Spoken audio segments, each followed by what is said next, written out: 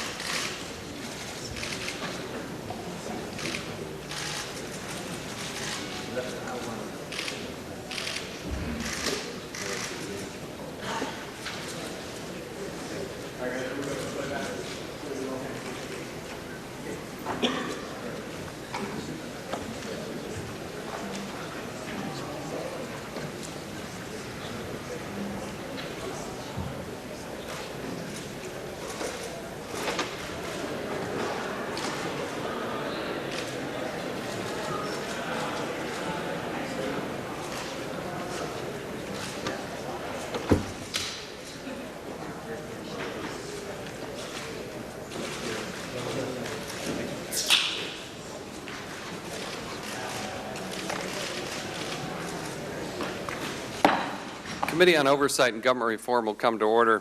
Without objection, the chair is authorized to declare a recess at any time. I want to thank Director Comey for being here and doing so on short notice. I have the greatest admiration for the FBI. My grandfather was a career FBI agent. I tell you, I'm here because we're mystified and confused by the fact pattern that you laid out and the conclusions that you reached. It seems that there are two standards, and there's no consequence for these types of activities and dealing in a careless way with classified information. It seems to a lot of us that the average Joe, the average American, that if they had done what you laid out in your statement, that they'd be in handcuffs, and they might be on their way to jail, and they probably should. And I think there is a legitimate concern that there is a double standard. If your name isn't Clinton, or you're not part of the powerful elite, that Lady Justice will act differently. It's a concern that Lady Justice will take off that blindfold and come to a different conclusion. Hillary Clinton created this mess. It wasn't Republicans, it wasn't anybody else. She made a very conscious decision. On the very day that she started her Senate confirmation, she set up and got a domain name and set up a system to avoid and bypass the safety, security, and the protocol of the State Department. Classified information is classified for a reason. It's classified because if it were to get out into the public, there are nefarious actors, nation states, others, that want to do harm to this country. And there are people who put their lives on the line, protecting and serving our country. And when those communications are not secure, it puts their lives in jeopardy. This classified information is entrusted to very few, but there is such a duty and an obligation to protect that, to fall on your sword to protect that. And yet there doesn't seem to be any consequence. You know, I was talking to Trey Gowdy, and he made a really good point with us yesterday. Mr. Gowdy said, you know, in your statement, Mr. Director, you mentioned that there was no precedent for this. But we believe that you have set a precedent, and it's a dangerous one.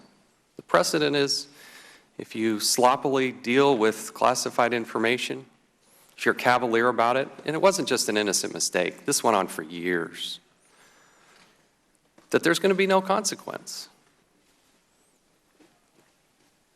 We're a different nation in the United States of America. We are self-critical. Most nations would never do this. But we do it in the spirit of making ourselves better. There'll be all kinds of accusations about political this and political that. I have defended your integrity every step of the way. You are the definitive voice. I stand by that.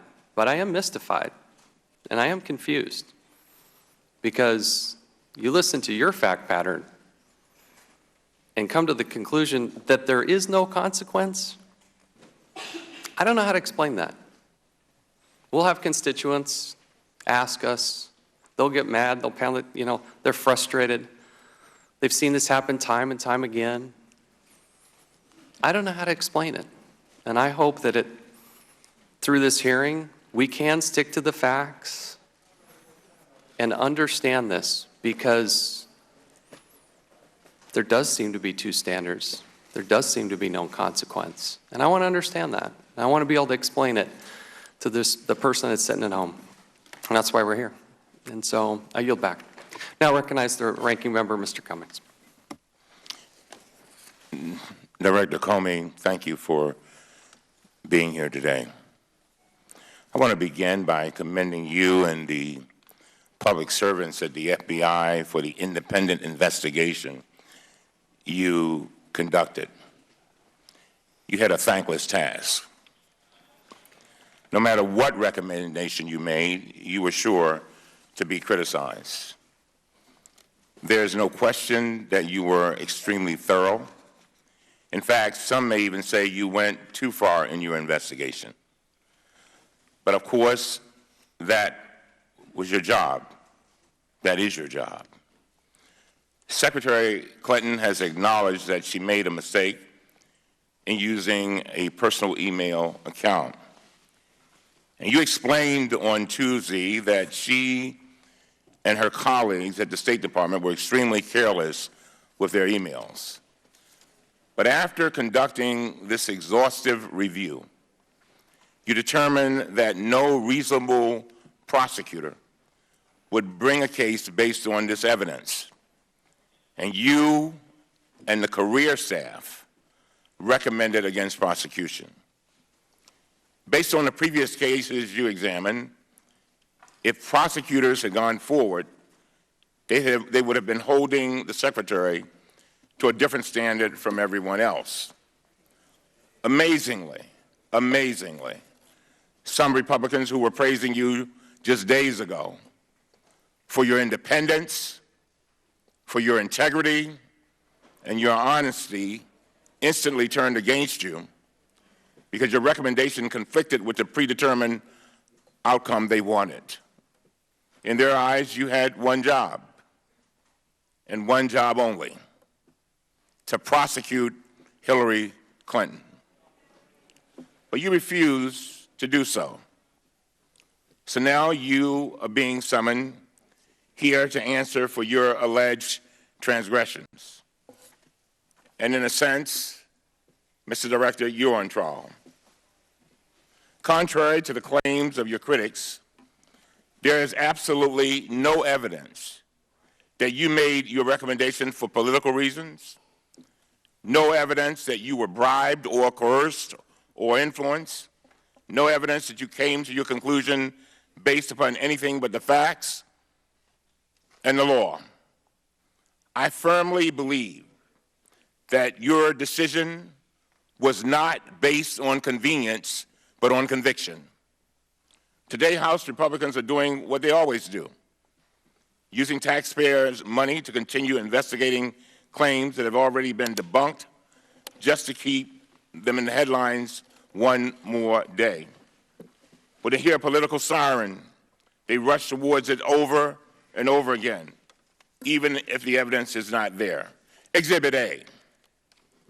Majority Leader Kevin McCarthy, who admitted on national television that Republicans established the Benghazi Select Committee to bring down Secretary Clinton's poll numbers. I didn't say that. McCarthy said it. The fact was confirmed by a Republican staffer on that committee who reported that he was fired in part for not going along with the hyper-focus on Secretary Clinton. I give House Republicans credit. They certainly are not shy about what they are doing. They've turned political investigations into an art form. If our concerns here today are with the proper treatment of classified information, then we should start with a review of our previous hearing on General David Petraeus, who pled guilty last year to intentionally and knowingly compromising highly classified information. The problem is, Mr. Director, we never had that hearing. This committee ignored that breach of national security because it did not match the political goals of the House Republicans.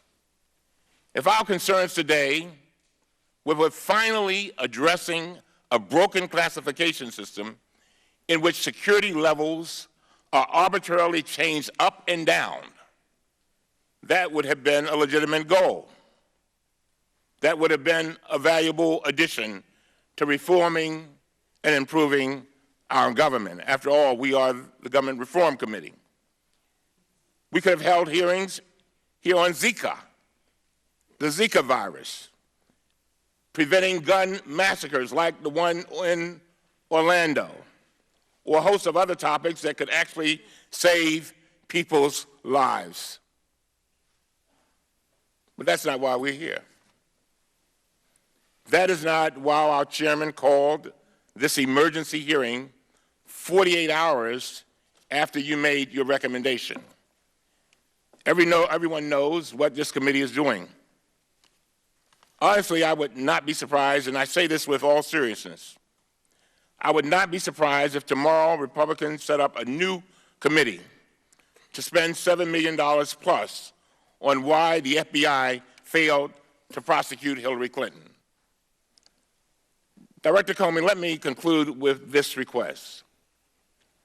Even with all that I have said, I believe that there is a critical role for you today. I've listened carefully to the coverage on this issue, and I've heard people say recently as this morning, 3 hours ago, that they were mystified by your decision. As a matter of fact, the chairman repeated it a minute ago. And so there is a perceived gap between the things you said on Tuesday and your recommendation. There's a gap, Mr. Director. So in this moment, and this is a critical moment, I beg you to fill the gap.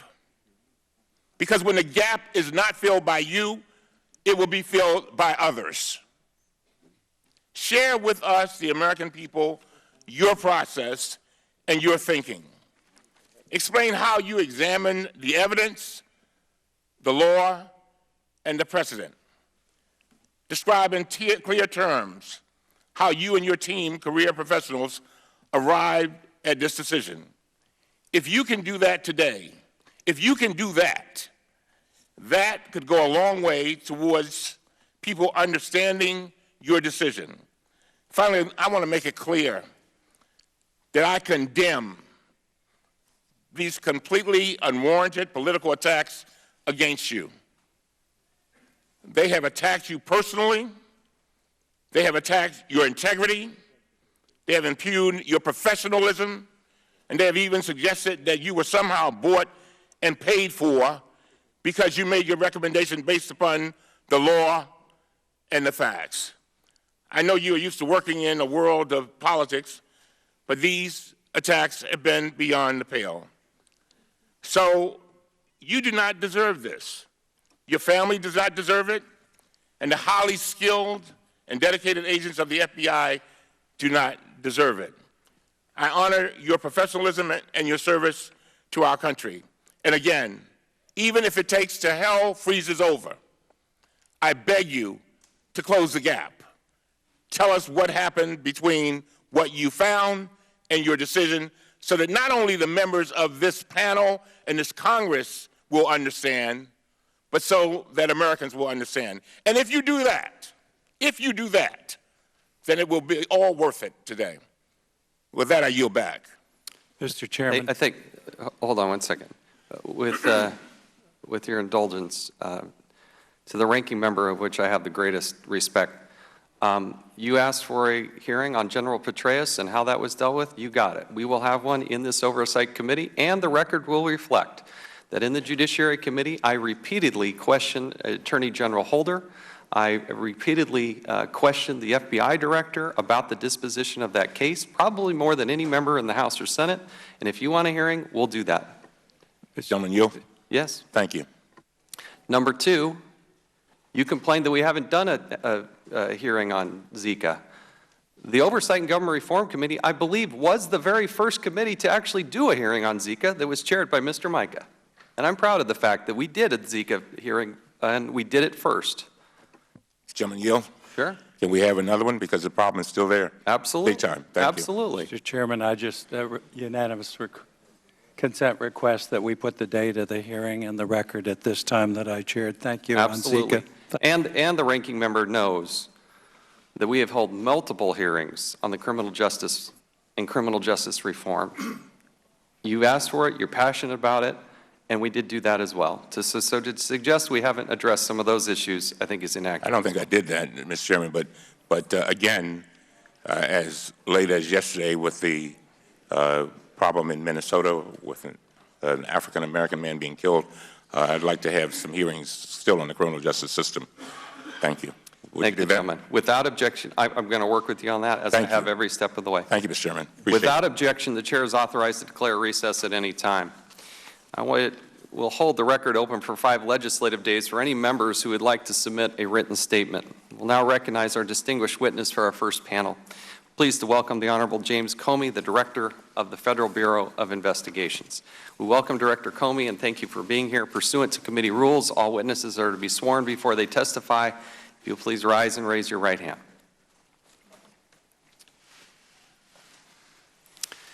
Do you solemnly swear or affirm that the testimony you're about to give is the truth, the whole truth, and nothing but the truth?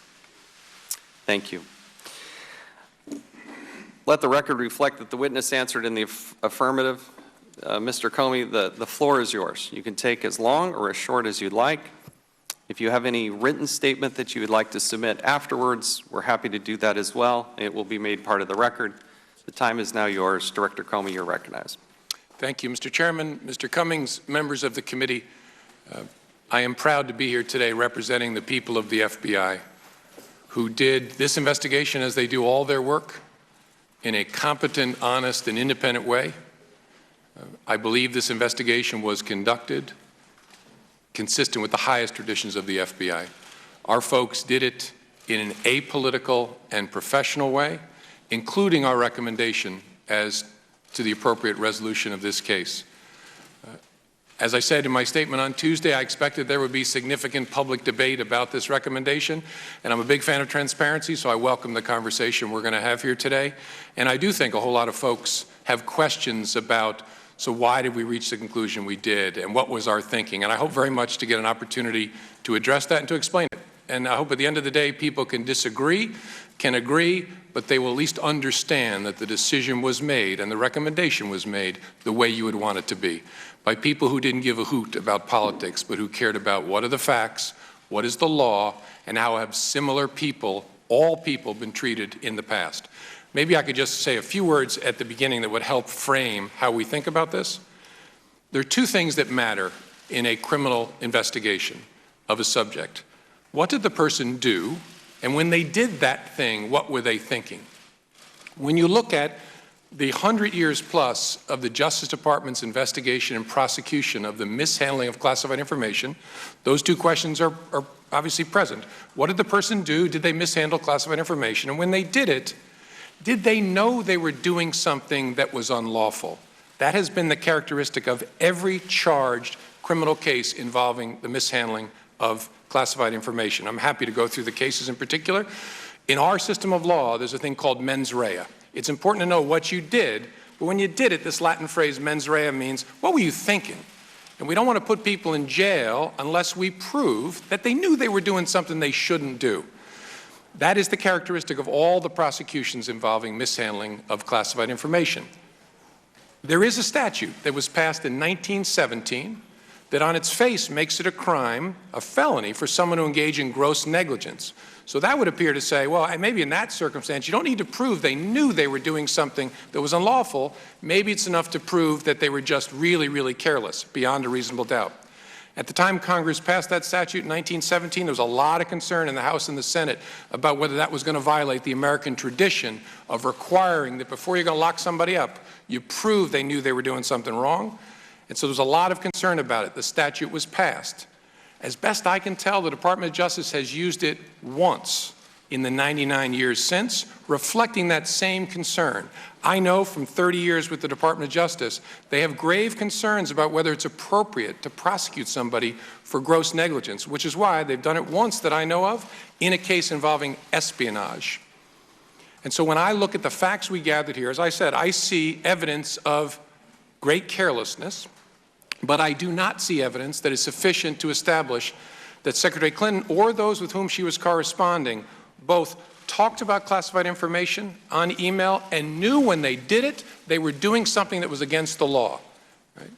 So given that assessment of the facts, my understanding of the law, my conclusion was and remains, no reasonable prosecutor would bring this case. No reasonable prosecutor would bring the second case in 100 years focused on gross negligence.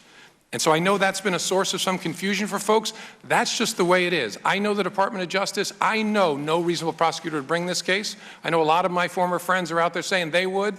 I wonder where they were the last 40 years, because I'd like to see the cases they brought on gross negligence. Nobody would, nobody did. So my judgment was the appropriate resolution of this case was not with a criminal prosecution. As I said, folks can disagree about that, but I hope they know that view, not just my view, but of my team, was honestly held, fairly investigated, and communicated with unusual transparency because we know folks care about it. So I look forward to this conversation. I look forward to answering as many questions as I possibly can. I'll stay as long as you need me to stay because I believe transparency matters tremendously, and I thank you for the opportunity. Thank you, Director. I'm going to recognize myself here. Physically, where were Hillary Clinton's servers? The operational server was in the basement of her home in New York. The reason I'm answering it that way is sometimes after they were decommissioned, they were moved to other facilities, storage facilities, but the live device was always in the basement. Was that an authorized or unauthorized location? It was an unauthorized location for the transmitting of classified information. Is it reasonable or unreasonable to expect Hillary Clinton would receive and send classified information? As Secretary of State, reasonable that the Secretary of State would encounter classified information in the course of the Secretary's work. Via email? Sure, depending upon the nature of the system. To communicate classified information would have to be a classified rated email system. But you did find more than 100 emails that were classified that had gone through that server, correct? Right, through an unclassified server, correct. Yes. So Hillary Clinton did come to possess documents and materials containing classified information via email on these unsecured servers, correct? That is correct.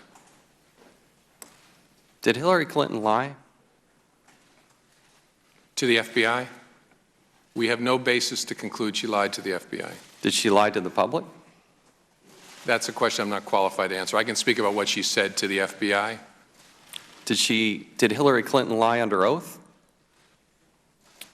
Not to the FBI, not in a case we're working. Did you review the documents where Congressman Jim Jordan asked her specifically, and she said, quote, "There was nothing marked classified on my emails, either sent or received," end quote? I don't remember reviewing that particular testimony. I'm aware of that being said, though. Did the FBI investigate her statements under oath on this topic? Not to my knowledge. I don't think there's been a referral from Congress. Do you need a referral from Congress to investigate her statements under oath? Sure do. You'll have one. You'll have one in the next few hours. Did Hillary Clinton break the law? In connection with her use of the email server, my judgment is that she did not. Did you just not able to prosecute it, or did Hillary Clinton break the law? Well, I don't want to give an overly lawyerly answer. The question I always look at is there evidence that would establish beyond a reasonable doubt that somebody engaged in conduct that violated a criminal statute? And my judgment here is there is not. The FBI does background checks. If Hillary Clinton applied for the job at the FBI, would the FBI give Hillary Clinton a security clearance? I don't want to answer a hypothetical. The FBI has a robust process in which we adjudicate the suitability of people for employment in the Bureau. Given the fact pattern you laid out less than 48 hours ago, would a person who had dealt with classified information like that, would that person be granted a security clearance at the FBI? It would be a very important consideration in a suitability determination. You're kind of making my point, Director. The point being, because I injected the word Hillary Clinton, you gave me a different answer.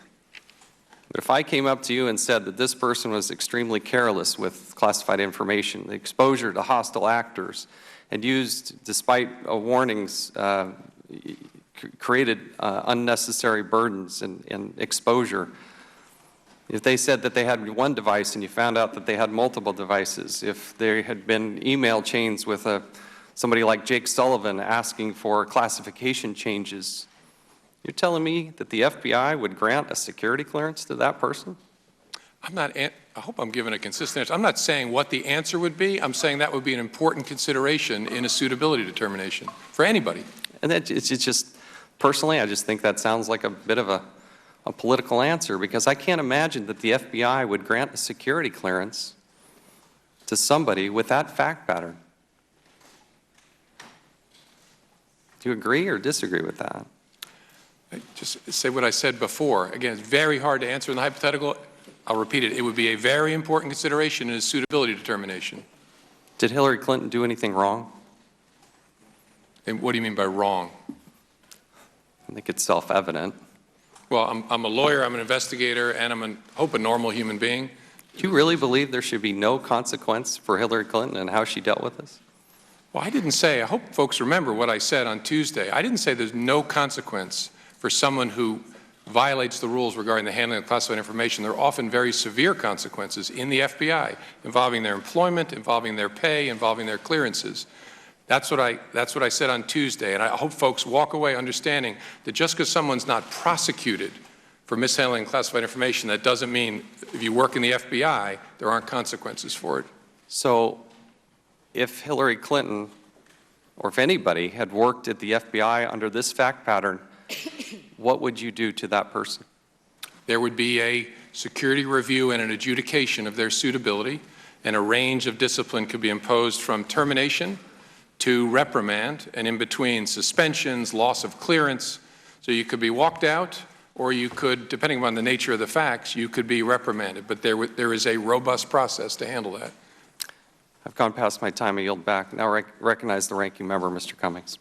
Thank you very much. Director Comey, and I want to thank you very much for being here today, especially on such short notice. You and your staff should be commended for the thorough and dedicated review you conducted. Unfortunately, some of my colleagues are now attacking you personally because your final recommendation conflicted with their preconceived political outcome in this case. Some have tried to argue that this case is far worse than the case of General David Petraeus, who was convicted in 2015 of knowingly and intentionally compromising highly classified information.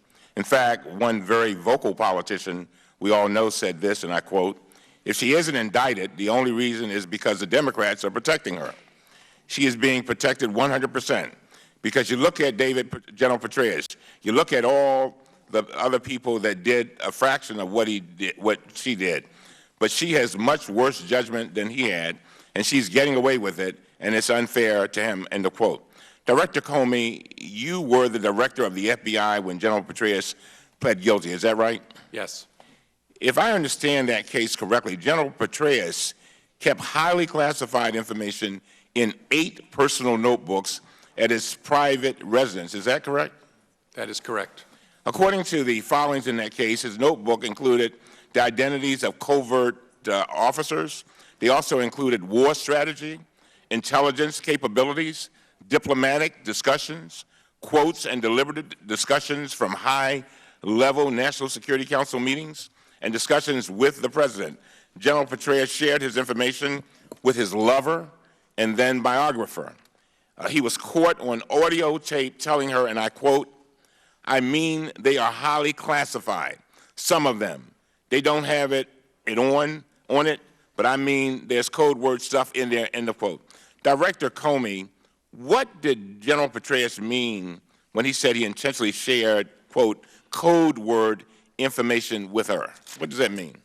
The Petraeus case, to my mind, illustrates perfectly the kind of cases the Department of Justice is willing to prosecute. Even there, they prosecuted him for a misdemeanor. In that case, you had vast quantities of highly classified information, including special sensitive compartmented information. That's the reference to code words.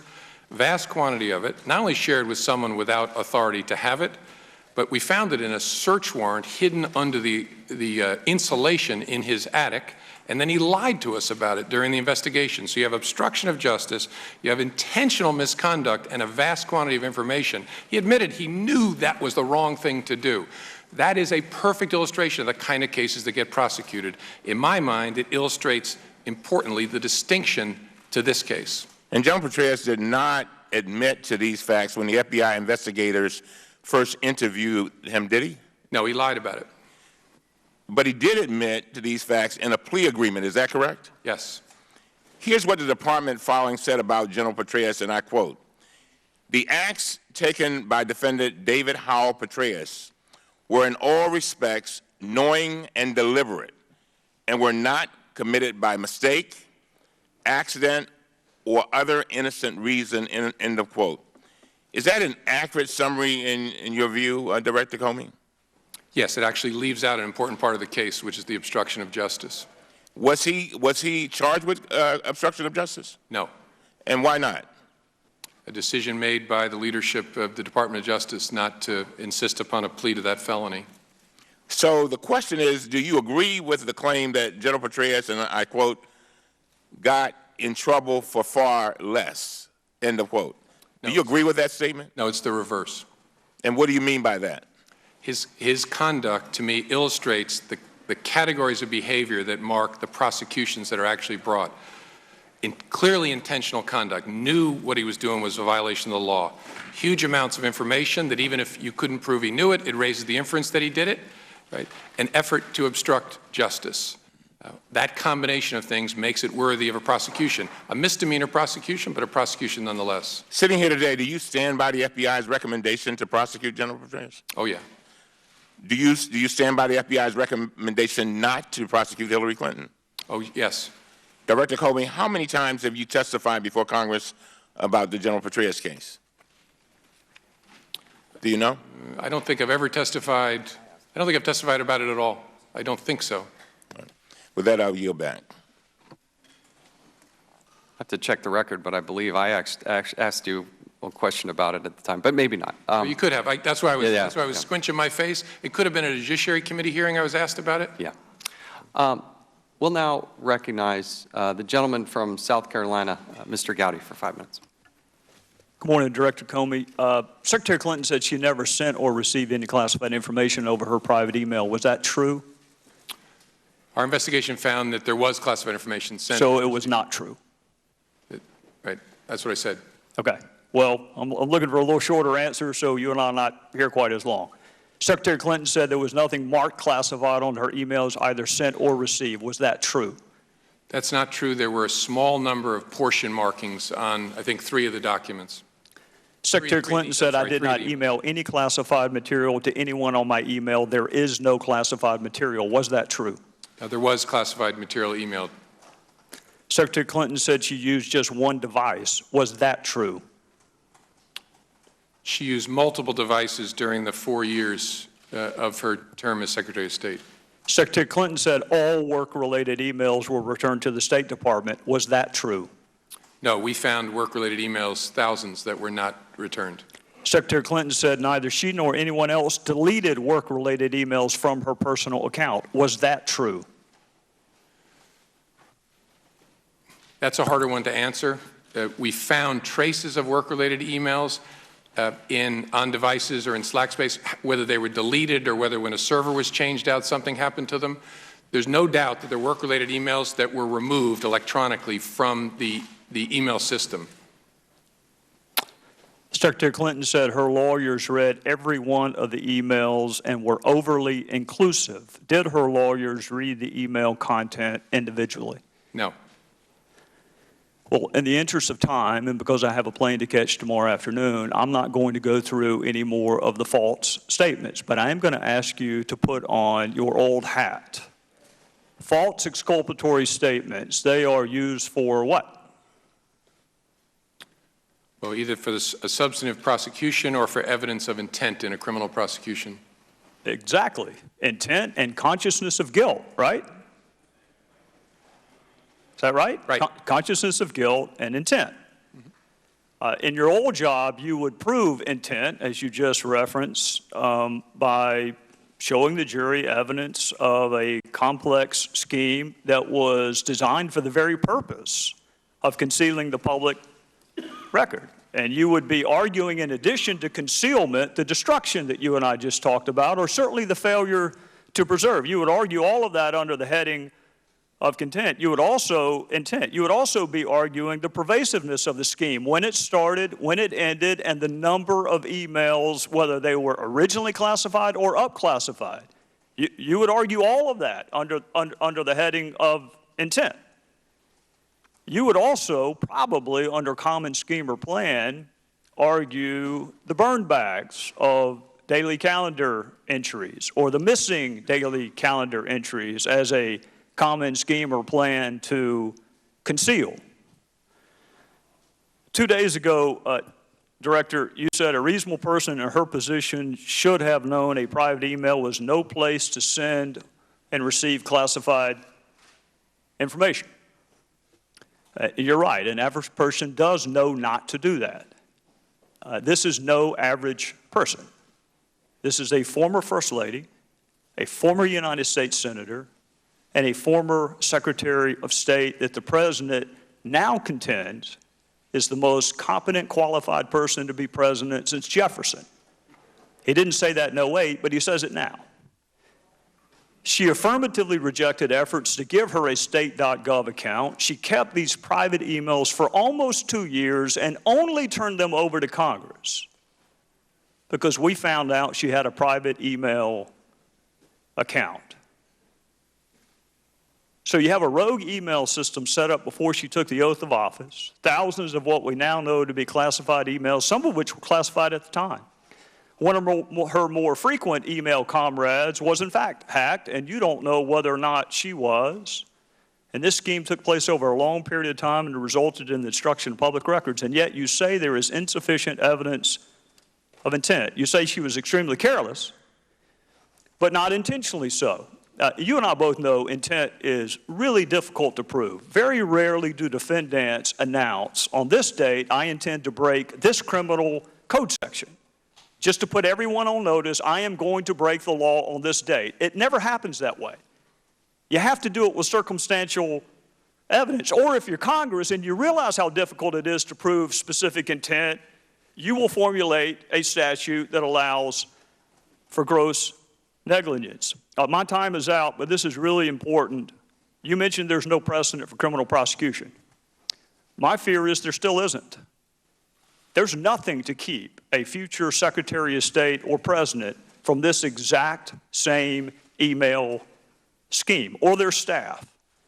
And my real fear is this. It's what the chairman touched upon. This double-track justice system that is rightly or wrongly perceived in this country.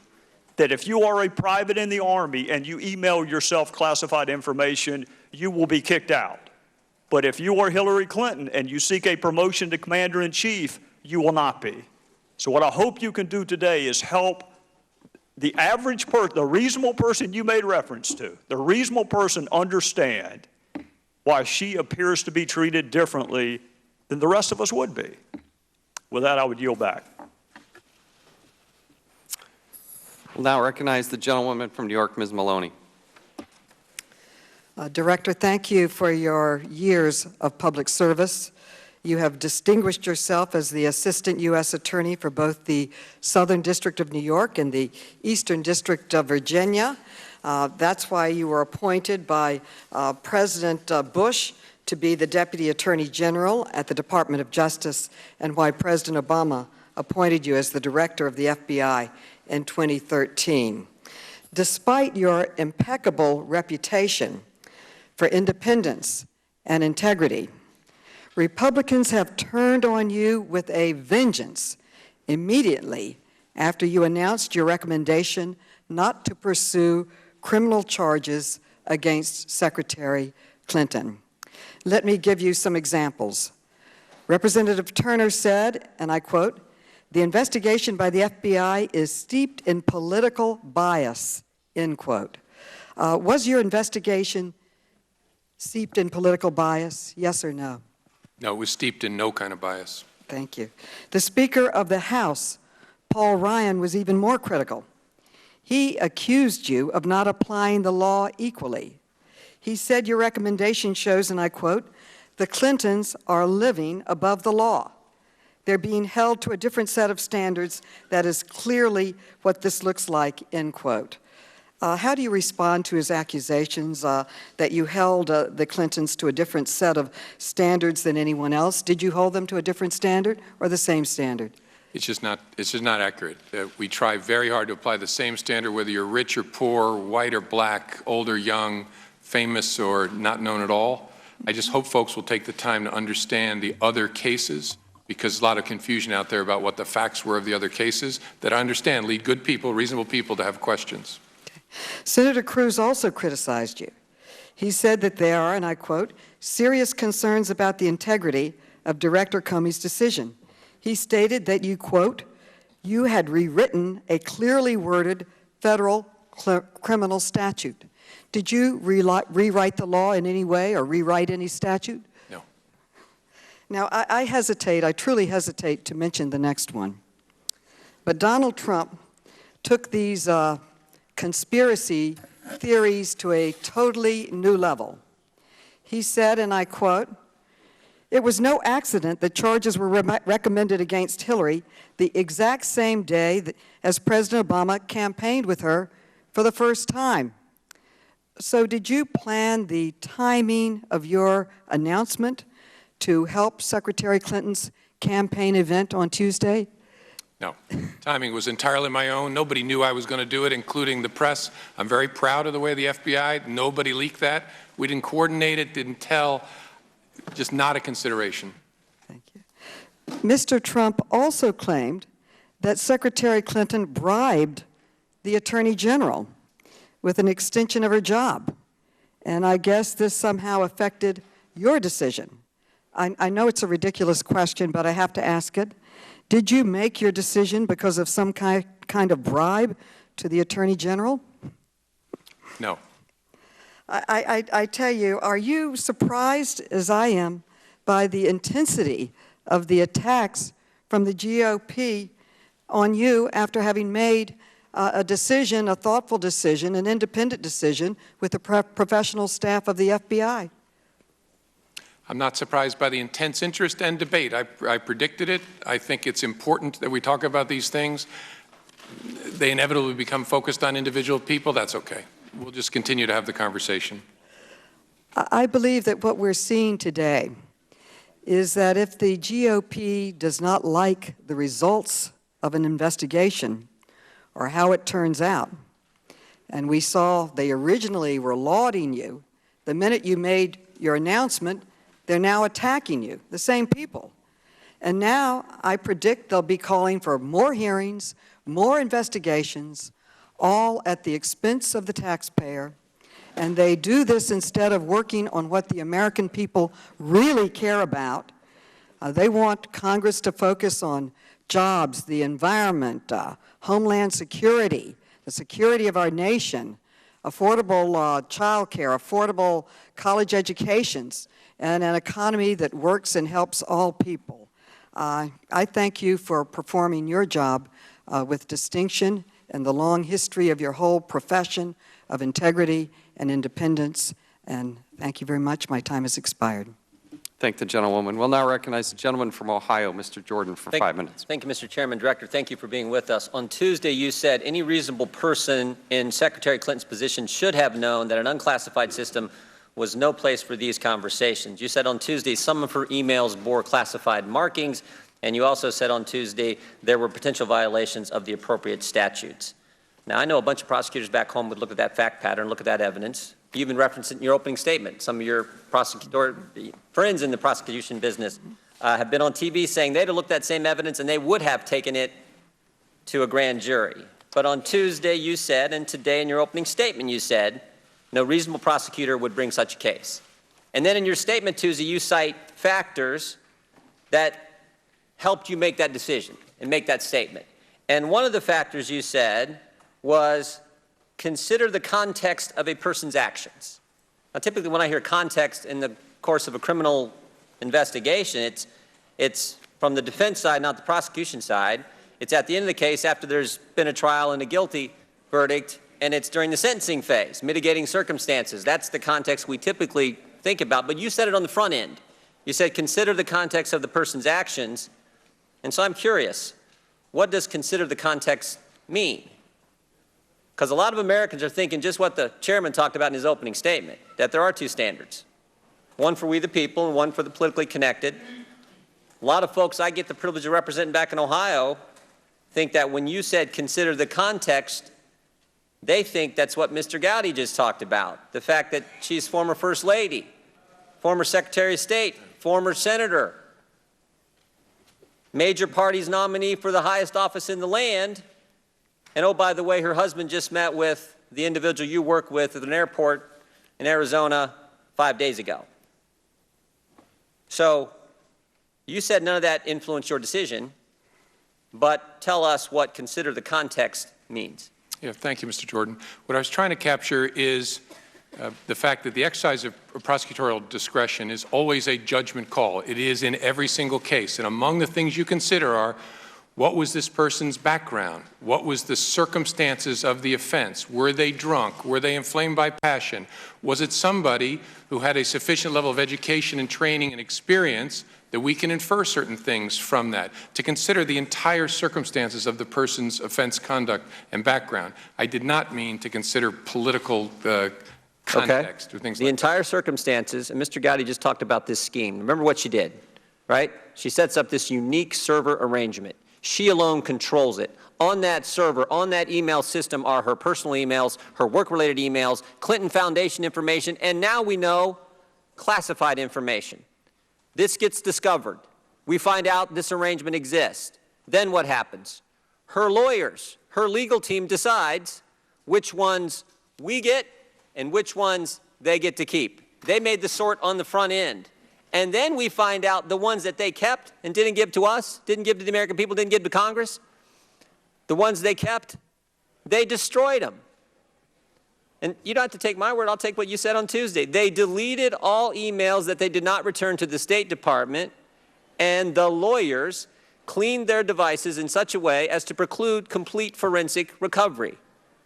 Now that sounds like a fancy way of saying they hid the evidence, right? And you just told Mr. Gowdy thousands of emails fell into those categories. Now, that seems to me to provide some context to what took place here. Did Secretary Clinton's legal team, excuse me, let me ask it this way.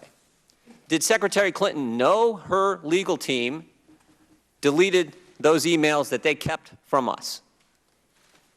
I don't believe so. Did Secretary Clinton approve those emails being deleted? I don't think there was any specific instruction or conversation between the Secretary and her lawyers about that. Did you ask that question? Yes. Did Secretary Clinton know that her lawyers cleaned devices in such a way as to preclude complete forensic recovery? I don't believe that she did. Did you ask that question? Yes. Do you see how someone could view the context of what she did? Set up a private system.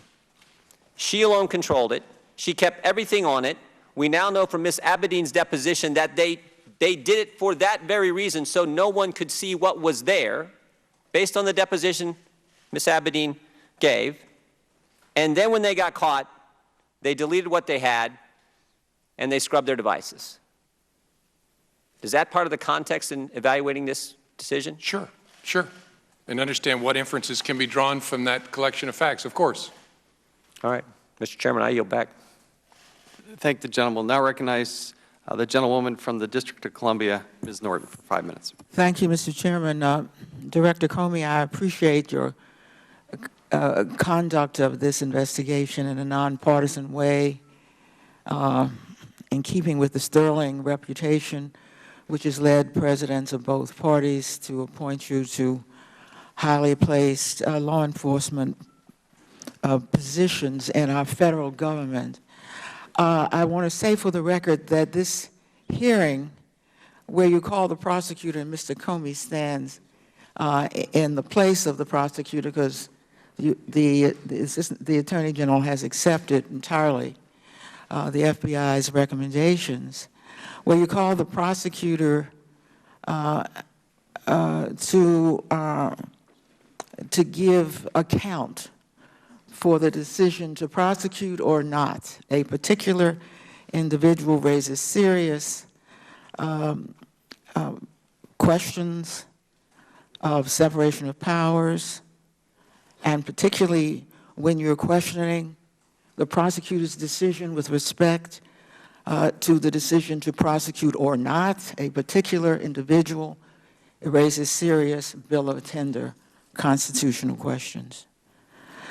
These hearings are so often accusatory that they yield no guidance as to how to conduct business in the future. And that's the way it looks. It looks as though that is how this hearing is going. Now, of course, now everyone understands in the abstract why it is important for security reasons to use official government mail or email rather than private email if security matters are involved. And that's a very broad, wide proposition. Now, there are no rules, so far as I know, requiring members of Congress to use as to how they use their official email accounts, whether involving security or not. The chairman of this committee lists his personal account, for example, on his business card. No one says that's wrong. I don't know if it's wrong or right, because there's no guidance. Federal agency employees, members of Congress often have secure information, or at least sensitive information that shouldn't be made public. Some of our members are on the Intelligence Committee or the Defense Committee or even this committee and may have such matters. Some of these matters may concern national security issues. I don't know, if something as sensitive as the itinerary, as if you're going on a Codell, as to the route you are taking and where you will be, all that could be on people's personal emails. Of course, this is legislative branch, and I spoke of separation of powers. I'm not indicating that there should be a government-wide sense that is ordained from on high, but there ought to be rules that everybody understands about, especially after the Clinton episode, about the use of personal email.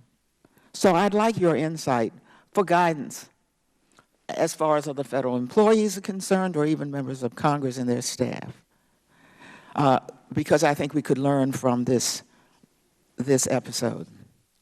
So strictly from a security standpoint, do you believe that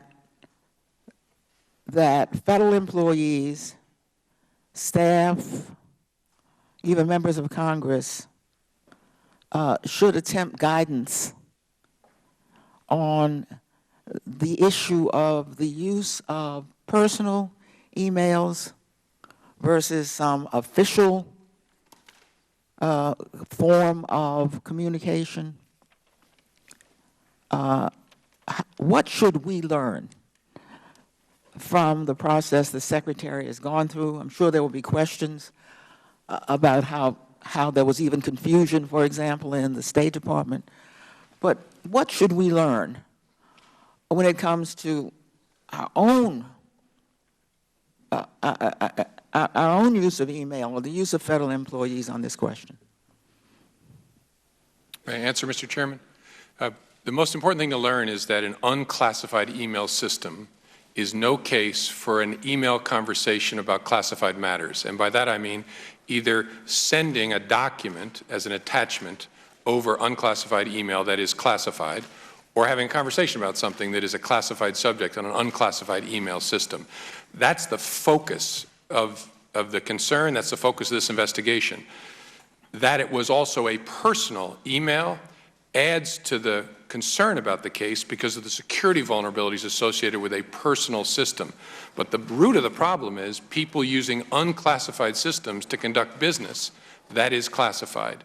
And so all of us should have access to, if we have access to classified information, classified communication systems. Right? The FBI has 3 levels: unclassified system, a secret system, and a top secret system. You can email on all 3, but you need to make sure you don't email on the unclass system, even if that's a government classified system, about matters that are classified. That's the important lesson to learn. Everybody ought to be aware of it. Everybody ought to be trained on it. We spend a lot of time training on it in the FBI to make sure folks are sensitive to the need to move a classified discussion, even if it doesn't involve sending a document, to the appropriate forum. Members of Congress included. Of course. Thank you, Mr. Chairman. We'll now recognize the gentleman from Florida, Mr. DeSantis, for 5 minutes. Director, and the reason why that's so important is because if top secret information is compromised, that could damage our national security, correct? Yes, by definition. And American lives are at stake in some instances, correct? Yes. You mentioned a lot of people are upset that there are no consequences for Secretary Clinton, but in your statement you did point out that administrative and security consequences would be appropriate if someone demonstrated extreme carelessness for classified information. So those consequences, that would include potentially termination of federal employment? Correct. It could include revocation of security clearance? Yes. And it could include ineligibility for future employment in national security positions, correct? It could. Now, would you, as the FBI director, allow someone in the employ of your agency to work in a national security capacity if that person had demonstrated extreme carelessness in handling top secret info? The best answer to that is we would look very closely at that in a suitability determination. It's hard to answer in the abstract, yes in all cases, no in all cases, but it would be a very important suitability scrub. So there would be instances where someone could be extremely careless but still maintain confidence? I mean, we have a lot of people who are very competent in this country who would love to work for your agency, but yet it would be potentially you would allow somebody to be extremely careless and continue on? That's the trouble with answering the hypothetical. I could imagine if it was a long time ago and it was a small amount of conduct or something, that's why it's hard to say other than it would be a very important part of Let's just put it this way. Would being extremely careless in handling top secret information expose an employee of the FBI to potential termination? Yes. Why shouldn't U.S. officials use mobile devices when traveling to foreign countries, especially if they're discussing classified or sensitive information? Because the mobile device will transmit its signal across networks that are likely controlled or at least accessed by that hostile power. And that's the guidance that the FBI gives all officials when they're traveling overseas. That's still good guidance, correct? That's good guidance. How did top secret information end up on the private server? Because your statement addressed Secretary Clinton. You did not address any of her aides in your statement. Attorney General Lynch exonerated everybody. That information just didn't get there on its own. So how did it get there? Were you able to determine that? Yes, by people talking about a top secret subject in an email communication. So it's not about forwarding a top secret document. It's about having a conversation about a matter that is top secret. And those were things that were originated by Secretary Clinton's aides and then sent to her, which was obviously be in her server, but it was also included Secretary Clinton originating those emails, correct? That's correct. In most circumstances, it initiated with aides starting a conversation. In the one involving top secret information, Secretary Clinton, though, also not only received but also sent emails that talked about the same subject. And of that top secret information that you found, would somebody who was sophisticated in those matters, should it have been obvious to them that that was very sensitive information? Yes. So I guess my issue about knowledge of what you're doing is, in order for Secretary Clinton to have access to top secret SCI information, didn't she have to sign a form with the State Department acknowledging her duties and responsibilities under the law to safeguard this information? Yes. Anybody who gets access to SCI, sensitive compartmented information, would sign what's called a read-in form that lays that out. I'm sure members of Congress have seen the same thing. And it stresses in that document, and other training people would get, that there are certain requirements to handling certain levels of information. For example, a top secret document, that can't even be on your secret system at the FBI, correct? Correct. So you have to follow certain guidelines. And I guess my question is she's a very sophisticated person. She did execute that document, correct? Yes. And her aides who were getting the classified information, they executed similar documents to get a security clearance, correct? I believe so. And she knowingly, clearly set up her own private server in order to, well, actually, let me ask you that. Was the reason she set up her own private server, in your judgment, because she wanted to shield communications from Congress and from the public? I can't say that. Our best information is she set it up as a matter of convenience. It was an already existing system that her husband had, and she decided to have a domain on that system. So the question is very sophisticated. This is information that clearly anybody who had knowledge of security information would know that it would be classified. But I'm having a little bit trouble to see, how would you not then know that that was something that was inappropriate to do? Well, I just want to take one of your assumptions about sophistication. I don't think that our investigation established that she was actually particularly sophisticated with respect to classified information and the levels and the treatment. And so far as we can tell, isn't she an original classification authority, though? Yes, sir. Yes, sir. Good grief. Well, I appreciate you coming, and I yield back the balance of my time. I thank the gentleman. I ask unanimous consent to enter into the record two documents that Mr. DeSantis referred to. One is the sensitive compartmented information non-disclosure agreement. The other one is the classified information non-disclosure agreement, both signed by Hillary Rodham Clinton. Without objection, so ordered. Now I recognize the gentleman from Missouri, Mr. Clay, for 5 minutes. Thank you, Mr. Chairman, and thank you, Director Comey, for being here today, and for the professionals whom you lead at the FBI. 2 years ago, after my urgent request to then former Attorney General Eric Holder for an expedited Justice Department investigation into the tragic death of Michael Brown in Ferguson, Missouri, I witnessed firsthand the diligence, professionalism, and absolute integrity of your investigators, and I have no doubt that was the case in this matter as well. I did not think it was possible for the majority to exceed their unprecedented, arrogant abuse of official channels and federal funds that we have witnessed over the past 2 years, as they have engaged in a partisan political witch hunt at taxpayer expense against Secretary Clinton. But I was wrong. This proceeding is just a sequel to that very bad act, and the taxpayers will get the bill. It's a new low, and it violates both House rules and the rules of this committee. So with apologies to you and the FBI for this blatantly partisan proceeding, let me return to the facts of this case as you have clearly outlined them. First question. Did Secretary Clinton or any member of her staff intentionally violate federal law? We did not develop clear evidence of that. Did Secretary Clinton or any member of her staff attempt to obstruct your investigation? We did not develop evidence of that. In your opinion, do the mistakes Secretary Clinton has already apologized for and expressed regret for rise to a level that would be worthy of federal prosecution? As I said Tuesday, our judgment, not just mine, but the team's judgment at the FBI, is that the Justice Department would not bring such a case. No Justice Department under any, whether Republican or Democrat administration. Thank you for that response. I know the FBI pays particular attention to groups by training agents and local law enforcement officers and participating in local hate crime working groups. Is that right? Yes, sir. Some of these organizations seem relatively harmless, but others appear to be very dangerous and growing. Some even promote genocide in their postings and rhetoric online. In your experience, how dangerous are these groups, and have they incited violence in the past?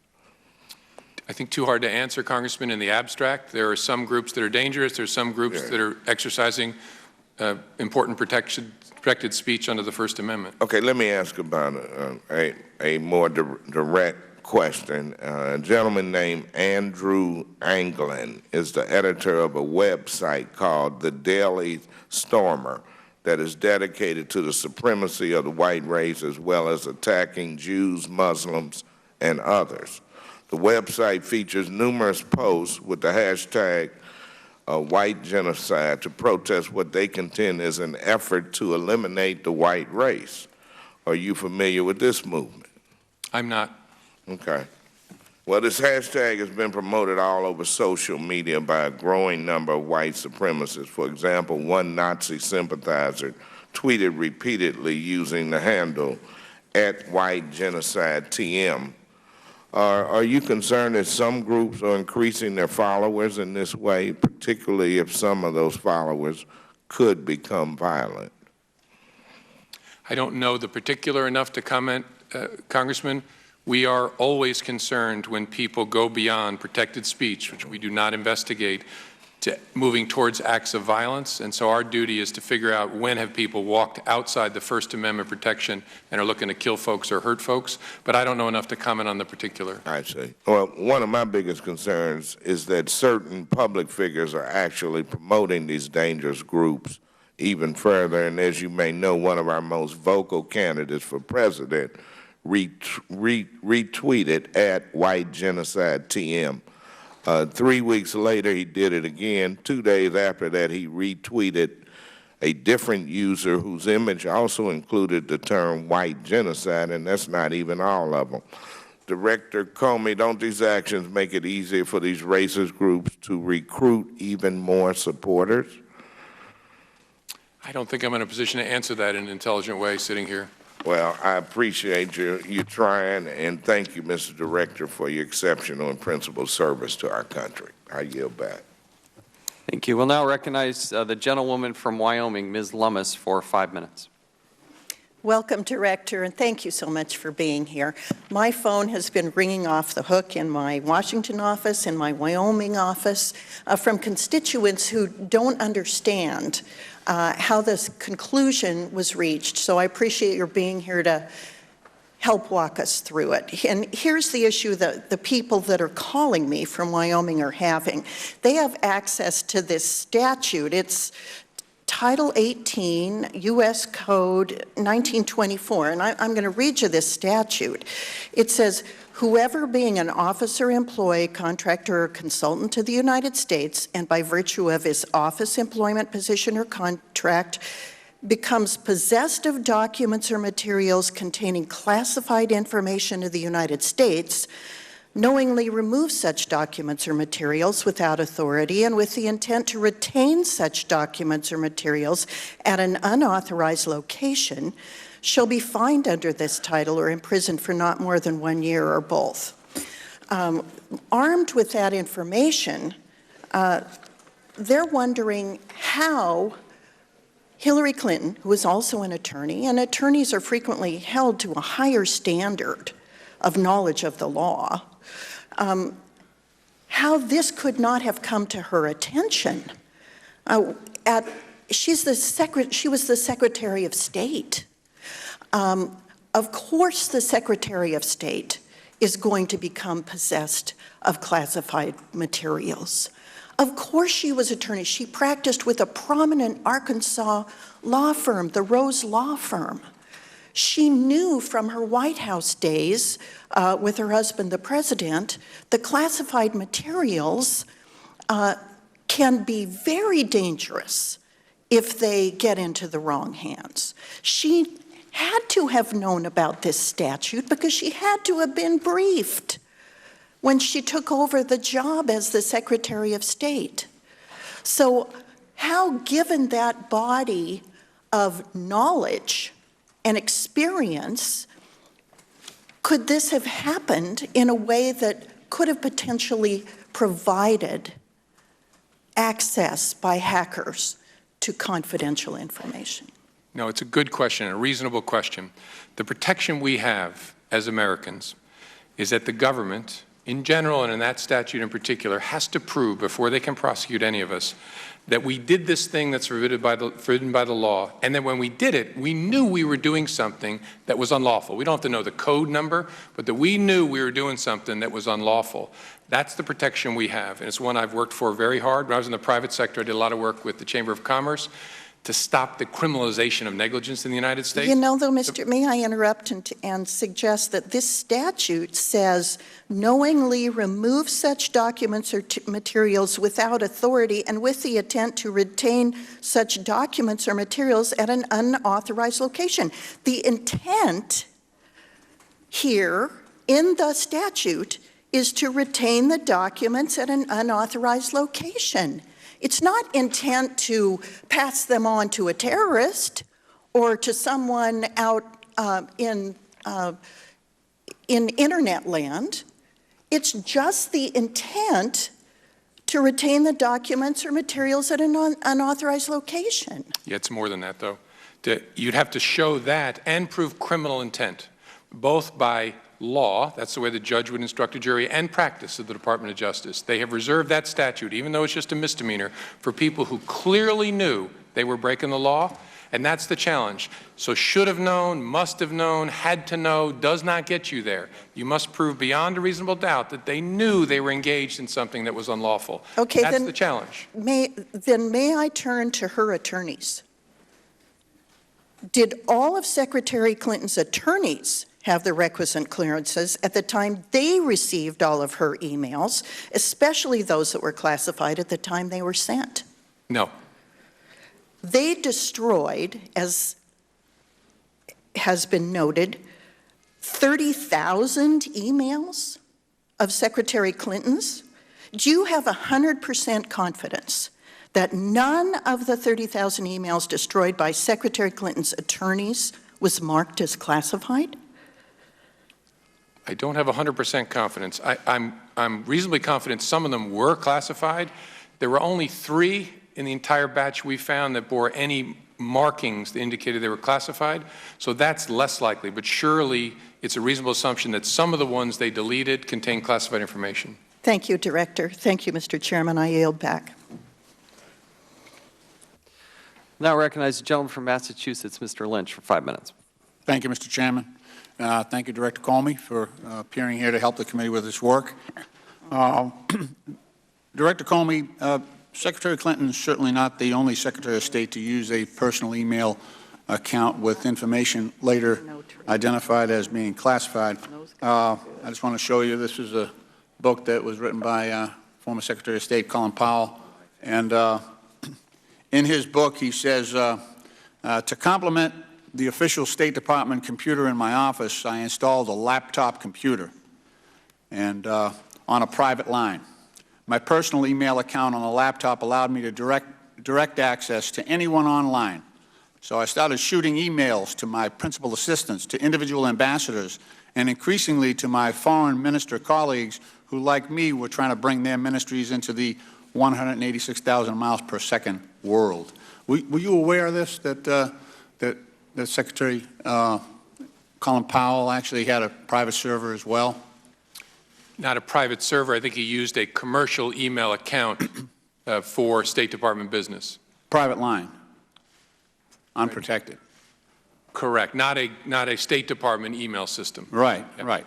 He went rogue, so to speak. Right? I don't know whether I'd say that. Yeah, all right. Okay, I'm not going to put words in your mouth. Okay. But do you think this was careless for him to do that, to start, get his own, he got his own system. He installed a laptop computer on a private line. My personal email account was on a laptop and allowed me direct access to anyone online. That's his own statement.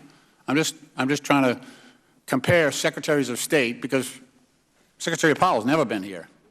Matter of fact, when we asked him for his emails, unlike the 55,000 that we received from Secretary Clinton, he said, "I don't have any to turn over." This is a quote. This was on ABC's This Week. He explained, "I don't have any to turn over. I didn't keep a cache of them. I did not print them off. I do not have thousands of pages somewhere in my personal files." but he was Secretary of State and he operated on a private system. Were you aware of that? Yeah, not at the time, 15 years ago, but I am now. Yeah. Okay. So recently, well, back in October 2015, the State Department sent Secretary Powell a letter requesting that he contact his email provider, AOL, to determine whether any of his emails are still on the unclassified systems. Are you aware of that ongoing investigation? I don't know of an investigation. Well, that request for information from Secretary Powell, former Secretary. Yes, I am. You're aware of that. Are you surprised that he has never responded? I don't know enough to comment. I don't know exactly what conversation he had with the State Department. All right.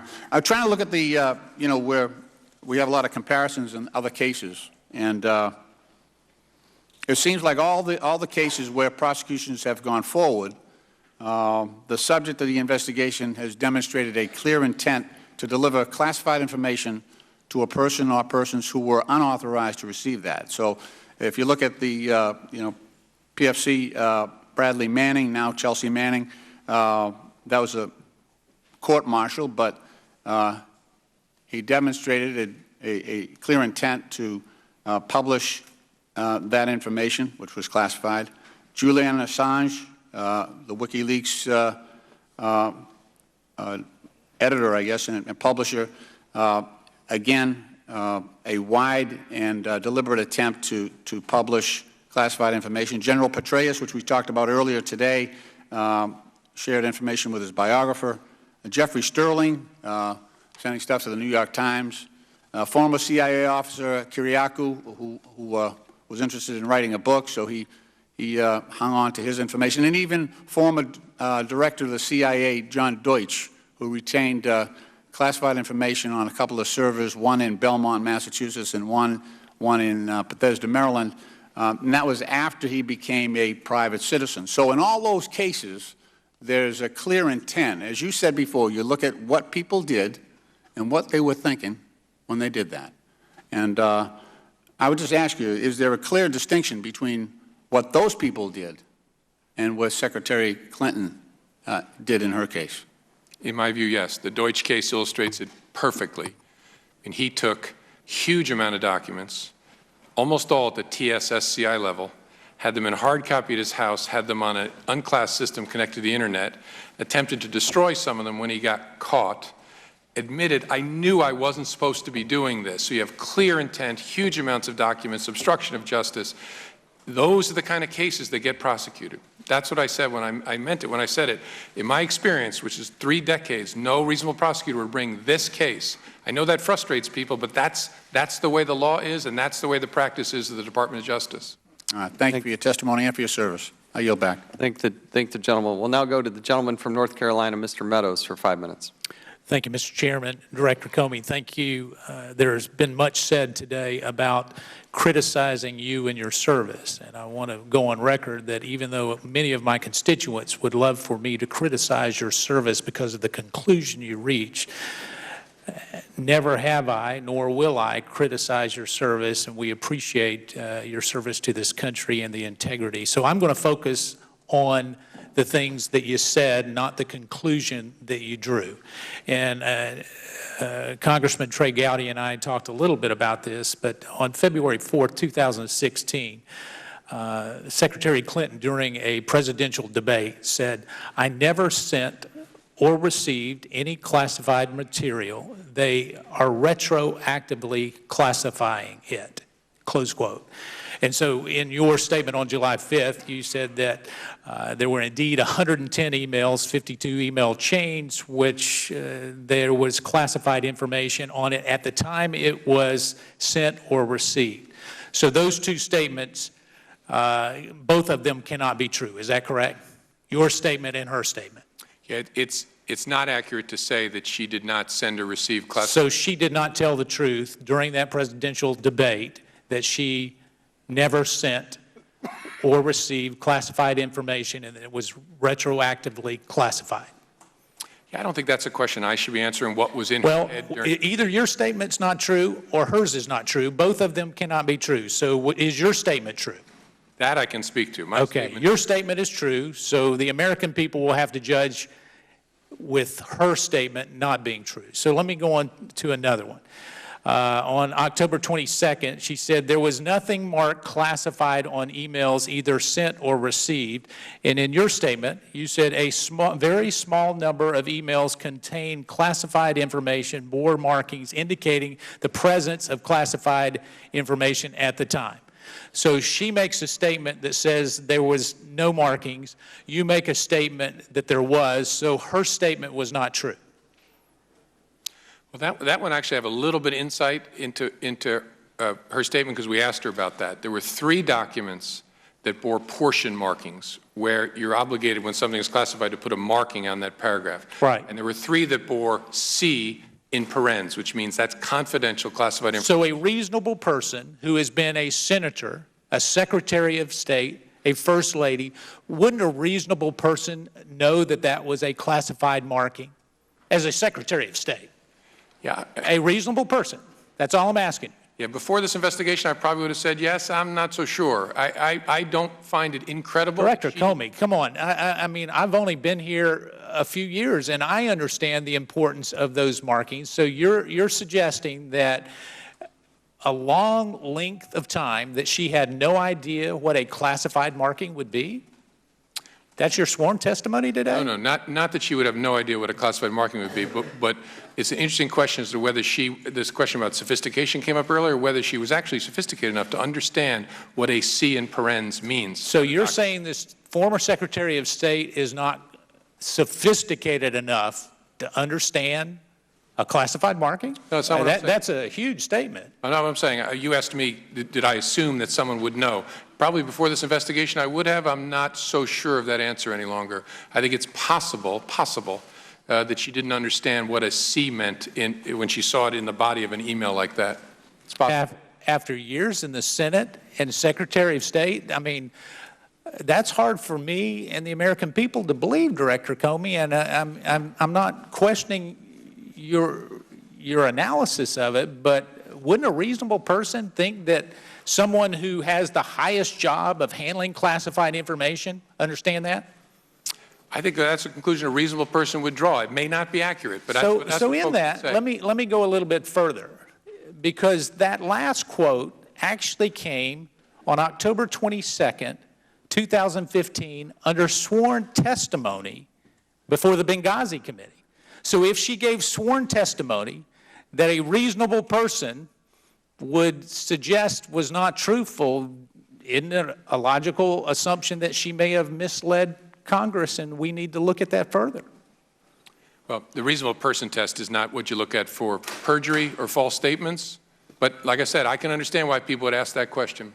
All right, so let me, in the last little portion of this, in your 3.5-hour interview on Saturday, did she contradict some of these public statements in private? Because you said she didn't lie to the FBI, but it's apparent that she lied to the American people. So did she change her statements in that sworn testimony with you last Saturday?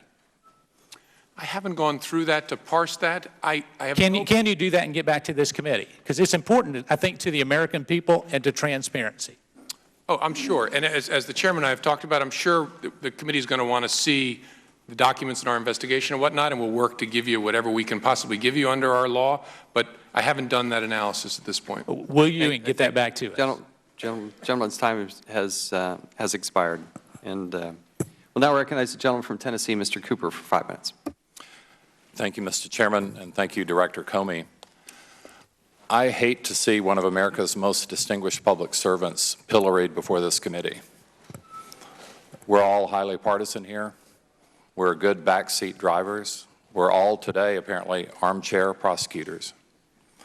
And you stated the truth when you said that you didn't know of anyone who would bring a case like this. And some of the prosecutors have had decades to do that.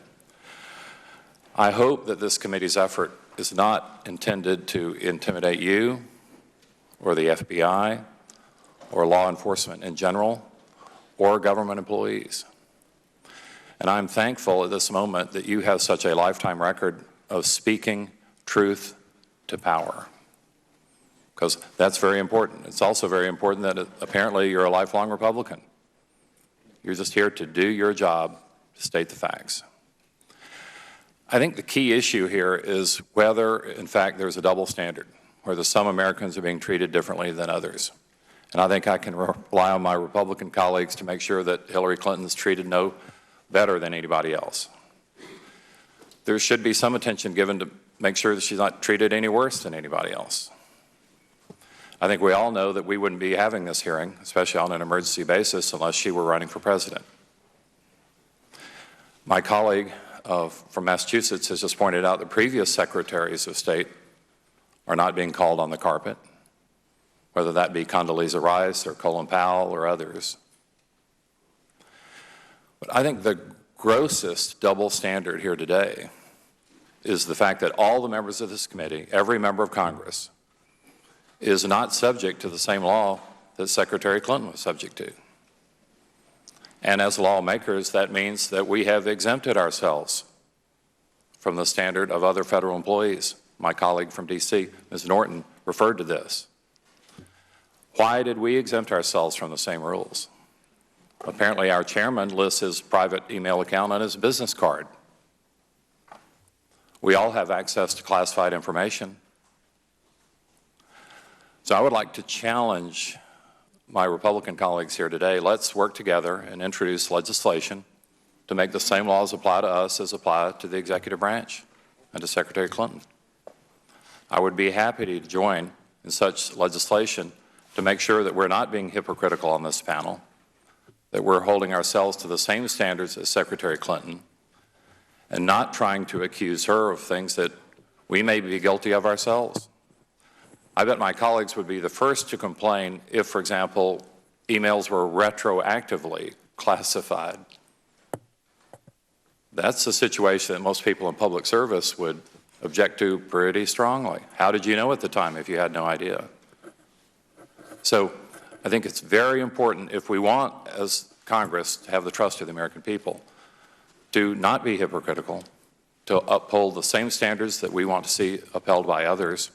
And I'm just thankful at this moment in our history that we have someone like you who's in charge of the FBI.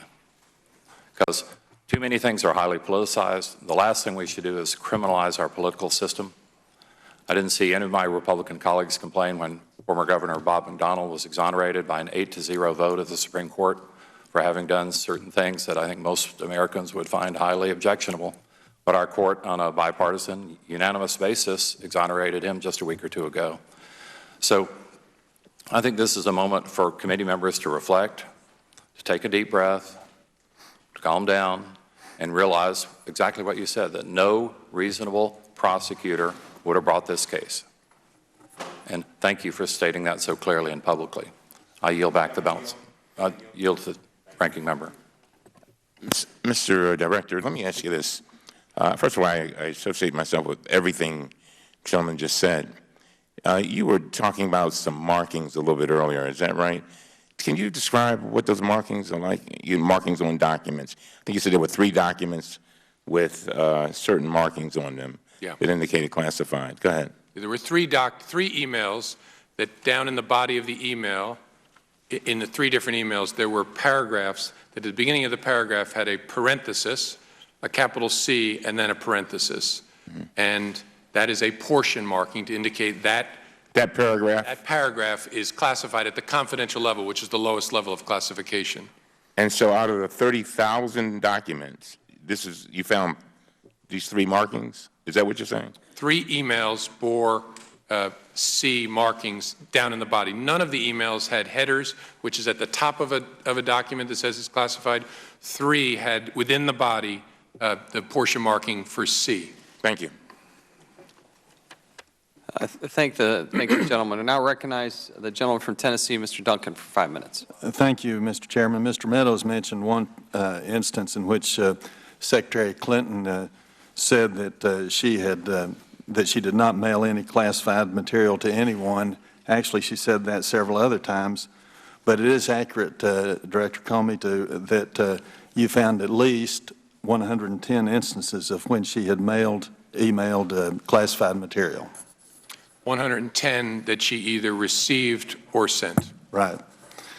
And it also is accurate that, quote, Clinton's lawyers cleaned their devices in such a way as to preclude complete forensic recovery.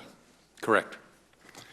And also, when she said, when Secretary Clinton said that nothing she sent was marked classified, and you said in your press conference, but even if information is not marked classified in an email, particularly our participants who know or should know that the subject matter is classified are still obligated to protect it. Do you feel that Secretary Clinton knew or should have known that she was obligated to protect classified information? Yes. With her legal background and her long experience in government. Also, she said at one point that she has directed all emails, work-related emails, to be forwarded to the State Department. Is it also accurate that you discovered thousands of other emails that were work-related other than the 30,000 that she submitted? Correct. Before I came to Congress, I spent several years as a criminal court judge. Presided over several hundred felony criminal cases. And I can assure you that I saw many cases where the evidence of criminal intent was flimsier than the evidence in this case. But do you realize, or do you realize that great numbers of people across this country felt that you presented such a strong, such an incriminating case against Secretary Clinton in your press conference that they were very surprised or even shocked when you reached the conclusion to let her off? Do you doubt that great numbers feel that way? No, I think so, and I understand the questions. And I wanted to be as transparent as possible. We went at this very hard to see if we could make a case, and I wanted the American people to see what I honestly believed about the whole thing. Well, do you understand, as the chairman said earlier, that great numbers of people feel now that there's a one standard of justice for the Clintons and another for regular people? Yeah, I've heard that a lot. It's not true, but I've heard it a lot. Well,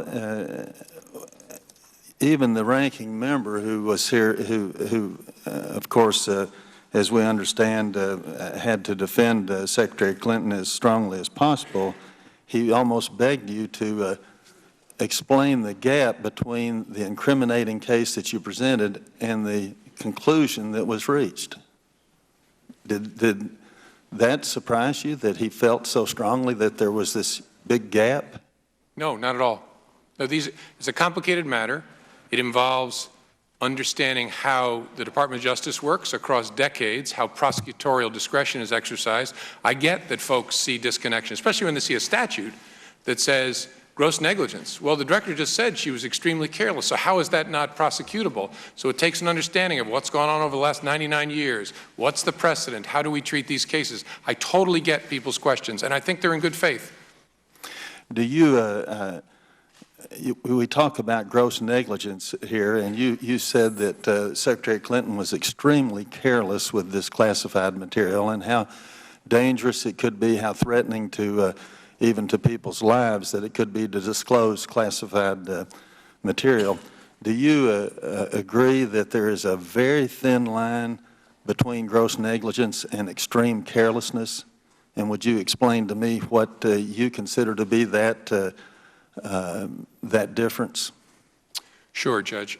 Congressman, as a former judge, you know there isn't actually a great definition in the law of gross negligence. Some courts interpret it as close to willful, which means you know you're doing something wrong.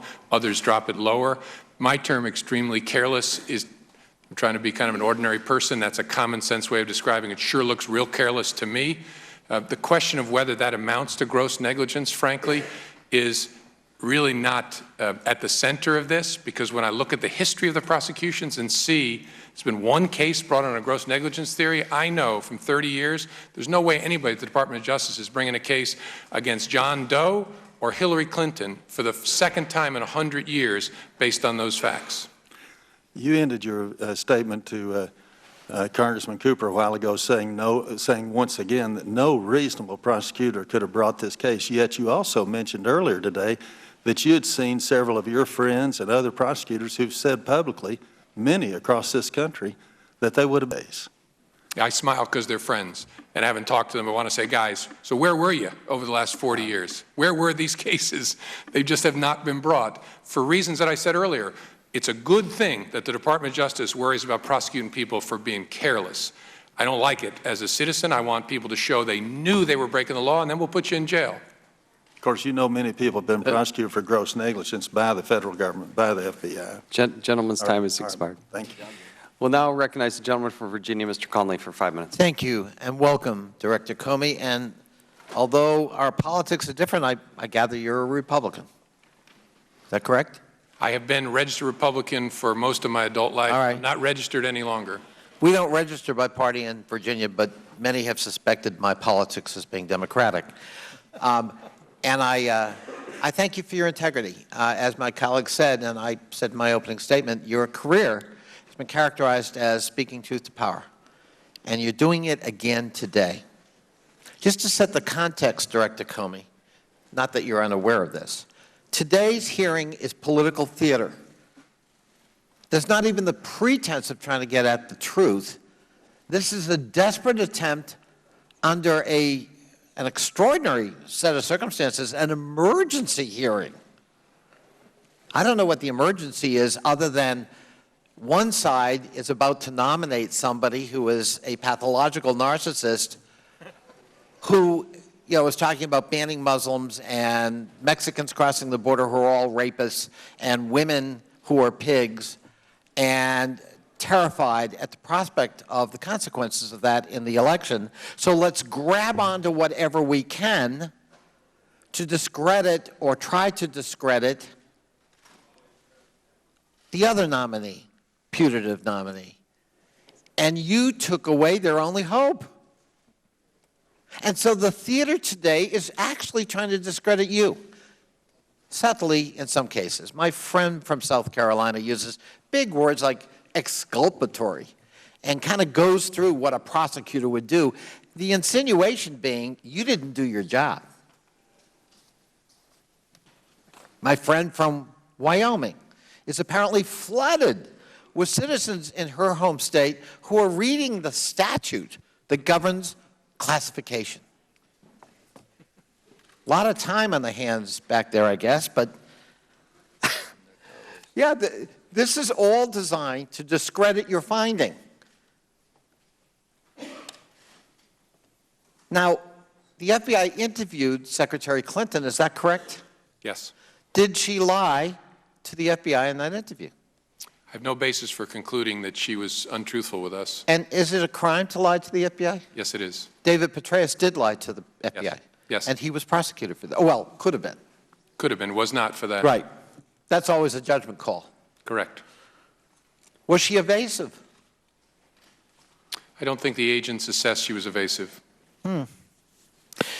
How many emails are we talking about, total, universe, that were examined by your team? Tens of thousands. Tens of thousands. And how many are in a questionable category that maybe coulda, shoulda been looked at more carefully because there could be some element of classification? Apparently my friend from North Carolina assumes we're all intimately familiar with the fact that if a C appears, it means a classification, though there seems to be some dispute about that because the State Department, as I understand it, has actually said some of those were improperly marked and shouldn't have had the C. You aware of that? Yes. Yes. So could it be that in her 100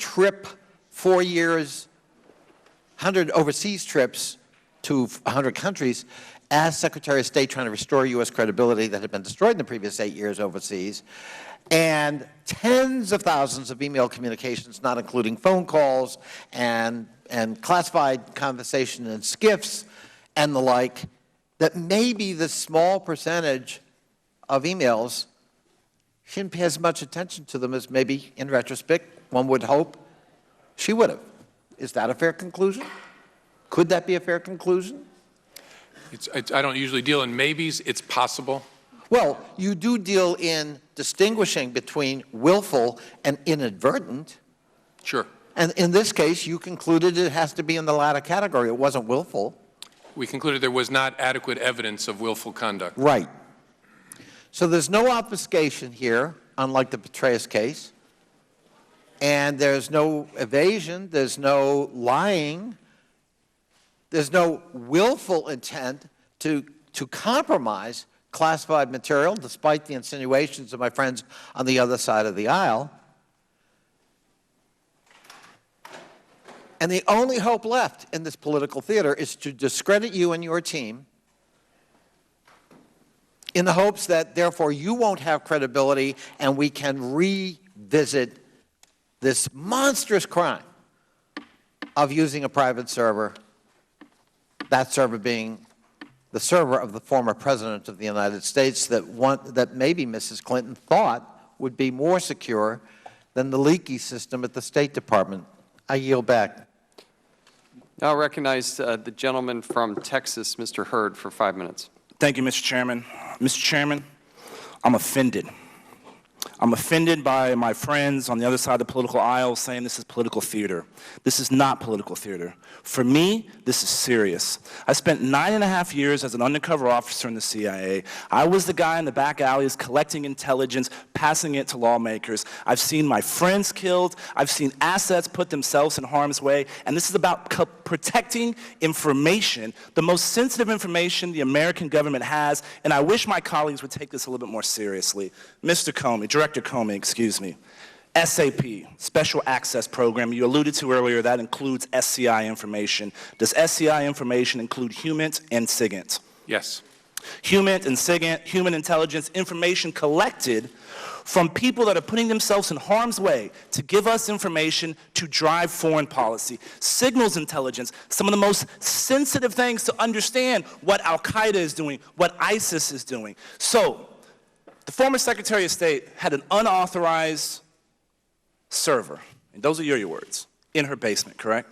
Correct. Who was protecting that information? Who was protecting that server? Well, not much. There was a number of different people who were assigned as administrators of the server. And at least 7 emails chains, or 8, that was classified as TS-SCI. Correct. So the former Secretary of State, one of the president's most important advisors on foreign policy and national security, had a server in her basement that had information that was collected from our most sensitive assets, and it was not protected by anyone, and that's not a crime? That's outrageous. People are concerned. What does it take for someone to misuse classified information and get in trouble for it? Well, it takes mishandling it and criminal intent. And so an unauthorized server in the basement is not mishandling? Oh, no, there is evidence of mishandling here. This whole investigation at the end focused on, is there sufficient evidence of intent? Was this unanimous opinion within the FBI on your decision? Well, the whole FBI wasn't involved, but the team of agents, investigators, analysts, technologists, yes. Did you take into any consideration the impact that this precedence can set on our ability to collect intelligence overseas? Yes. My primary concern is the impact on what other employees might think in the federal government. And you don't think this sends a message to other employees that if the former Secretary of State can have an unauthorized server in their basement that transmits top secret information, that's not a problem? Oh, I worry very much about that. That's why I talked about that in my statement, because an FBI employee might face severe discipline, and I want them to understand that those consequences are still going to be there. Director Comey, do you have a server in your basement? I do not. Does anybody in the FBI have a server in their basement or in their house? I don't know. Not to Do you think it's likely? I think it's unlikely. I would think so too. I would think so too, because I've been proud to serve alongside the men and women that you represent. So there was no dissenting opinion when you made this decision. It's your job to be involved in counterintelligence as well, right? Yes. So that means protecting our secrets from foreign adversaries collecting them. Is that correct? Correct. Did this activity you investigated make America's secrets vulnerable to hostile elements? Yes. Do you think that pattern of behavior would continue? I'm sorry, I missed the last. Do you think that pattern of behavior would continue? Would continue? By our former Secretary of State. I'm not following. You mean if this had not come to light, you mean? Right now, based on what we see, do you think there's going to be other elements within the federal government that think it's okay to have an unauthorized server in their basement? Well, they better not. That's one of the reasons I'm talking about. So, but what is the ramifications of them doing that? How is there going to be any consequences levered if it's not being levered here? Because indeed, you're setting a precedent. Yeah, the precedent, I want people to understand, again, I only am responsible for the FBI, that there will be discipline from termination to reprimand and everything in between for people who mishandle classified information. Director Comey, I'm not a lawyer, and so I may misstate this. Is there such a thing as the case of first impression? And why was this not possibly one of those? There is such a thing, which just means the first time you do something. The reason this isn't one of those is that's just not fair. That would be treating somebody differently because of their celebrity status or because of some other factor. Doesn't matter. We have to treat people. It's the bedrock of our system of justice. We treat people fairly. We treat them the same based on their conduct. And that person mishandling the most sensitive information that this government can collect is not fair? It's not fair to punish someone who did that? Not on these facts. It would be fair, that person worked for me, it would be fair to have a robust disciplinary proceeding. It's not fair to prosecute that person on these facts. I thank Mr. Chairman, I yield back the time I do not have. Thank the gentleman. We'll now recognize the gentleman from Pennsylvania, Mr. Cartwright, for 5 minutes. Thank you, Mr. Chairman. And I'd like to open by acknowledging my colleague from North Carolina, Mr. Meadows. Here he comes back in the room. For acknowledging your integrity, Director Comey. I think bipartisan sentiments like that are few and far between around here, and I appreciate Congressman Meadows' remark. You are a man of integrity, Director Comey. It's troubling to me that remark from Congressman Meadows is not unanimous at this point. It used to be. Just weeks ago, our chairman, Representative Chaffetz, stated on national TV that Republicans, quote, believe in James Comey, unquote. He said this, and I quote, I do think that in all of the government, he is a man of integrity and honesty. His finger's on the pulse of this. Nothing happens without him, and I think he is going to be the definitive person to make a determination or a recommendation. But just hours after your actual recommendation came out, Chairman Chaffetz went on TV and accused you of making a, quote, political calculation. And then our Speaker of the House weeks ago, referring to you, Director Comey, said, I do believe that his integrity is unequaled. So your integrity it was unanimous about your integrity before you came to your conclusion, but after, not so much. That's troubling. And I want to give you a chance, Director Comey. How do you respond to that? How important to you is maintaining your integrity before the nation? I think the only two things I have in life that matter are the love of my family and friends and my integrity. So I care deeply about both. All right. Now, Director Comey, you discussed your team a little bit, and they deserve a lot of credit for all of the hard work and effort that went into this investigation. And I think you just said that they were unanimous, that everyone who looked at this agreed that no reasonable prosecutor would bring a case. Am I correct in that? Yes. How many people were on this team? It changed at various times, but somewhere between 15 and 20, and then we used a lot of other FBI folks to help from time to time. And how many hours were spent on this investigation? We haven't counted yet. I said to them they put 3 years of work into 12 calendar months. And how many pages of documents did the FBI review in this investigation? Thousands and thousands and thousands. And the agents doing the document review, were they qualified or were they unqualified? They were an all-star team. They're a great group of folks. How about Secretary Clinton? Did she agree to be interviewed? Yes. Come in voluntarily without the need of a subpoena? Yes. Was she interviewed? Yes. Was she interviewed by experienced, critical veteran agents and law enforcement officers, or by some kind of credulous, gullible newbies doing their on-the-job training, Director? She was interviewed by the kind of folks the American people would want doing the interview, real pros. All right, you were asked about markings on a few documents. I have the manual here, marking classified national security information, and I don't think you were given a full chance to talk about those 3 documents with the little C's on them. Were they properly documented? Were they properly marked according to the manual? No. According to the manual, and I ask unanimous consent to enter this into the record, Mr. Chairman. Without objection, so ordered. According to the manual, if you're going to classify something, there has to be a header on the document, right? Correct. Was there a header on the 3 documents that we've discussed today that had the little C in the text someplace? No, there were 3 emails. The C was in the body, in the text, but there was no header on the email or in the text. So if Secretary Clinton really were an expert at what's classified and what's not classified, and we're following the manual, the absence of a header would tell her immediately that those 3 documents were not classified. Am I correct in that? That would be a reasonable inference. All right. I thank you for your testimony, Director. I yield back. I thank the gentleman. We'll now recognize the gentleman from Colorado, Mr. Buck, for 5 minutes. Good morning, Director Comey. Morning, sir. Thank you for being here. I also respect your commitment to law and justice and your career. And first question I want to ask you, is this hearing unfair? Has it been unfair to you? No. Thank you.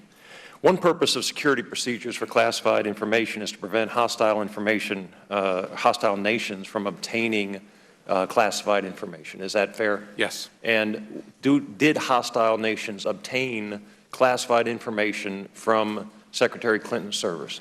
I don't know. It's possible, but we don't have direct evidence of that. We couldn't find direct evidence. I want to, without making this a law school class, I want to try to get into intent. There are various levels of intent in the criminal law, everything from knowingly and willfully doing something all the way down to strict liability. Would you agree with me on that? Yes. And in Title 18, most of the criminal laws in Title 18 have the words knowingly and willfully in them, and that is the standard typically that United States attorneys prosecute under. Most do. Unlawfully, knowingly, and willfully is our standard formulation for charging a case. And there are also a variety of others between the knowingly and willfully standard and the strict liability standard. And many, like environmental crimes, have a much lower standard because of the toxic materials that are at risk of harming individuals. Is that fair? That's correct. Okay. Let's talk about this particular statute, 18 U.S.C. 1924. I take it we could all agree, or you and I can agree on a couple of the elements. Secretary Clinton was an employee of the United States. Correct. And as the result of that employment, she received classified information. Correct. And there's no doubt about those 2 elements. Mm-hmm. Now, I don't know whether the next element is 1 element or 2, but it talks about knowingly remove such materials without authority and with the intent to retain such material at an unauthorized location. So I'm going to treat those as 2 separate parts of the intent element. First of all, do you see the word willfully anywhere in this statute? I don't. Okay. And that would indicate to you that there is a lower threshold for intent? No, it wouldn't. Why? Because we often, as I understand the Justice Department's practice and judicial practice, will impute to any criminal statute at that level with a knowingly also a requirement that you know that you're involved in criminal activity of some sort, a general mens rea requirement. So, and you would apply that same standard to environmental crimes? No, if it specifically says it's a negligence-based crime, I don't think a judge would impute that. But Congress specifically omitted the word willfully from this statute, and yet you are implying the word willfully in the statute. Is that fair? That's fair. Okay. Yeah, So what the statute does say is knowingly remove such materials without authority. Is it fair that she knew that she didn't have authority to have this server in her basement? Yes, that's true. And she knew that she was receiving materials, classified information, in the emails that she received on her BlackBerry and other devices? I can't answer. I'm hesitating as a prosecutor because it's always to what level of proof. I do not believe there's evidence beyond a reasonable doubt that she knew she was receiving classified information in violation of the requirements. But that's not my question. There's evidence of that. That's my question. My question, in fairness, is did she know that she was receiving information on the servers at her location? Oh, so I'm sorry. Yeah, of course, yes. She knew she was using her email system. And as Secretary of State, she also knew that she would be receiving classified information. Yes, in general. Okay. And did she then have the intent to retain such material at an unauthorized location? She retained the material that she received as Secretary of State at her server in her basement, and that was unauthorized. You're asking me, did she have then I'm going to ask you the burden of proof question in a second, but did she have the intent to retain classified information on the server or just to retain any information on the server? Well, we've already established that she knew as Secretary of State that she was going to receive classified information in her emails. And so did she retain such information that she received as Secretary of State on her servers in her basement? She did, in fact. There is, in my view, not evidence beyond certainly probable cause. There's not evidence beyond a reasonable doubt that she knew she was receiving classified information or that she intended to retain it on her server. There's evidence of that. But when I said there's not clear evidence of intent, that's what I meant. I could not, even if the Department of Justice would bring that case, I could not prove beyond a reasonable doubt those two elements. Okay. Thank you very much. Thank the gentleman. Now I'll go to the gentlewoman from Illinois, Ms. Duckworth, for 5 minutes. Thank you, Mr. Chairman. When I first entered Congress 3 years ago, like many freshman members, unlike many freshman members, I actually sought out this committee. I wanted to be on this committee because I wanted to tackle the challenges of good government, like working to eliminate improper payments or prevent wasteful programs duplication. Before I joined Congress, I had the privilege of serving in the Army for 23 years, and as I tackled those challenges and in the challenges of helping reduce veterans' homelessness, I witnessed firsthand the real-world importance of improving and streamlining government operations, how even the best policies in the world will not work without proper implementation.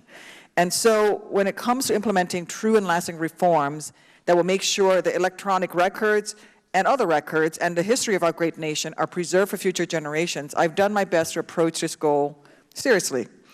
I'm focused on making sure that our nation sustains a long-term commitment to modernizing our federal record-keeping system, from improving the laws governing what needs to be collected, to ensuring our civil servants across government have the necessary tools to achieve what should be nonpartisan and a shared goal. With respect to examining the tough lessons learned from numerous record-keeping incidents that our committee has dealt with, which transcend any one agency or any single administration, my mission is clear. Make sure that we here in Congress move beyond partisan politics and engage in the serious, hard work of ensuring that the laws written in an era of pen and paper are overhauled to meet the digital challenges of the 21st century. Director Comey, the Office of Management and Budget and the National Archives and Records Administration released a memorandum known as the Managing Government Records Directive in 2012. And this directive states, and I quote, "By December 31st, 2016, federal agencies will manage both permanent and temporary email records in an accessible electronic format. Federal agencies must manage all email records in an electronic format. Email records must be retained in an appropriate electronic system that supports records management and litigation requirements, which may include preservation in place models, including the capability to identify, retrieve, and retain the records as long as they are needed." As a director of a bureau who deals with sensitive information on a daily basis, do you believe that this directive is necessary and attainable for agencies across the board within that 4-year time frame from August 2012 to December 2016? I don't know enough to say both. I can say it's certainly necessary. I don't know whether it's achievable. Okay. Are you familiar with the capstone approach? That's the federal It's an approach that says that federal agencies should save all emails for select senior level employees, and that the emails of other employees would be archived for a temporary period set by the agency, so that senior employees' emails are kept forever, and those by other lower level employees are actually archived for a shorter period. I'm aware generally. I know what applies to me and when I was Deputy Attorney General in the Bush administration. Agreed. Yes, in fact, I understand that the FBI is currently actively using this approach, according to the agency's senior agency official for records, Office for Records Management FY15 annual report. My understanding is the capstone approach is aimed at streamlining the record-keeping process for emails and reducing the volume of records that an agency has to maintain.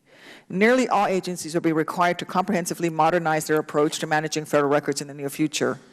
As the head of a component agency, Director Comey, within the Department of Justice, which appears to be a leader in adopting the innovative capstone approach across the agency, would you agree that with respect to instituting foundational reforms that will strengthen records preservation, the capstone approach used by DOJ should be accelerated and rolled out across the federal government? I think we're doing it in a pretty good way. I don't know. I'm not an expert enough to say whether everybody should do it the way we do it, honestly. Are you satisfied with the way that you're doing it? I am, but I don't want to sound overconfident because I'm sure there's a way we can do it better, but I think we're doing it in a pretty good way. Do you have any one person within the FBI that continually reviews your records keeping, and also do they report directly to you, as well as is there a periodic review of how you're implementing this process? Yes. We have an entire division devoted to records management. That assistant director reports up to the deputy director, who reports to me. It's an enormous operation, as you might imagine, requiring constant training. And so that's what I mean when I say I think we're doing it in a pretty good way. And we have record marking tools. We prompt with dialogue boxes requiring employees to make a decision. What's the nature of this record you're creating now, and where should it be stored? So I think we're doing it in a pretty good way. That's why I say that. Have you seen that in any of the other agencies that you have interacted with, or have you had a chance, an occasion to look at what some of the other agencies are doing with their sensitive and classified information? Are they following the same technique as you're doing in the FBI? I don't know enough to say, I personally. Okay. I am out of time, but thank you. Okay. Thank the gentlewoman. We'll now recognize the gentleman from Michigan, Mr. Walberg, for 5 minutes. I thank the chairman, and thank you, Director Comey, for being here. Mr. Chairman, thank you for holding this hearing, and Director Comey for making it very clear that you believe we've done this respectfully. With good intention, and I wish some of my colleagues that had instructed us on our intent were here. They have a great ability to understand intent better than, I guess, the director of the FBI. But it is an intent that's important here, that we understand we are Oversight and Government Reform Committee. And if indeed the tools aren't there to make sure that our country is secure and that officials at the highest levels in our land don't have the understanding on what it takes to keep our country secure, that we do the necessary government reform to put laws in place that will be effective and will meet the needs of distinguished agencies and important agencies like the FBI. So thank you, Mr. Chairman, for doing this hearing. It's our responsibility to do oversight and reform as necessary. In going back, Director Comey, to paraphrase the Espionage Act, the people in the 7th District of Michigan understand it from this perspective in common sense, what it says, that whoever being entrusted with information related to national defense through gross negligence permits the information to be removed from its proper place in violation of their trust shall be fined or imprisoned under the statute. There doesn't seem to be a double standard there. It doesn't express intent. You've explained your understanding of why intent is needed, and we may agree or disagree on that, but the general public looking at that statute says it's pretty clear. The question I would ask, Director Comey, what's your definition of extremely careless, if you could go through that? Well, I intended it as a common sense term. It's one of those kind of you know it when you see it sort of things. Somebody who is should know better. Someone who is demonstrating a lack of care that strikes me as there's ordinary accidents, and then there's just real sloppiness. So I think of that as kind of real sloppiness. So you stated that you had found 110 emails on Secretary Clinton's server that were classified at the time they were sent or received, yet Secretary Clinton has insisted for over a year publicly that she never sent or received any classified emails. The question I have from that, would it be difficult for any cabinet-level official, and specifically any cabinet official, let alone one who is a former White House resident or U.S. Senator, to determine if information is classified? Would it be difficult? Would it be difficult? That's hard to answer in the abstract. It would depend upon the context in which they're hearing it or seeing it. Obviously, if it's marked, which is why we require markings, it's easy. It's just too hard to answer because there's so many other situations you might encounter it. But with the training that we receive, and certainly a Secretary of State would receive, or someone who lives in the White House, that goes a little above and beyond just the common sense individual out there trying to determine, knowing that classified information will be brought and to remove to an unauthorized site ought to cause a bit of pause there, shouldn't it? Yeah, and if you're a government official, you should be attentive to it because you know that the matters you deal with could involve sensitive information, so sure. So Secretary Clinton's revised statement that she never knowingly sent or received any classified information is probably also untrue. Yeah, I don't want to comment on people's public statements. We did not find evidence sufficient to establish that she knew she was sending classified information beyond a reasonable doubt to meet that the intent standard. But like I said, I understand why people are confused by the whole discussion. I get that. But you know what would be a double standard? If she were prosecuted for gross negligence. But your statement on Tuesday said there is evidence to support a conclusion that any reasonable person in Secretary Clinton's position should have known that an unclassified system was no place for that conversation. I stand by that. And that's very clear. That's the definition of carelessness, of negligence. Which happened oh, yeah. as a result of our Secretary of State's, former Secretary of State's decisions. Yes. Is it your statement then before this committee that Secretary Clinton should have known not to send classified material, and yet she did? Well, certainly she should have known not to send classified information. As I said, that's the definition of negligent. I think she was extremely careless. I think she was negligent. That I could establish.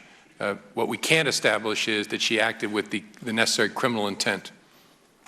Do you believe that that since the Department of Justice hasn't used the statute Congress passed, it's invalid?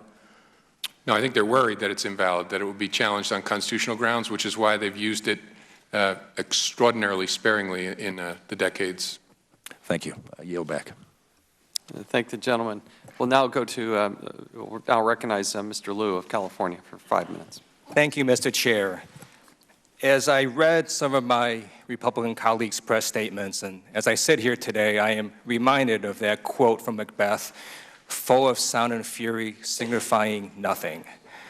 I've heard some sound and fury today from members of the committee, and the reason they largely signify nothing is because of two fundamental truths that are self-evident. The first of which, none of the members of this committee can be objective on this issue. I can't be objective. I've endorsed Hillary Clinton for president, as have the Democratic members of this committee. My Republican colleagues can't be objective. They oppose Hillary Clinton for president, which is why we have you. You are a nonpartisan career public servant that has served our nation with distinction and honor. And not only can you be objective, it is your job to be objective, to apply the law fairly and equally, regardless of politics. I think it'd be important for the American people to get a fuller appreciation of your public service. So let me ask you, before you were FBI director, how many years did you serve as a federal prosecutor? I think 15. For a period of time, you were at Columbia Law School as a scholar, and you specialized in national security law. Is that correct? Sometimes I fantasize I still am. All right. Thank you. When you served in the Republican administration of President George W. Bush, you were then the second highest ranking member of the Department of Justice. Is that right? Yes. President Bush appointed me to be U.S. Attorney in Manhattan and then the number 2 in the Department of Justice. When you were confirmed for the FBI director position, the vote was 93-1. Is that correct? That's correct. With that strong bipartisan support, it's not surprising that Senator Grassley, Republican, said during your confirmation, and I quote, Director Comey has a reputation for applying the law fairly and equally regardless of politics. In this case, did you apply the law fairly and equally regardless of politics? Yes. Did you get any political interference from the White House? None. Did you get any political interference from the Hillary Clinton campaign? None. One of the reasons you're appointed to a fixed term of 10 years, a very long term, is to help insulate you from politics. Isn't that right? That's correct. The second fundamental truth today about this hearing is that none of the members of this committee have any idea what we're talking about, because we have not reviewed the evidence personally in this case. When I served on active duty in the U.S. Air Force in the 1990s, one of my duties was a prosecutor. One of the first things I learned as a prosecutor is it is unprofessional and wrong to make allegations based on evidence that one has not reviewed. So let me ask you, has any member of this committee, to the best of your knowledge, reviewed the 30,000 emails at issue in this case? I don't know, not to my knowledge. Has any member of this committee sat through the multiple witness interviews that the FBI conducted in this case? No, that I know, no. Has any member of this committee received any special information about the files that you kept or other FBI agents kept on this case? Not to my knowledge. Now let's do a little bit of math here. 1% of 30,000 emails would be 300 emails, is that right? I think that's right. Right. 30 emails would be 1/10 of 1%, and 3 emails would be 1/100th of 1% of 30,000, right? I think that's right. Okay. So of those 3 emails, 1/100th of 1% of 30,000, they bore these tiny little classified markings, which is, as you described, a C with parentheses, correct? Correct. Okay. It is certainly possible that a busy person who has sent and received over 30,000 emails just might miss this marking of a C with parentheses. It is possible, correct? Correct. Okay. So let me now just conclude by stating what some of my colleagues have, which is there's just the strongest whiff of hypocrisy going on here. The American public might be interested in knowing that all members of Congress receive security clearances just for being a member of Congress.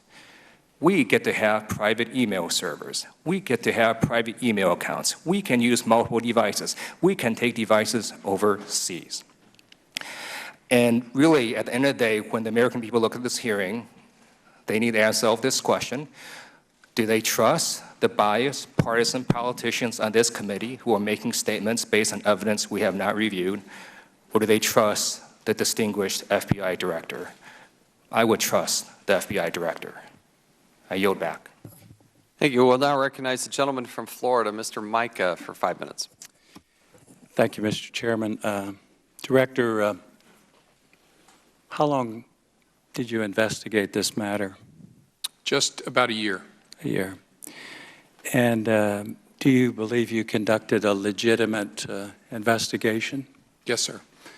And it was a legitimate subject that was something that you should look into. You had that responsibility, is that correct? Yes. We have a responsibility to hear from you on the action that you took. This weekend and well, tomorrow we'll go back to our districts, and we have to explain to people, I'll be at a couple of cafes where I see folks and meetings, and they're going to ask a lot of questions about what took place. Have you seen the Broadway production Hamilton? Not yet. I'm hoping to. I haven't either, but I understand it won the Choreography Tony Award. I think you and others know that. The problem I have in explaining to my constituents is what's come down.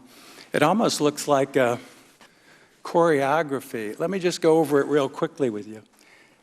Last Tuesday, not this week, 1 week ago, former President Clinton meets with the Attorney General in Phoenix. The next Friday, last Friday, Mrs. Lynch, the AG, says she's going to defer to the FBI on whatever you came up with. On Saturday morning, I saw the vans pull up. This is this past Saturday, and you questioned Secretary Clinton for 3 hours. Is that, I guess that's correct? 3.5 it went. Okay. And then on Tuesday morning, the morning after July 4th, we watched in our office. I had my interns. I said, come in. We've got the FBI director. Let's hear what he has to say. We're all kind of startled. And you basically said you were going to recommend not to prosecute, correct? Mm-hmm. Yes, sir. And then Tuesday, well, we had President Obama and Secretary Clinton arrive in Charlotte at 2 o'clock, and shortly thereafter, we had the Attorney General was closing the case. This is rapid fire. I mean, now, my folks think that there's something fishy about this. I'm not a conspiracy theorist, but there are a lot of questions on how this came down. I have questions about how this came down. Did you personally interview the Secretary on Saturday morning? I didn't personally, no. And how many agents did? I think we had 5 or 6 in the... Did you talk to all of those agents after the interview? I did not speak to all of them, no. Did she testify or talk to them under oath? No. She did not. Well, that's a problem. But no, it's still a crime to lie to us. I know it is. Do you have a transcript of that? No, we don't record our... Do you have a 302, I guess it's called analysis? I do. I don't have it with me, but I do. Did you read it? Yes. You did. Can we get a copy of it since the case is closed? I don't know the answer. I would like a copy of it provided to the committee. I would like also for the last 30 days, any communications between you or any agent or any person in the FBI with the Attorney General or those in authority in the Department of Justice on this matter. Could you provide us with that? We'll provide you with whether we can under the law and under our policy. It'll actually be easy in my case. Mm-hmm. You see the problem that I have, though, is I have to go back and report to people what took place. Sure. Now, did you write the statement that you gave on Tuesday? Yes. You did.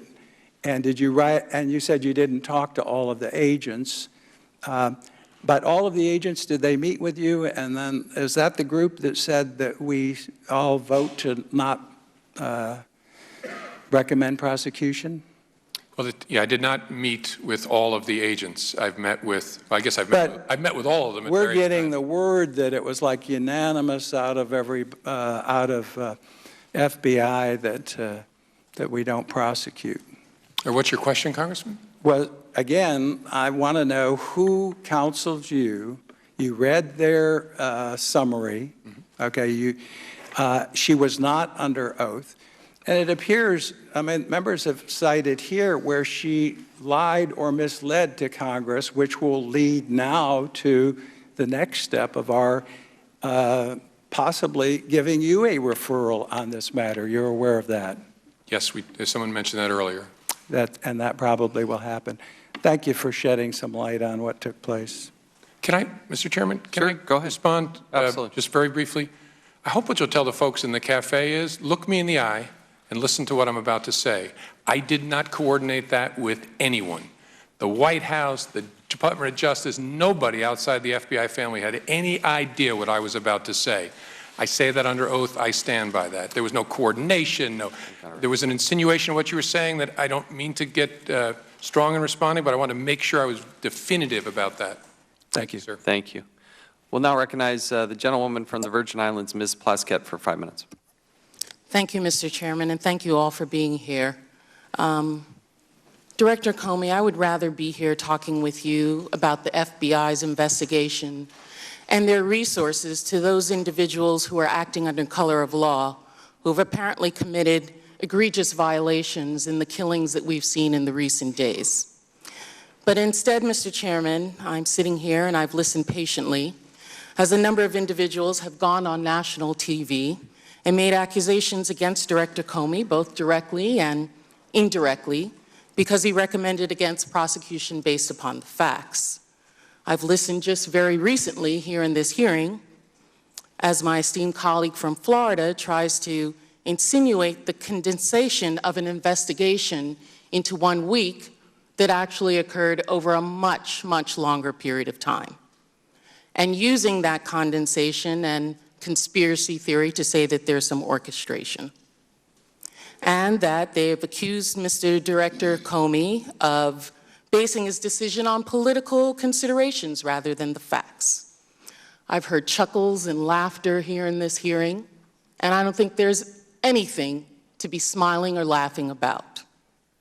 Because I want to say something to those individuals who are chuckling and laughing and making attacks on Director Comey for doing his job. You have no idea who you're talking about. Your accusations are completely off base, utterly offensive to us as American people.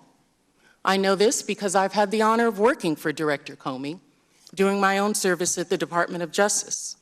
From 2002 to 2004, I served as senior counsel to the Deputy Attorney General.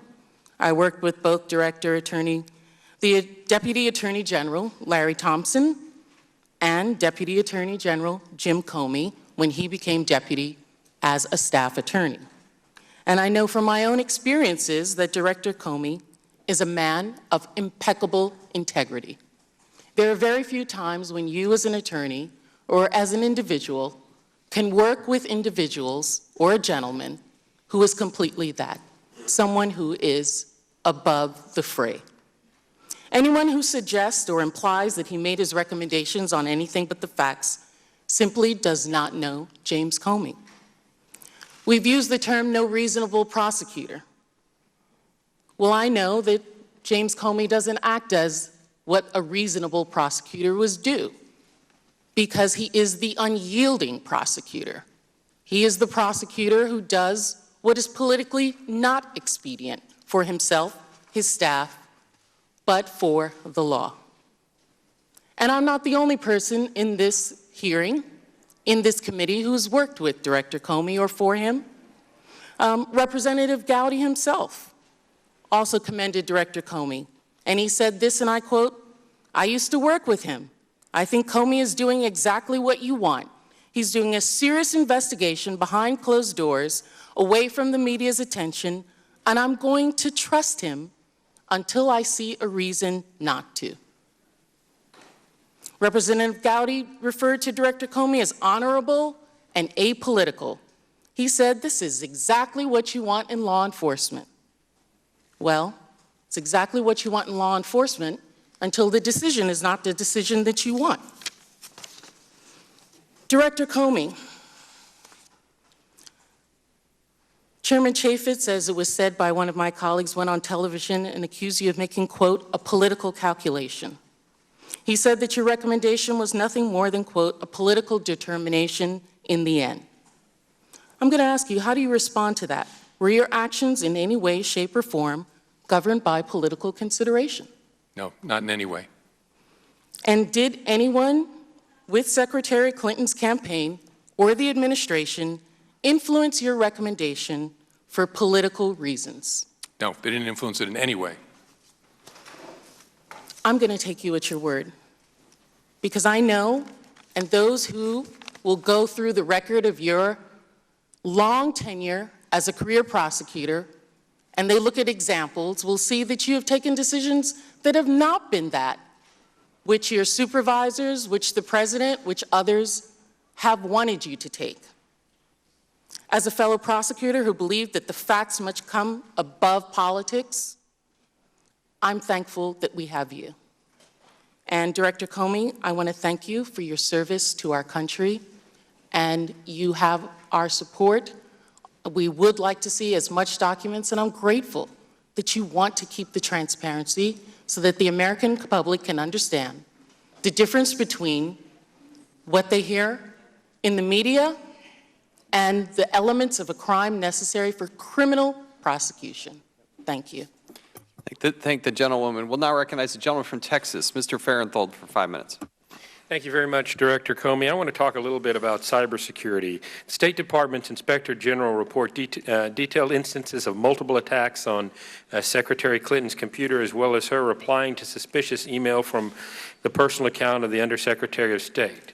Director, you said that hostile actors successfully gained access to the commercial email accounts of people Secretary Clinton regularly communicated with. In the case of the Romanian hacker Guccifer, according to accessing Sidney Blumenthal's account, and that's been public for some time. During your investigation, were there other people in the State Department or that regularly communicated with Secretary Clinton that you can confirm were successfully hacked? Yes. And were these folks that regularly communicated with the Secretary? Yes. And were you able to conclude definitively that the attempted hacks referenced in the IG report were not successful? We were not able to conclude that they were successful. I think that's the best way to say it. All right. So while you said that given the nature of Clinton's server, you would be unlikely to see evidence one way or the other of whether or not it had been successfully hacked, how many unsuccessful attempts did you uncover? Did you find any there? There were unsuccessful attempts. I don't know the number off the top of my head. Do you have an idea? Were they from foreign governments? Where did they come from? I want to be careful what I say in an open setting, and so we can give you that information, but I don't want to give any foreign government's knowledge of what I know. So all right, but would you be so far as to say they probably weren't American high school students fooling around? Correct. It was not limited to all right. Criminal activity. During your investigation, did you or anyone in the FBI interview the hacker Guccifer? Yes.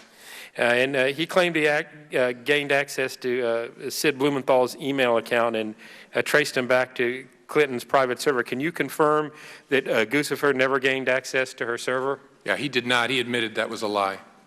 All right. Well, at least that's good to hear. All right. Section 793 of Title 18 of the United States Codes makes it a crime to allow classified information to be stolen through gross negligence.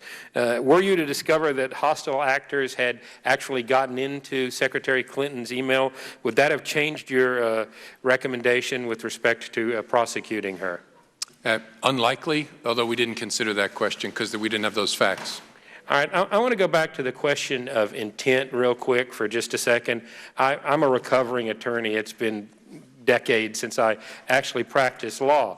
But you kept referring to she had to know it was illegal to have the requisite criminal intent. I was always taught in law school, and I don't know where this changed, that ignorance of the law was no excuse. If I'm driving along at 45 miles an hour and didn't see the 35-mile-an-hour speed limit, I was still intentionally speeding even though I didn't know it. Now, I might not have had the requisite criminal intent if maybe my accelerator were jammed or something like that. But even though I didn't know the law was 35, I was driving 45, I'm going to get a ticket. And I'm probably going to be prosecuted for that. So how can you say ignorance of the law is an excuse in Mrs. Clinton's case? Well, the comparison to petty offenses I don't think is useful, but the question of ignorance of the law is no excuse. But here's the distinction. You have to have general criminal intent. You don't need to know what particular statute you're violating, but you must be aware of the generally wrongful nature of your conduct. So Congress, when they enacted that statute, said gross negligence. Yep. That doesn't say intent. So what are we going to have to enact to get you guys to prosecute something based on negligence or gross negligence? So we're going to have to add, and oh, by the way, we really do mean you don't have to have intent there? That's a conversation for you all to have with the Department of Justice, but it would have to be something more than the statute enacted in 1917, because for 99 years they've been very worried about its constitutionality. All right. Well, I think that's something this committee and Congress as a whole, the Judiciary Committee, that Mr. Chaffetz and I also sit on, will be looking at it. And I was on television this morning, and I just want to relay a question that I received from a caller into that television commercial. And it's just real simple. Why should any person follow the law if our leaders don't? And we can argue about intent or not, but you laid out the fact that she basically broke the law, but you couldn't prove intent. Maybe I'm putting words in your mouth, but I do want to know why any person should follow the law if our leaders don't have to. And maybe that's rhetorical, but I'll give you an opportunity to comment on that. Yeah, that's a question I'm no more qualified to answer than any American citizen. It's an important question. In terms of my work, in my world, my folks would not be, one of my employees would not be prosecuted for this. they would face consequences for this. So the notion that it's either prosecute or you walk around, smiling all day long is just not true for those people who work for the government.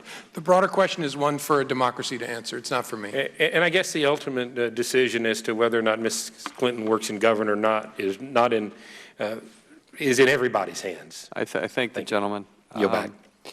We'll now recognize the gentleman from Pennsylvania, Mr. Boyle, for 5 minutes.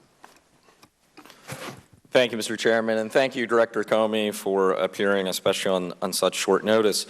I want to share with you actually something a friend of mine was expressing when watching your press conference 48 hours ago, and this is someone who's not in any way political. In fact, probably typical of most American citizens today in being depressed about the remarkable level of cynicism we have in our government, that specifically those of us who are in government make decisions first and foremost because of the party hat we wear and not necessarily based on the facts and the evidence. And he texted me after watching your 15-minute presentation, "Oh, it's nice to see a real pro. You can tell that he would make the decision based on the facts and the evidence and not what party he wears." I think that's so important if we're ever going to get to a place in this country where we restore some of the faith that we had in government. If you look at the poll numbers from 1940s and 1950s, and you look at faith in government among the American public, and you look at those numbers today, the numbers today are anemic. They're nowhere near the levels that they were decades ago. So for that, I want to say thank you, and I think that many citizens have the same impression. When I first met you a couple years ago at a weekend session in Colonial Williamsburg, you might remember that we had a discussion about my biggest concern, frankly, facing the security of the American people, and that is the possibility of a lone wolf terrorist, someone becoming self-radicalized and acting based on that. We had an exchange that I'll keep private, but I think I can characterize that you share my concern. I'm just thinking for the last 2.5 hours that we've been here, we've had the FBI director asking questions on this matter when, frankly, I would have much rather your time spent dealing with the potential of lone wolf terrorists and other coordinated attacks that we face. But since this is the Oversight and Government Reform Committee, trying to find something that we can now take and possibly use in a systemic way, not just the celebrity of Secretary Clinton and the fact, because it involves her, let's face it, that's the reason why we're here. But I want to try to take something out of this very expensive and long investigation and try to use it in a productive way toward reforming government that possibly we can get something good out of it. So toward that end, I'm really concerned about this issue of up-classification. Because it seems as if, and I was not aware of this until the investigation, there is quite a strong discrepancy between not just former Secretary Clinton, but even former Secretary Powell, what he thinks should be classified, and then what is classified after the fact. And I think if I'm right, there were some 2,000 emails that were up-classified. I was wondering if you could speak to that. Yeah, it actually was not a concept I was real familiar with before this. It's the notion that something might not have been classified at the time, but that in hindsight, as a government agency considers releasing it, they raise the classification level to protect it because it's a candid assessment of a foreign leader or something like that. I think it is largely a State Department thing because their diplomats will often be conversing in an unclassified way that when they look at releasing it in response to a FOIA request, they think it ought to be protected in some fashion. But honestly, I kind of pushed those to the side. Right. The important thing here was what was classified at the time. That's what matters. Right. And that, for a law enforcement official, matters. But I'm just wondering if you could share with us any of your impressions about a system that exists where there is such gray area and discrepancy in what is classified and what's not. And if you or your agents had any suggestions for us, either in government reform, or I happen to be in the Foreign Affairs Committee that has oversight of State Department, do you believe that this is a matter that we should take up where there is such discrepancy in what's classified, what's not classified? I think of one example, Ambassador Ross put something in a book that wasn't classified and then was up classified after the book came out. Well, what good does that Does that do us as a country in terms of trying to protect the intelligence of the United States? Yeah, I'm not an expert in this up-classification business, but I do suspect it would be a fertile ground for trying to figure out whether there are ways to do it in a more predictable, reliable way. Yeah. Well, thank you again for your service, and I yield back my time. Thank the gentleman. We'll now recognize the gentleman from Georgia, Mr. Heiss, for 5 minutes. Director Comey, your statement on Tuesday clearly showed that Secretary Clinton not only was extremely careless in handling classified information, but that also any reasonable person should have known better, and that also in doing so she put our national security at risk with her reckless behavior.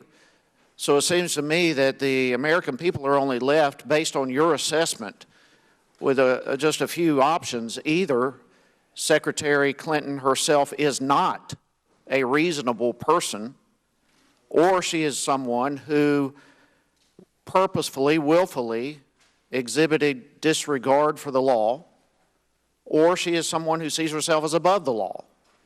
And to muddy the water even further, after listening to you lay out the facts of the investigation, much of what you said directly contradicted her in previous statements that she had made. I think it's all this compiled, connecting the dots that so many American people are irate that after all of this, there was not a recommendation for Secretary Clinton to be prosecuted. Now, I do greatly appreciate the fact that you came out with much more information on this than you would have in other cases. And I think that was the right thing to do. Undeniably, this is not a typical case. This is something of great public interest. Obviously, the subject of the investigation, former Secretary of State, former Senator, and all those things that we have talked about, former First Lady and so forth. And in addition to this, her husband, who happens to be the former President of the United States, is meeting privately with the Attorney General right before all of this interview takes place. Obviously, this is very suspicious, just the optics of it all. And at the same time that you're coming out, or more or less the same time that you are announcing the decision, Secretary Clinton is flying around in Air Force One with the President doing a campaign event. I mean, there's nothing about this case that's ordinary. There's nothing about the subject that's ordinary. So let me ask you this, Director. Did Secretary Clinton, in fact, comply with the Department's policies or the Federal Records Act? I don't think so. I know you have the State Inspector General here who's more of an expert on all the Department's policies, but at least in some respects, no. So keeping the servers at home and all these types of things obviously is not in compliance with the Department's policies. Yes, and I've read the Inspector General's report on that. So that's part of the reason I can answer that part with some confidence. Okay, and yet she said publicly that she fully complied. So there again is another issue. If you had the same set of facts, but a different subject, a different individual involved, say just an average, ordinary State Department employee or an anonymous contractor, what would have been the outcome? I'm highly confident there would be no criminal prosecution, no matter who it was. There would be some range of discipline. They might get fired, they might lose their clearance, they might get suspended for 30 days. There'd be some discipline, maybe just a reprimand. I doubt it. I think it'd be higher on the discipline spectrum, but some sort of discipline. So is it your opinion that there should likewise be some discipline in this case? Yeah, that's not for me to say. I can talk about what would happen if it was a government employee under my responsibility. Well, then what you're laying out is that there is a double standard. For someone else, a different subject, an anonymous contractor or someone at the State Department, there would absolutely be discipline, but because of who the subject is, you're not willing to say there should be discipline. So there's, again, this whole issue. This is what the American people are so upset about. Let me say that when you stated that no reasonable prosecutor would pursue this case, is that because the subject of this investigation was unique? No. Mm-mm. There's no double standard there. And there's no double standard either in the sense that if it was John Doe, former government employee, you'd be in the same boat. We wouldn't have any reach on the guy. He wouldn't be prosecuted. But he would have some discipline. Well, not if he had left government service. Had they lied about having servers, had they lied about sending and receiving classified emails, had they lied about not deleting those emails to the public, had they lied about not having any marked classified, the statements are clearly documented, and you're saying that an average person would experience discipline by your own words, but Secretary Clinton does not deserve to be disciplined. The gentleman's time has expired, but the director may answer if he wants to. An average employee still in government service would be subject to a disciplinary process. Now, if they'd left, you'd be in the same boat. The gentleman from Georgia yields back. The chair will now recognize his friend from Vermont, Mr. Welch. Thank you very much, Mr. Chairman. Thank you, Director Comey. A prosecutor has really awesome power. The power to prosecute is the power to destroy, and it has to be used with restraint. You obviously know that. You're being asked to, you have had to exercise that responsibility in the context of a very contested presidential campaign, enormous political pressure. You had to do it once before. And I go back to that evening of March 10, 2004, when the question was whether a surveillance program authorized after 9/11 by President Bush was going to continue, despite the fact that the Justice Department had come to an independent legal conclusion that it actually violated our constitutional rights. That's a tough call because America was insecure. The President was asserting his authority as Commander-in-Chief to take an action that was intended to protect the American people. But you and others in the Justice Department felt that whatever that justification was, the Constitution came first, and you were going to defend it. And as I understand it, you were on your way home and had to divert your drivers to go back to the hospital to be at the bedside of a very sick, at that time, Attorney General. And you had to stand in the way of the White House Chief of Staff and the White House Counsel.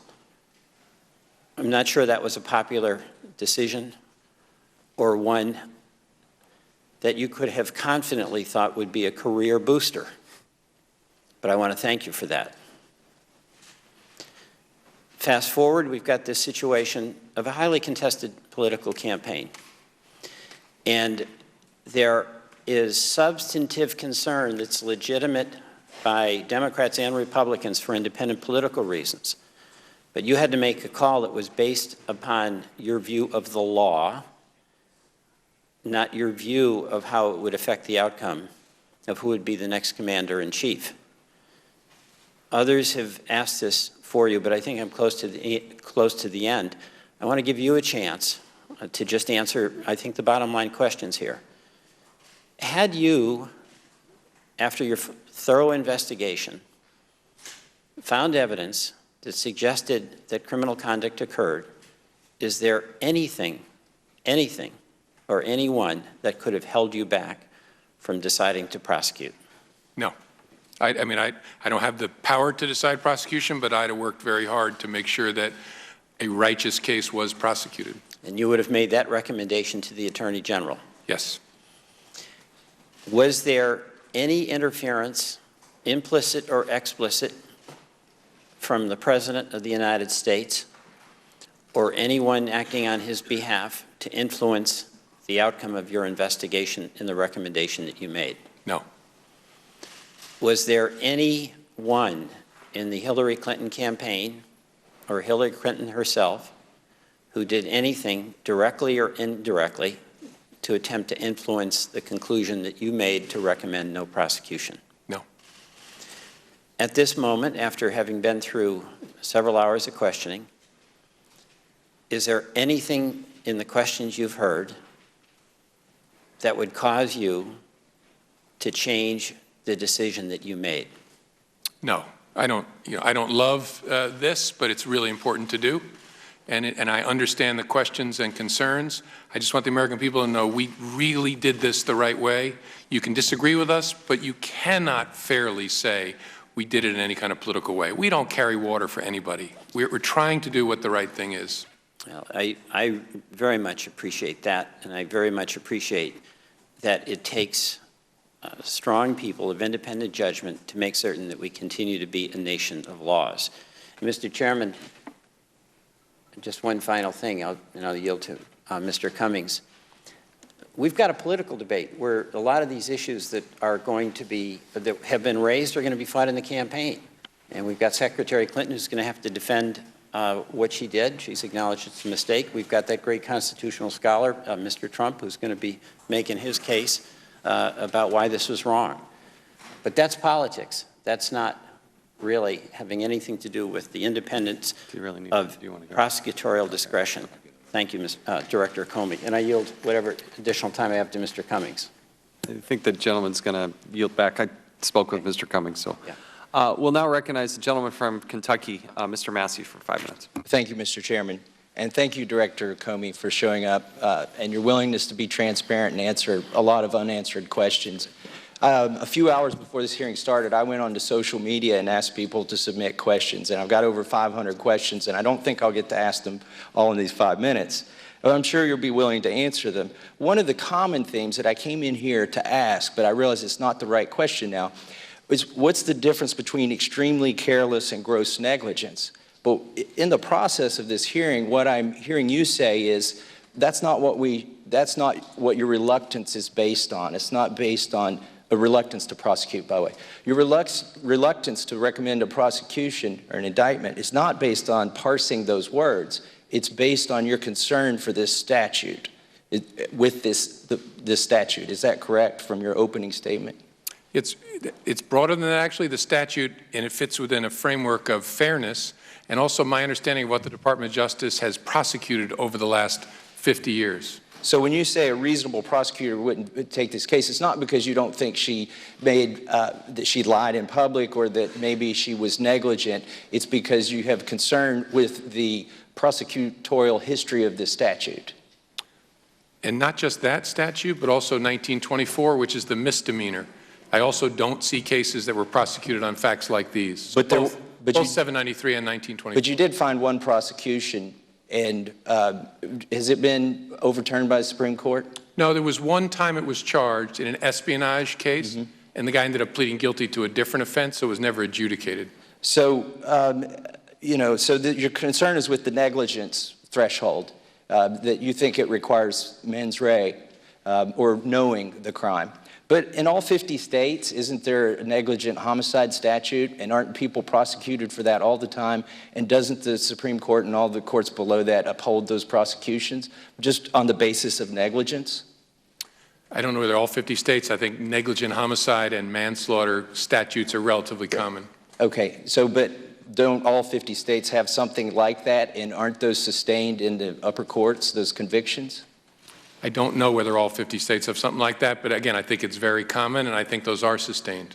So don't we have a history of, you implied that the American judicial system doesn't have a history of convicting somebody for negligence, but don't we in other domains of justice? We do. I know the federal system best. There are very few in the federal system. They're mostly, as we talked about earlier, in the environmental and food and drug administration area. Thank you. Now, I want to ask another question that's come up here. You've basically related to us that this information, this top secret or classified information, got into these email chains because of conversations people were having. They were relating what they heard before in other settings. Is that correct? No. Maybe in some cases, but it was people having an email conversation about a classified subject. Okay, so they were having an email conversation, but how in this email conversation did this bore marking show up?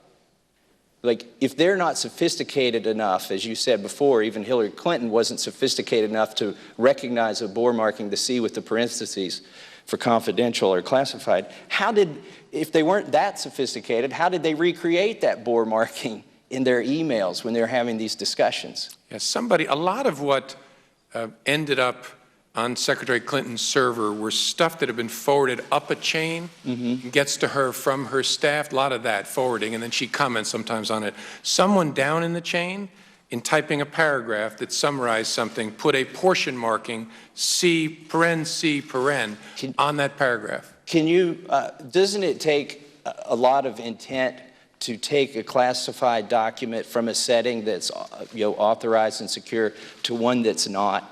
Wouldn't it require intent for somebody to recreate that classification marking in an unsecure setting? I don't know. It's possible, but also I could. Do they accidentally type open parentheses C, close parentheses, and indent the paragraph? Oh no, you wouldn't accidentally type. Right. So someone it takes down intent. The chain. Right. Someone down the chain. Okay. So this is my question: is someone down the chain being investigated? Because they had the intent clearly. If they had the sophistication, which Hillary Clinton, you insinuate, may have lacked, if they had the sophistication to know what this bore marking was, they had to have the intent to recreate it or the intent to cut, copy, paste from a secure system to an unsecure system. Wouldn't that be correct? Potentially, but we're not. There's not an open criminal investigation of that person way down the chain. Shouldn't there be? A criminal investigation? An investigation if there's intent, which is what you, I mean, and I think you may be reasonable in requiring that threshold, but don't we treat everybody the same, whether at the top of the chain or the bottom of the chain? Sure, you want to if the conduct is the same, but we did not criminally investigate whoever started that chain and put the C on that on those paragraphs. We did. Okay, I would suggest maybe you might want to do that, and I will yield back to the chairman. I thank the gentleman. We'll now recognize the gentlewoman from Michigan, Ms. Lawrence, for 5 minutes. Director Comey, how many years have you been the director? 3 years. I know the exact day count, I think, at this point. So how many cases have you investigated approximately that you had to render a decision? The Bureau investigates tens of thousands of cases. The director only gets involved in a very small number of them. So about how many? I think I've been deeply involved in probably 10 to 20. Have you ever been called before Congress on any of those other decisions? No, this is the first time. Thank you. There are some Republicans who support you. Not surprisingly, they're the ones who actually know you. And I have a letter here, and I would like to enter into the record from Richard Painter, Mr. Chair. He was President Bush's chief ethics lawyer. And may it be entered into the record? She's asking unanimous consent without objection, so ordered. Mr. Painter refers to Mr. Comey as a man of, and I quote, a man of the utmost integrity who calls the shots as he saw them without regard to political affiliation or friendship. He states, and I quote, throughout the FBI investigation of Secretary Clinton's email server, I have been convinced that the director would supervise the investigation with being impartial and strict adherence to the law, as well as prosecutorial precedent. He also adds, although I'm aware of very few prosecutions for carelessness in handling classified information as opposed to intentional disclosure, I knew that the director would recommend prosecution in any and all circumstances where it was warranted. I cannot think of someone better suited to handle such a politically sensitive investigation. Finally, and I quote, I urge all members of the United States Congress to stop from inferring in specific decisions, particularly those involving political allies or opponents. During my tenure in the White House, there were very unfortunate allegations that powerful senators sought politically motivating firing of United States attorney. Whether or not such allegations were true, it is imperative, and I'm still quoting, that members of the Senate or the House never again conduct themselves in a matter where such interference could be suspected. And I want to be on the record, I wholeheartedly agree with Mr. Painter. Director, you have demonstrated yourself, you sat here and asked the questions, and I would never oppose to finding the answers to any situation that is directly related to federal agencies, which we on this committee are responsible for. But I want to be clear that Congress has no business interfering with these types of decisions that are coming in your responsibility. These type of attacks are not only inappropriate, but they're dangerous. They're dangerous because they could have a chilling effect on the future investigations. And I asked that question, how long have you been in this position? How many times have you made decisions and it were not pulled in 24 hours before this committee? How many times? And then we say it's not political. And you have said repeatedly, regardless of who it was, you conducted the investigation as required under your responsibility. And here you have Republicans who are saying you are an honorable man. And till this day, I have not heard any complaints of your judgment. So I sit here today as a member of Congress on the record that the slippery slope that we're seeing today in this hearing, I want every member to be cautious of what we're saying, that in America, when we have investigations, that we will allow our own elected Congress and Senate to make this a political agenda to attack, but only if it's in their agenda. This goes for Democrats and Republicans. We are not here to do that. Thank you, and I yield back my time. Thank the gentlewoman. We'll now recognize the gentleman from Iowa, Mr. Blum. Thank you, Mr. Chairman. Thank you, Director Comey, for being here today, and thanks for hanging in there till every last question is answered. I'm not a lawyer. That's the good news. I'm a career businessman. I've spent most of my career operating in the high-tech industry. And today I've heard words such as common sense, reasonable person, carelessness, judgment, or lack thereof. I like these words. I understand these words. I think the average American does as well. So I'd like to focus on that. Last Tuesday, Director Comey, you said, and I quote, "None of these emails should have been on any kind of an unclassified system, but their presence is especially concerning because all these emails were housed on unclassified personal servers, not even supported by full-time security staff, like those found at agencies of the United States government, or even with a commercial email service such as Gmail." Director Comey, my small Iowa business doesn't even use Gmail for our email because it's not secure enough. I know some security experts in the industry. Somebody's Gmail account, $129. For corporate emails, they can be hacked for $500 or less. If you want to hack into an IP address, it's around $100. Now, I'm sure the FBI could probably do it cheaper. This is the going rate.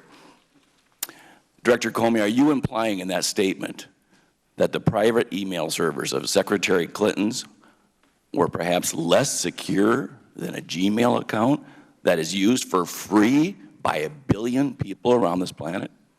Yes, and I'm not looking to pick on Gmail. Their security is actually pretty good. The weakness is in the individual users. But yes, Gmail has full-time security staff and thinks about patching and logging and protecting their systems in a way that was not the case here. I'd like to ask you, what kind of judgment, we're talking a lot about judgment today, does this decision to potentially expose to hackers classified information on email service that's less secure than Gmail, your words, what does that suggest to you? What type of judgment does that suggest to you? It suggests the kind of carelessness that I talked about. In August of last year, Secretary Clinton was asked by Ed Henry of Fox News whether she had wiped her entire server, meaning did she delete all the emails on her server? Her response, "You mean with a cloth?" March of 2015, during a press conference, Secretary Clinton assured us her private email server was secure, saying the server was on private property guarded by the Secret Service. Now, this would be laughable if it wasn't so serious. I know, you know, my constituents in eastern Iowa know you don't need to be a cat burglar to hack into an email server, and you don't need a cloth to wipe a server clean. One would think that a former United States Senator, one would think that a former Secretary of State would know this as well. Would you agree with that statement? You would think, although as I said before, one of the things I've learned in this case is that the Secretary may not have been as sophisticated as people assume. She didn't have a computer in her office at the State Department, for example. So I don't think, so I would assume the same thing about someone who'd been a senator and a high-ranking official. I'm not sure it's a fair assumption in this case. In your opinion, Director Comey, did Secretary Clinton know that a server could in fact be wiped clean electronically and not with a cloth? Well, I assume that I don't. Would you assume she knows that? I would assume that it was a facetious comment about a cloth, but I don't know. I don't know in particular on that one. Would you also assume, Director, that Secretary Clinton knew that a server could be wiped clean electronically, that it could be hacked electronically, not physically? You don't need a cat burglar to hack a server. Would you assume, would that be reasonable to assume she knows that?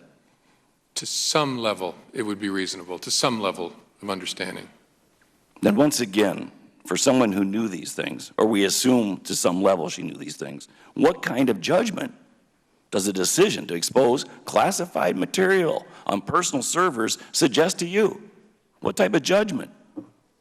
Well, again, it's not my place to assess judgment. I talk in terms of state of mind, negligence in particular. I think there was carelessness here, and in some circumstances, extreme carelessness. Was her server hacked? I don't know. I can't prove that it was hacked. So that answer says to me it could have been hacked. Sure, yeah. And if it was hacked, potentially damaging material, damaging to American secrets, damaging to American lives, could have been hacked, could have been exposed, correct? Yeah. Lives could have been put at risk if that server was indeed hacked. I'm not prepared to say yes as to that last piece. That would require me going into, in a way I can't hear, the nature of the classified information, but there's no doubt that it would have potentially exposed information that was classified. Information is classified because it could damage the United States of America. So it could have happened. The FBI just isn't aware. Correct. Thank you very much. Thank you for being here. I yield back the time I do not have. Thank the gentleman. Now recognize the gentlelady from New Jersey, Ms. Watson-Coleman, for 5 minutes. Thank you, and thank you, Director. I've got a number of questions, so I'm going to zip through these. Okay. This is the question I'm going to ask you, and you may not even have the answer to it because you may not have known this. This is about the classification marking issue that you've been asked about earlier. According to the State Department, which addressed this issue yesterday, a spokesman said that the call sheets appear to bear classified markings, but this was actually a mistake. To quote, "Generally speaking, there's a standard process for developing call sheets for the Secretary of State. Call sheets are often marked, but it's not untypical at all for them to be marked at the confidential level prior to a decision by the Secretary that he or she will make that call. Oftentimes, once it is clear the Secretary intends to make a call, the Department will then consider the call sheet SBU, sensitive but unclassified or unclassified altogether, and then mark it appropriately and prepare it for the Secretary's use in actually marking the call.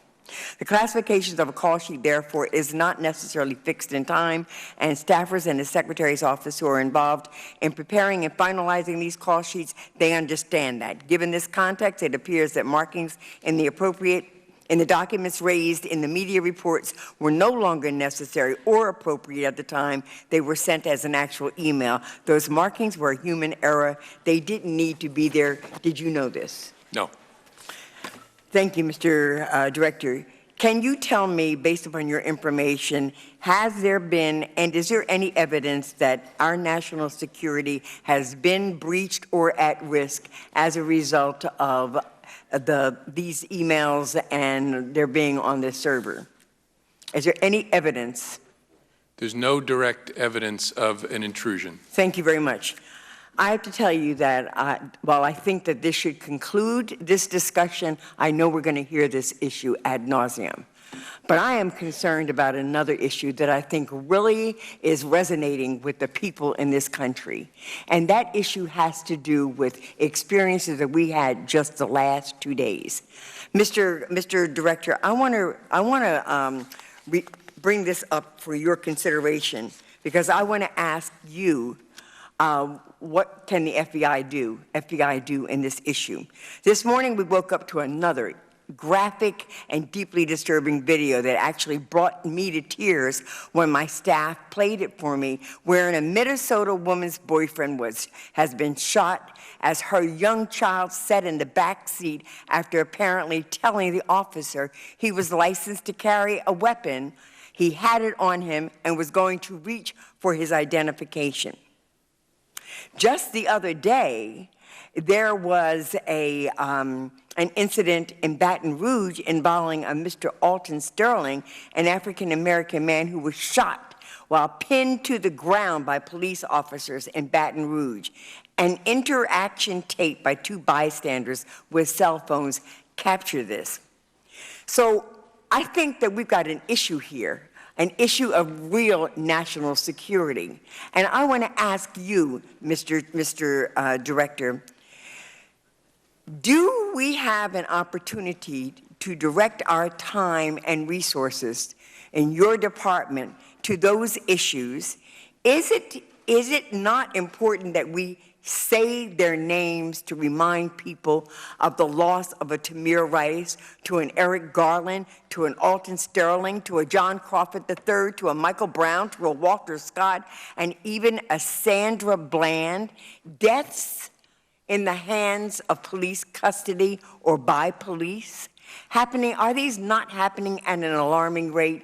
And is this not a legitimate space for the FBI to be working in? Yes is the emphatic answer. Those are incredibly important matters. As you know, the FBI spends a lot of time on them because they're very, very important. We have an investigation open on the Baton Rouge case. I was briefed this morning on the Minnesota case. And I would expect we'll be involved in that as well. It's an important part of our work. Do you feel that you have the sufficient resources from the legal imperative to the funding to address these cases and what seems to be a disturbing pattern in our country today? I'm a bad bureaucrat, but I believe I have sufficient resources, and we are applying them against those situations because I believe the individual cases matter enormously, but also the people's confidence in law enforcement is one of the bedrocks of this great country of ours. So I have the resources, and we're applying them to. And in addition, we believe that our law enforcement is, by and large, of high integrity and has a desire to keep us protected and safe. But when we find out that there are these occasions, and when there's an indication that there's a pattern that is taking place in this country, we have a responsibility to ensure that everyone in this country is safe. And simply because you're a black man or a black woman does not make you a target. Thank you. I yield back my time. Thank the gentlewoman. We'll now recognize the gentleman from North Carolina, Mr. Walker. Thank you, Mr. Chairman. Thank you, Director Comey, for being here. There are a few things in this town that people agree on both sides of the aisle, and one of them is your reputation. I'm reminded of the passage in James, swift to hear, slow to speak, slow to wrath.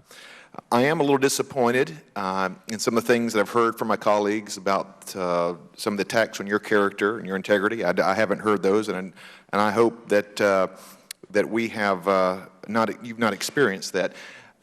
I also struggle with the change of heart that we're hearing today because I have a list of elected officials who have questioned your investigation, even attacked it. In fact, the former President Clinton said this is a game. In fact, just last Friday, Ms. Wasserman Schultz, Congresswoman Wasserman Schultz, said Secretary Clinton is not the target of this investigation or whatever you want to call it. My question to you today is, do you feel like this has been a Republican witch hunt?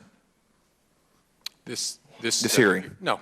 Okay, thank you for I said clearing at the that. beginning, I understand people's questions and interest, and I'm a huge fan of transparency. I think that's what makes our democracy great. And I think those are one of the reasons of why you are so respected. To me, this hearing is about understanding and disseminating the facts and how you saw them and how the American public sees them and specifically in the areas of where there was wrongdoing admitted under your investigation, where there was obviously breaking the law, but also some cover-ups. Did Congress ask you to pursue this investigation? No, it was a referral from the Inspector General of the intelligence community. So it wasn't Republicans either, was it? No. How did you go about collecting the evidence? We used the tools that we normally use in a criminal investigation. Did you receive a congressional referral for all the information that you collected? Not to my knowledge. Well, then, one of the things that I'm struggling with, or that I would like to know specifically, is under oath, Ms. Clinton made these 3 comments that we now know are untrue in the Benghazi hearing. Number 1, she's turned over all her work-related emails. Number 2, telling the committee that her attorneys went through every single email. And then finally, and probably the one that continues to stick the most, there was, and I quote, nothing marked classified on my emails, end quote. Now, earlier, when the chairman questioned you about this, you said something about needing a congressional referral recommendation. My question is something of this magnitude. Why, or can you help me understand why didn't it rise to your investigation or someone bringing that to your knowledge as far as saying this is a problem, here she is, again, the Secretary Clinton lying under oath, specifically about our investigation? Well, we, out of respect for the legislative branch being a separate branch, we do not commence investigations that focus on activities before Congress without Congress asking us to get involved. That's a long-standing practice of the Department of Justice and the FBI. So we don't watch on TV and say we ought to investigate that. Joe Smith said this in front of the committee. It requires the committee to say, we think we have an issue here. Would you all take a look at it? But with all due respect, if you have the Secretary Clinton who is under oath speaking about your very investigation, and you've talked about your wonderful staff and certainly have no reason to deny that, why wouldn't that rise to the level of suspicion that here she is saying this under oath? I mean, lying under oath is a crime, is it not? Yes. And what's the penalty on that? That's considered perjury, right? Perjury. It's a felony. I forget the exact. It's potentially years in prison. But I don't understand. Would you help me understand why somebody wouldn't have tipped you off that she's talking about the very specific case under oath that you're investigating? Well, there's a difference between us being aware of testimony and us opening a criminal investigation for potential perjury. Again, it's not this case in particular, but all cases. We don't do that without a committee saying we think there was an issue in testimony given in this separate branch of the government. You also mentioned earlier, and it's been quoted several times, that no reasonable prosecutor would move forward with some of the facts. Is there any room at all that somebody would differ a little bit on the opinion? I know that former United States Attorney General Michael Mukasey said with the illegal server, it disqualifies for her from ever holding any federal office. So there are some people of high esteem that may differ, obviously not privy to the exact facts, but can you make any room? You said no reasonable person. Do you understand why the American people, or would you understand why other people may say that she has stepped across the line or broken enough law here that you would come to a different conclusion? Sure, I respect different opinions. My only point is, and I said earlier, I smile because those folks are my friends. I've worked with them for a long time. None of those guys in my position, I believe, knowing what I know, would think about it differently. But I also respect that they have a different view from the outside. Thank you, Mr. Chairman. Yield back. I thank the gentleman. Now recognize the gentleman from California, Mr. Desaigner. Thank you, Mr. Chairman. Director, I just want to thank you, as others have, and I know you don't need this, but I think the American people clearly need to hear it. You've done a wonderful job today, but there are moments in my political life, and as American, I despair for the future of this country, not often, but in those moments comes an individual like yourself, either by providence or good fortune or by the framework of the U.S. Constitution. I really believe you've served this country and all Americans well, irrespective of their party affiliation. So really two lines of questions, I should say. One is, and another colleague has brought this up, but you mentioned just previous testimony about the bedrock and the importance of public confidence in public safety institutions, yours and all's. So I just want to give you an opportunity. I think you have responded to this multiple times, but give you a little more opportunity because I think it's important for the American public to know that the system isn't rigged, that there are people such as yourself and the 15 individuals who worked on this case and others that do their job and believe in the Constitution of the United United States, and if you have any further comments about comments that would say that the system's rigged and Americans should give up on the system. No, one of the reasons I welcome this opportunity to have this conversation is I was raised by great parents who taught me you can't care what other people think about you. Actually, in my business, I have to and deeply do that people have confidence that the system's not fixed against black people, for rich people, for powerful people.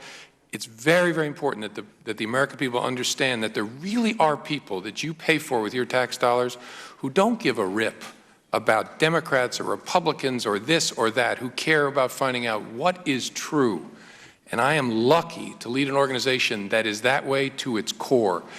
I get a 10-year term to ensure that I stay outside of politics, but in a way it's easy. I lead an organization that is resolutely apolitical. We are tough, aggressive people. If we can make a case, we'll make a case. We do not care what the person's stripes are or what their bank account looks like.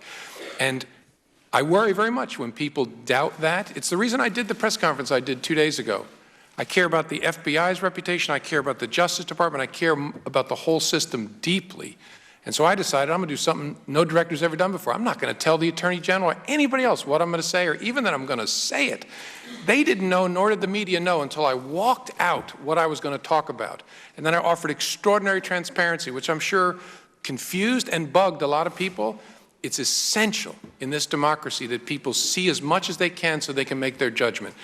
Again, they may conclude I'm an idiot, I should reason differently, but what I hope they will not conclude is that I am a dishonest person. I am here trying to do the right thing in the right way, and I lead 36,000 people who have that as their spine. That's what I want them to know. I don't care that people agree or disagree. That's what's wonderful about our democracy. But at its core, you need to know there are good people trying to do the right thing all day long, and you pay for them, and we'll never forget that. I appreciate that. And within the context of these are human institutions, pretty clear to me as a non-lawyer that you had a bright line in terms of your decision about pursuing prosecution. But you did spend an extended period of time talking about what I think I take from you as being fairly objective analysis of what was careless in terms of handling of it, either ascribed to the former Secretary of State or to the Department. And you said, and I quote during your comments, while not the focus of our investigation, we also developed evidence that a security culture of the State Department in general, and with respect to the use of unclassified email systems in particular, was generally lacking in the kind of care for classified information found elsewhere in the government. That's accurate, isn't it? Yes, sir. So struggling with this, and this is in the context of this hearing, oversight and State Department, in this committee, as to how do we go from here and be clearer about how the State Department, we'll talk about this with the IG, and some of the comments that former Secretary Powell has made, including that the absurdity of the retroactive classification, and that now we have 1,000 of these emails from Secretary Clinton that's out in the public and are being spread even further. So there are other people involved.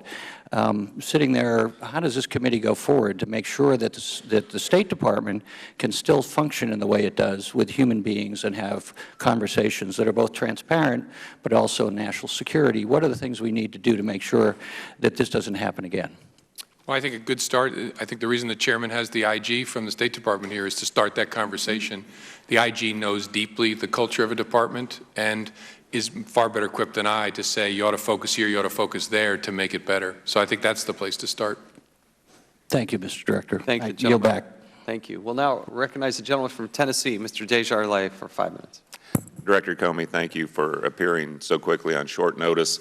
I think it's really important that you're here because of the way you laid out the case on Tuesday. There is a perception that you felt one way and then came to another conclusion. I, like many of my colleagues, put a post up back in my district and let them know you were coming, and in less than 24 hours I had 750 questions sent to ask you. So again, thank you for being here. But a common theme, just to summarize a lot of those concerns, were that in this case Clinton was above the law, that there was a double standard, and a lot of that was based on the way you presented your findings. Now your team, you said you did not personally interview her on Saturday, but your team did for about 3.5 hours, correct? Yes. Okay, do you know, in reading the review or the summary, did they ask Hillary Clinton about her comment that she had never sent or received classified information over private email?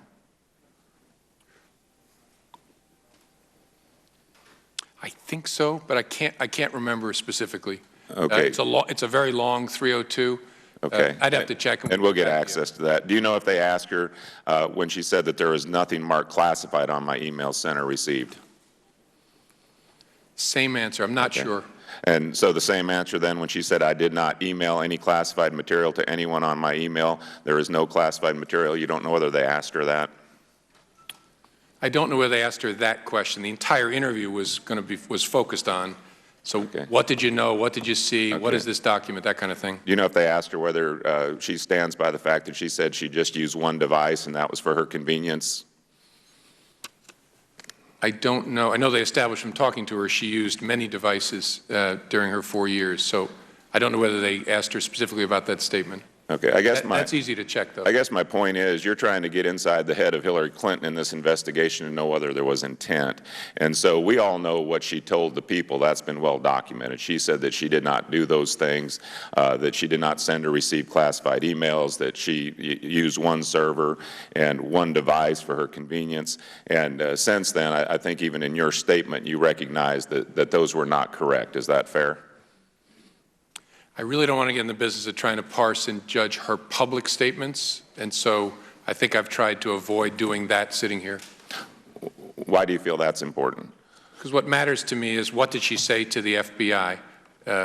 That's obviously first and foremost for us. Right. Our And honest people don't need to lie, is that right? Honest people don't need to lie?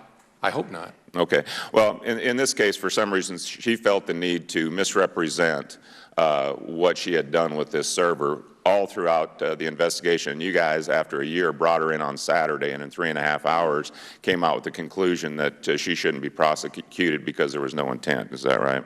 No. Okay, so I don't want to put words in your mouth, but is it fair to say that your interpretation of Hillary Clinton's handling of top secret information, classified documents, was extremely careless? Yes. And is it fair to say that you said that you went on to define extremely careless, that Hillary Clinton's handling of top secret information was sloppy or represents sloppiness? Yeah, that's another way of trying to express the same concept. And then just a few minutes ago, you also stated that you now believe that Hillary Clinton is not nearly as sophisticated as people thought. Is that correct? Yeah, I think that's fair, actually. No, not as people thought, but as people would assume about somebody with that background. Okay, so I'm sorry, I should be clear about this. Technically sophisticated. I'm not opining on other kinds of sophistication. All right. In the last minute, Director, I want to talk a little bit about precedent, because I think my colleague Trey Gowdy made a great point that there still is really no precedence in terms of punishment for this type of behavior. Are you familiar with Brian Nishimura's case? Yes. Okay, he's a naval reservist, for those who don't know, and he was prosecuted. What is the difference between his case and Hillary Clinton's case in terms of extremely carelessness and gross negligence? Because we're dealing with Statute 793, Section F, where it does not require intent. Is that correct? No, I'm sorry, 793F is the gross negligence standard. That's right, 1917. right. And is that why Brian Nishimura was punished? No, Nishimura was prosecuted under the misdemeanor statute 1924 on facts that are very different. If you want me to go through them, I'll go through them, but very different than... Okay, I think that there's been a review of this case, and they're very similar, and that's why people feel that there's a double standard. And what they're reading in the media is not a complete accounting of the facts in that case. Well, would you agree then with Representative Gowdy that there still is really no precedence for punishing someone like Hillary Clinton, and she could really go in, potentially be elected president and do this again without fear of being punished? I don't think I'm qualified to answer that question. All right, my time's expired. Thank you for your time. Thank the gentleman. We'll now recognize the gentlewoman from New Mexico, Ms. Lujan Grisham. Thank you, Mr. Chairman. I've had the benefit of when you're last to or nearly last to really have both the benefit and then to question the kinds of statements and the dialogue back and forth. And where I'm settled at this point in time is in a couple of places, but particularly, I don't think there's any member in this committee or quite frankly, any member in Congress who doesn't both want and expect that the FBI and the Department of Justice to operate in a fair, unbiased, a highly independent manner. Otherwise, you can't appropriately uphold or enforce federal law. And while this has been stated in a couple of different ways, I'm going to see if we can't, I want to get direct answers. So, Mr. Comey, is there any evidence, given that that's the standard that we all want, desire, and expect, to suggest that Hillary Clinton was not charged by the Department of Justice due to inappropriate political influence or due to her current or previous public positions? Zero, and if there is such evidence, I'd love folks to show it to me. And in that regard, was there a double standard? No, in fact, I think my entire goal was to avoid a double standard, to avoid what sometimes prosecutors call celebrity hunting and doing something for a famous person that you would never do for an ordinary Joe or Jane. Thank you. And I really appreciate that you're here today and explaining the process in great detail, frankly. And this committee works at getting specific detail about a variety of reviews, investigations, policies, concepts throughout federal government. And I think I can say that this committee often finds that we don't get very much clarity or specific responses to the majority of questions that we ask. So I really appreciate that. And that in explaining that, what led the FBI to conclude that Hillary Clinton should not be charged. Saying that, however, I'm still concerned, frankly, that the use of this hearing and some of the public statements made by elected officials accusing the Department of Justice of using a double standard without any evidence at all to support that statement, leaning on accusations of such, in fact jeopardizes the very thing that we want the most, which is an apolitical and independent Department of Justice. And we have every right to ask these tough questions. And to be clear that the process that you use for everyone, including elected officials, works, and that there's a responsibility not to substitute your own political preferences for the outcome of an independent and apolitical Department of Justice investigations on any level, whether it involves Hillary Clinton or anybody else. Do you agree with that general statement? Yes. For me, that's a really important ethical line that I believe should never be crossed. I worry that some of what we did today could be, frankly, interpreted as violating that very standard. And for that, I certainly want the American people and my constituents who are watching to understand that very important line, and to be sure that our responsibility is better served making sure that we do have, in fact, an independent body whose aim it is to bring about truth and justice and uphold the federal law. And, sir, based on everything that you've said today, I don't see any reason to disagree with your statements, your assessments, or the explanation of that process. With the little time I do have left, I do want to say that given that some of the classified material that we've both debated and talked about today can be classified later or up-classified, or that other agencies have different determinations of what constitutes classified and not, I do think that's a process that warrants refining. And if something can come out of this hearing about making sure that we do something better in the future for everyone, not just appointed or elected officials, that ought to be something that we do. I'm often confused by some of the things that are clearly told to us in a classified briefing that appear to be different or already out in the public in some way, and I'm not sure who's making those decisions. I honor my responsibility to the highest degree, but I think that's a process that could use some significant refining, and that's my only suggestion, sir. Thank you for being here today. Thank you. Thank the gentlewoman. We'll now recognize the gentleman from Georgia, Mr. Carter, for 5 minutes. Thank you, Mr. Chairman. And Director Comey, thank you for being here today. I appreciate it. I'm over here. Over here. And I'm gonna be real quick and try to be succinct. I want to clarify some things that you said. And look, I don't want to go over everything that everybody's been through today. I mean, we've had some great questions here that have asked you about, you said this, she said that. Representative Gowdy made a great case of, you know, this is what she said under oath and publicly, and yet you dispute that and say, no, this is the case. But look, I've just got a couple of questions, okay? First of all, did I understand you correctly that your decision, that this decision was made within 3.5 hours of an interview, and that was all?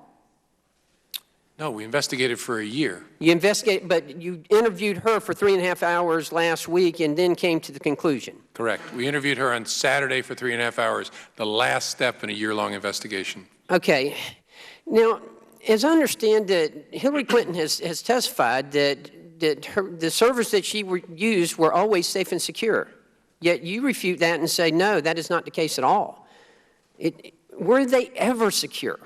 Were the servers that she were using, were they ever secure? Well, the challenge, security is not binary, it's just degrees of security. It was less secure than one at the State Department, or as I said, even one at a private commercial provider like a Gmail. Well, let me ask you this. She's got staff, and she's got people around her. Did they know she was doing this? Did they know that she was using these other devices? Did anybody ever bring it to her attention and say, hey, you're not supposed to be doing that? I think a lot of people around the Secretary understood she was using a private, personal email setup. Then why didn't they say something? Don't they have a responsibility as well? That's an important question that goes to the culture of the State Department that's worth asking. I mean, look, we all surround ourselves with good people and we depend on them to help us. I don't understand. Should they be held responsible for that, for not bringing that to someone's attention? If I see someone who's not following protocol, is it my responsibility to report them? Yes. Yeah. Well, Especially when it comes to security matters, you have an obligation to report a security violation that you may witness, whether it's involving you or one of your coworkers. But this is about. So what about Brian Pagliano? Did he ever know? Do you know if he knew that she was not following proper protocol here? He helped set it up. He helped set it up. So obviously he knew. Yeah. Obviously he knew that. Okay. Is anything going to be done to him? Any prosecution or any discipline? I don't know about discipline, but there's not going to be prosecution of him. Will the gentleman yield? I yield. My understanding, Director, is that you offered him immunity. Why did you offer him immunity, and what did you get for it? Yeah, that I'm not sure what I can talk about in open setting about that. Well, he's not going to be prosecuted, so. Right, but I want to be careful. I'm doing this 24 hours after the investigation closed. I want to be thoughtful, because we're, as you know, big about the law, that I'm following the law about what I disclose about that. So I'll have to get back to you on that one. I don't want to answer that off the cuff. Director Comey, I am not a lawyer. I'm not an investigator. I'm a pharmacist. But I'm a citizen, and citizens are upset. I watched with great interest earlier this week when you laid out your case. And I'm telling you, you laid it out, bam, bam, bam, here's what she did wrong, wrong, wrong, wrong. And then all of a sudden you used the word, however. And it was like you could hear a gasp throughout the country of people saying, oh, here we go again. Do you regret presenting it in a way like that? No, I think I didn't use the word however. I try never to use that in speaking, but I did lay it out, I thought, in the way that made sense and that I hoped was maximum transparency for people. And but that's the point. I'm sorry, but that's the point. It didn't make sense. The way you were laying it out, it would have made sense, and the way that the questions have been asked here, and we've made all these points of where she was obviously told lies under oath, that it would have been, okay, we finally got one here. Yeah, I think it made sense. I just hope folks go back maybe with a cup of tea and open their minds and read my statement again carefully. But again, if you disagree, that's okay. But when we look, I've only been here 18 months, and I'm going to tell you, this inside the Beltway mentality, no wonder people don't trust us. Well, I have no, I know who you're talking about. I have no kind of inside the Beltway mentality. But this is an example of what I'm talking about here.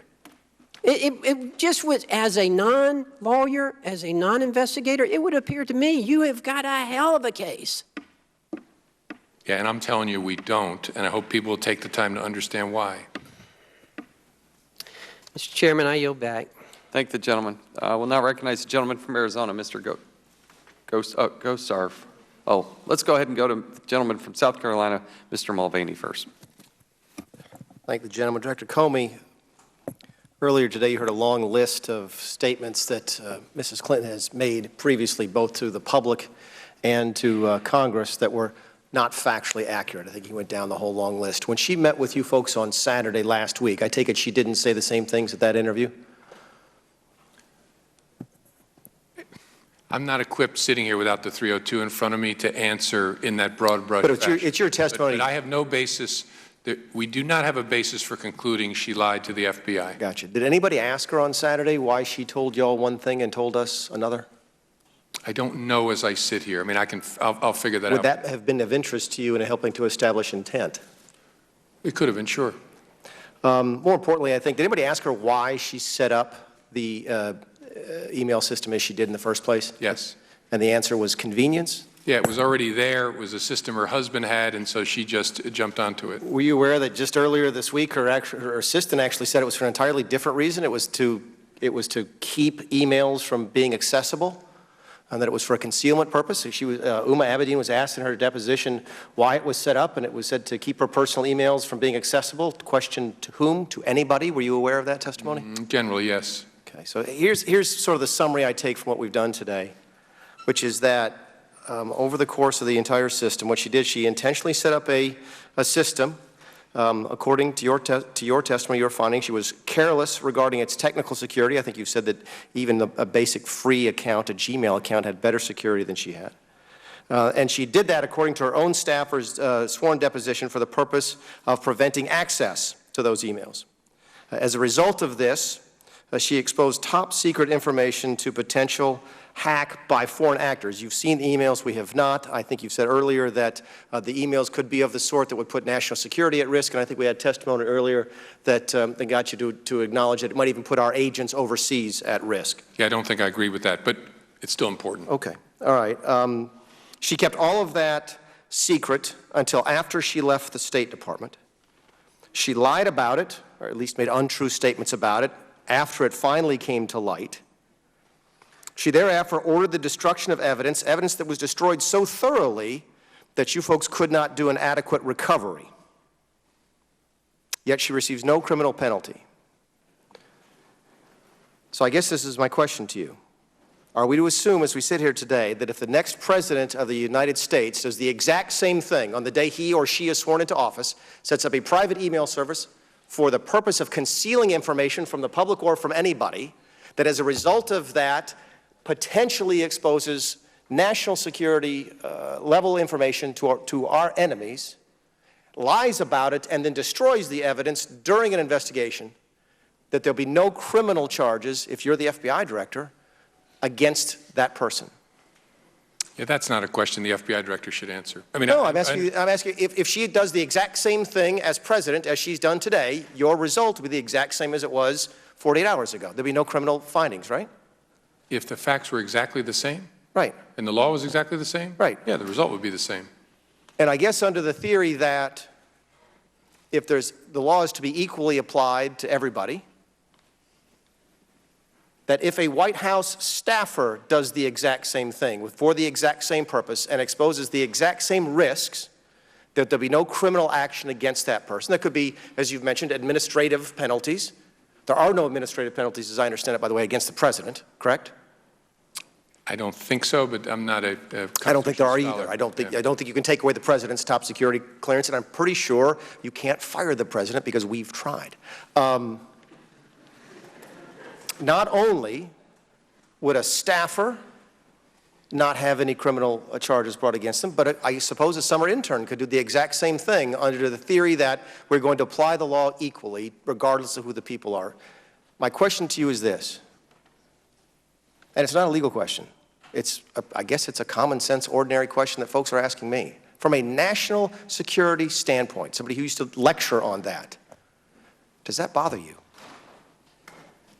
The mishandling of classified information bothers me no matter what circumstance it occurs in, because it has national security implications. Does it bother you that the precedent that you are setting today may well lead to a circumstance where our top secret information continues to be exposed to our potential enemies?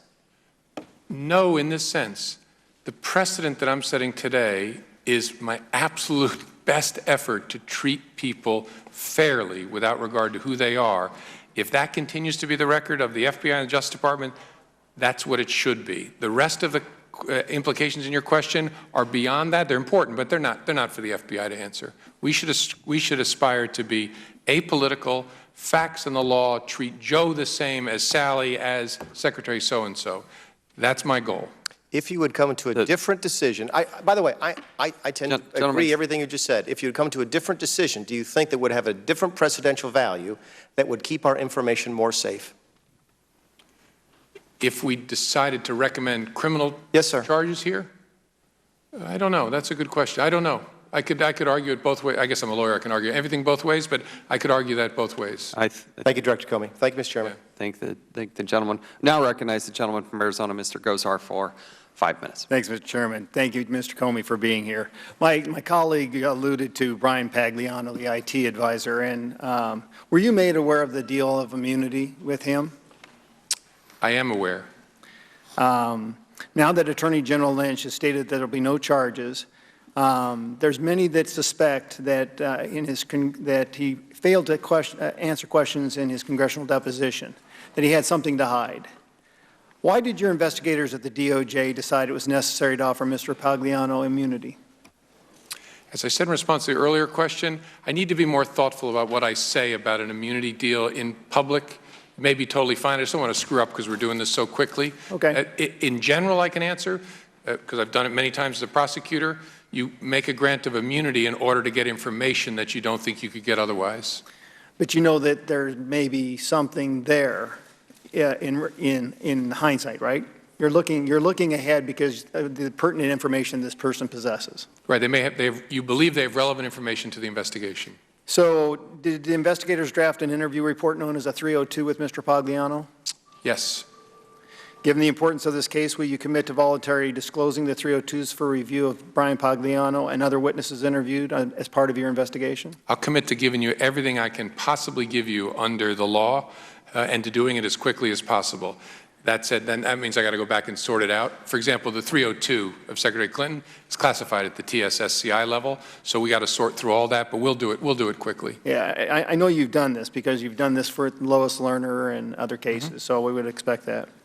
Now, Director Comey, Hillary Clinton testified before Congress and told the American people multiple times that she never emailed any classified information to anyone on her private email servers. Your investigation revealed 110 of Clinton's emails and 52 email chains contain classified information. Clinton told the American people, and I quote, "The laws and regulations in effect when I was Secretary of State allowed me to use my email for work. This is undisputed," end of quote. Your investigation revealed that that also wasn't true. Clinton claims she turned over all her work-related emails. Your investigation revealed that this wasn't also true. Clinton claimed that there was no security breaches and her private servers had numerous safeguards. Your investigation revealed 8 email chains on Clinton's private servers containing top-secret information, and that it was possible hostile actors gained access to sensitive information. Further, multiple people she emailed with regularity were hacked by hostile actors, and her private servers were less secure than a Gmail account, making a security breach all the more likely. Director Comey, it's a federal crime, as you know, to mishandle classified information in a grossly negligent way, and you stated Clinton and her colleagues were extremely careless. Clinton has publicly stated she was well aware of the classification requirements, yet she broke the law anyway. Multiple people have been prosecuted for less, and there is a growing trend of abuses in senior-level employees.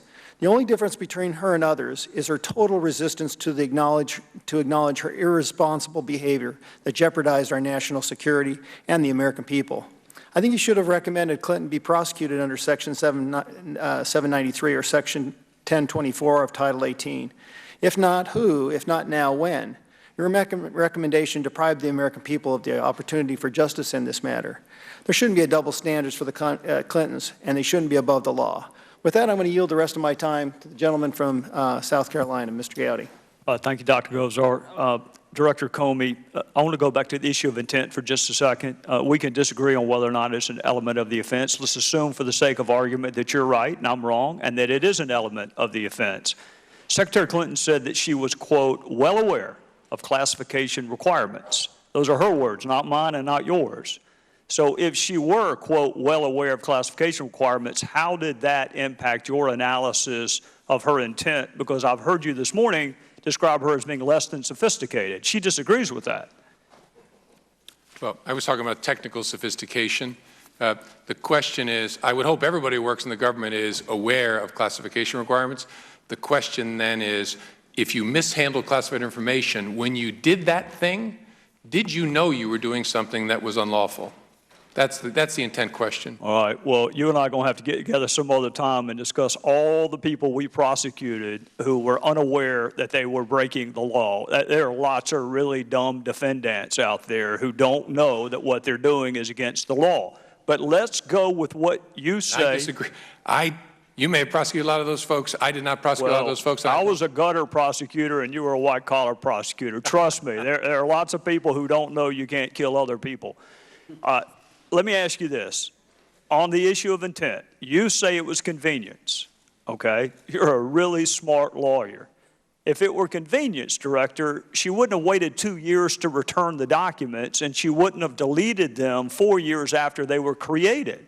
So you can't really believe that her intent was convenience when she never turned them over until Congress started asking for them, could you?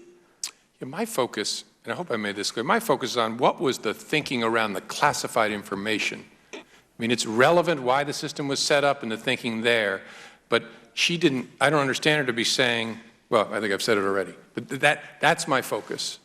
So I know I'm out of time, but it just strikes me you are reading a specific intent element into a gross negligence statute, not even general intent. Gentleman's a time. Specific intent Gentleman's time is element. expired. Yeah. I'm sorry. Go, the director can answer. I enjoy talking with him. The question you got to ask is, so why is it that the Department of Justice since 1917 has not used that gross negligence statute, but charging it once in an espionage case? And whether their decision was smart or not, that is the record of fairness. And so you have to decide, do I treat this person against that record? And if I do, is that a fair thing to do? Even if you're not worried about the constitutionality of it. And my judgment is no reasonable prosecutor would do that. That would be celebrity hunting. That would be treating this person differently than John Doe.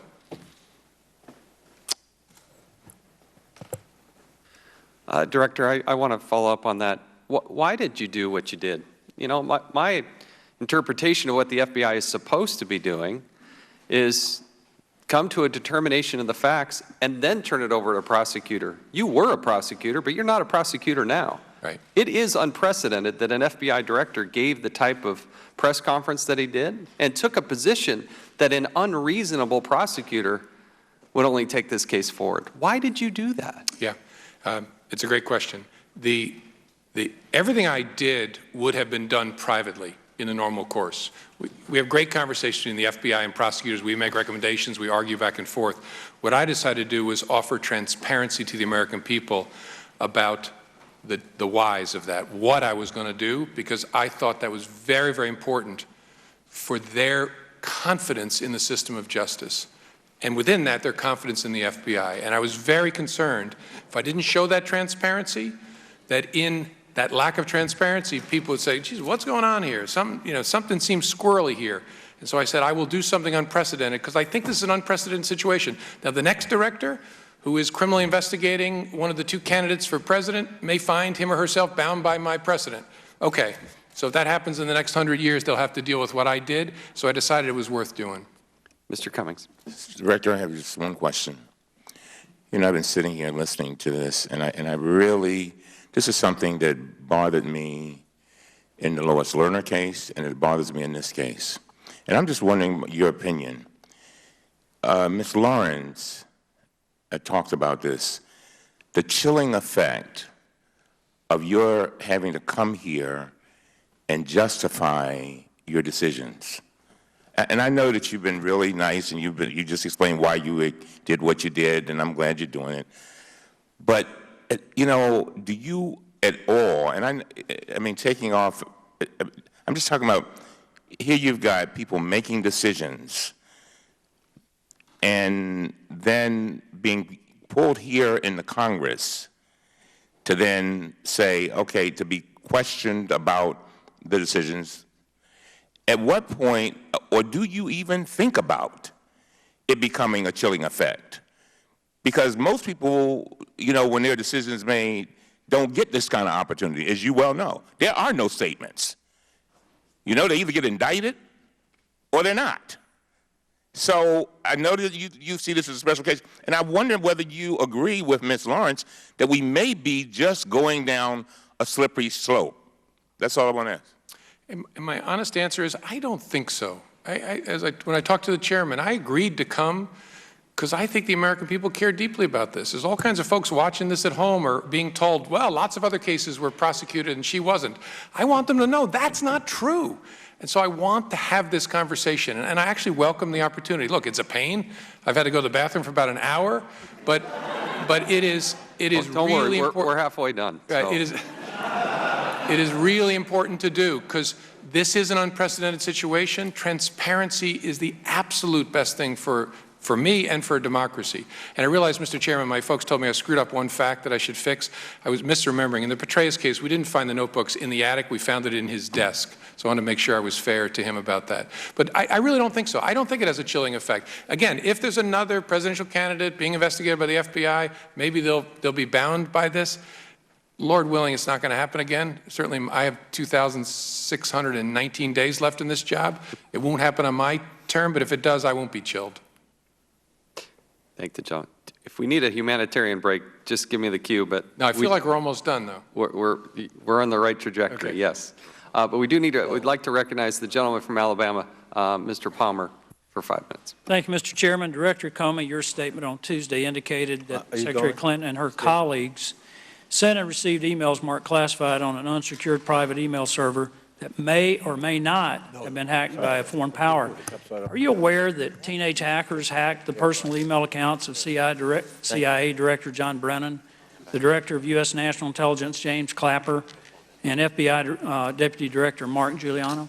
I am intensely aware. They didn't hack in the way we normally think of it, but that they, by trickery, got access to their accounts. The point I want to make is that these were commercially protected personal email accounts that contained no classified information.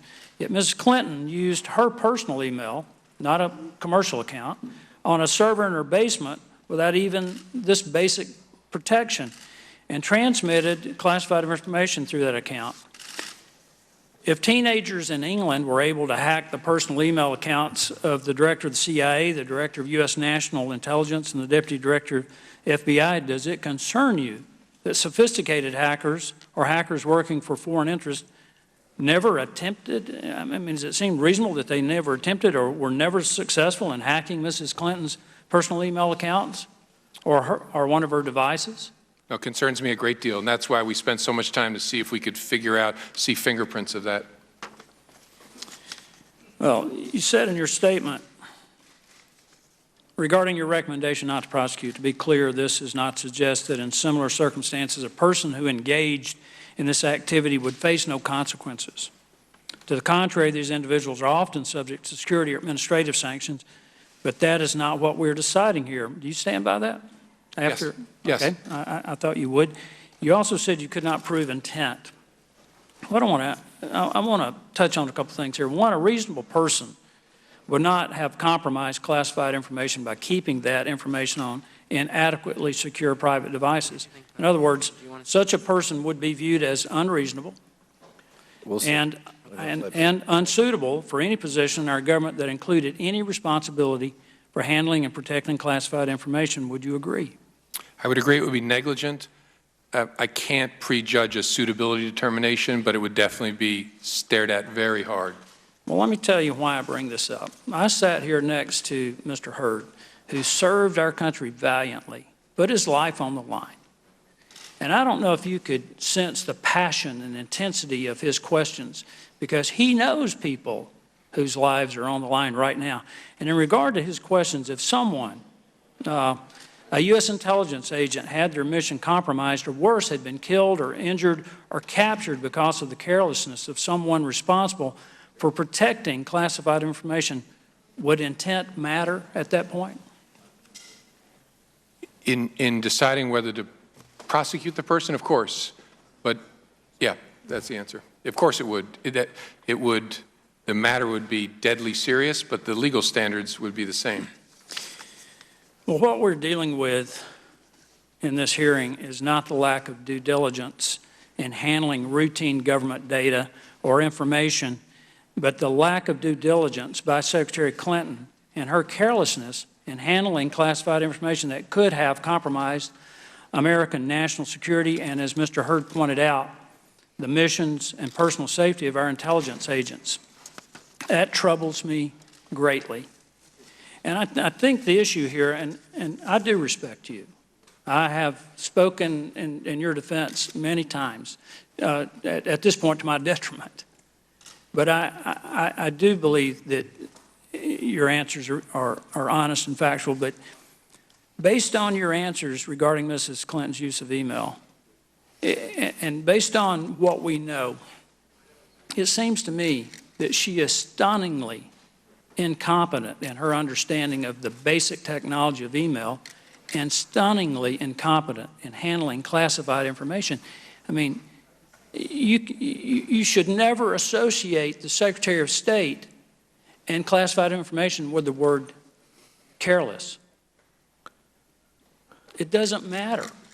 I mean, we have to exercise the utmost due diligence. All of us in this committee do in handling this. You do in prosecuting cases. And I see that in what you're trying to do. I just think we need to leave here with this understanding that there's more to this story than we know. If a foreign hacker got into this, I can assure you that they know what was in those emails that were deleted. They read them all. They know what is in the emails that we never received. Mr. Chairman, I yield back. I thank the gentleman. We'll now go to the gentleman from Wisconsin, Mr. Grothman, for 5 minutes. Thank you. Thanks for coming on over to the Rayburn Building.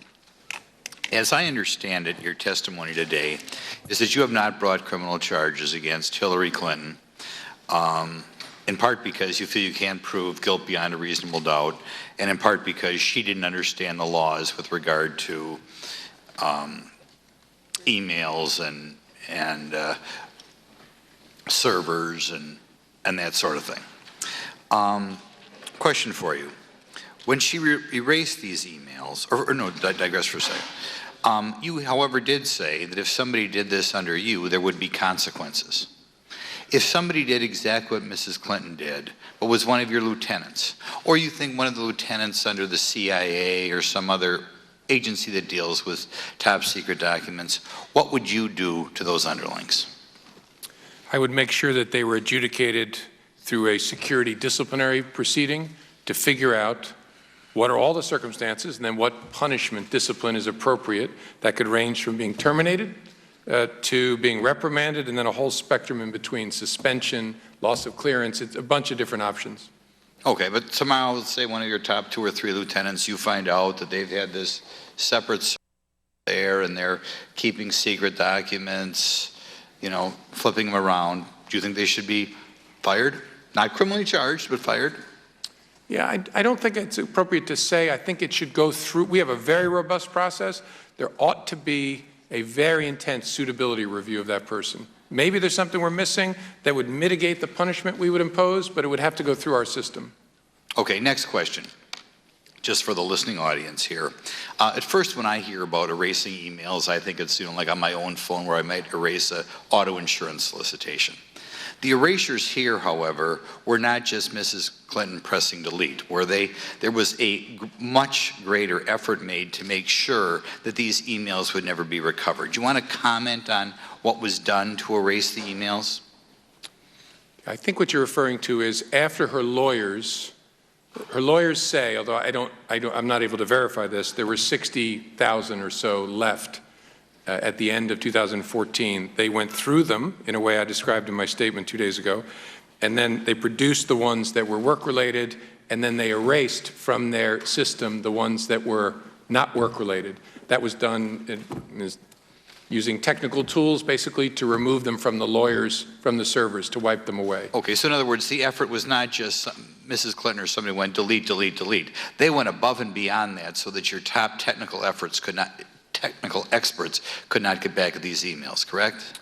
Right, not fully. We were able to, by going... You recovered a few.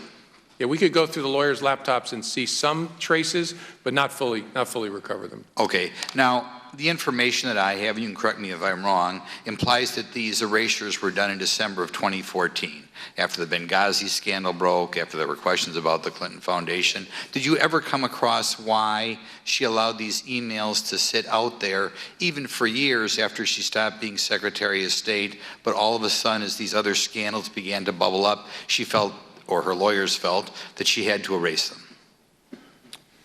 Yeah, I think the way the process worked is she had emails that were just on her system. She actually had deleted some, I think, over time, as an ordinary user would.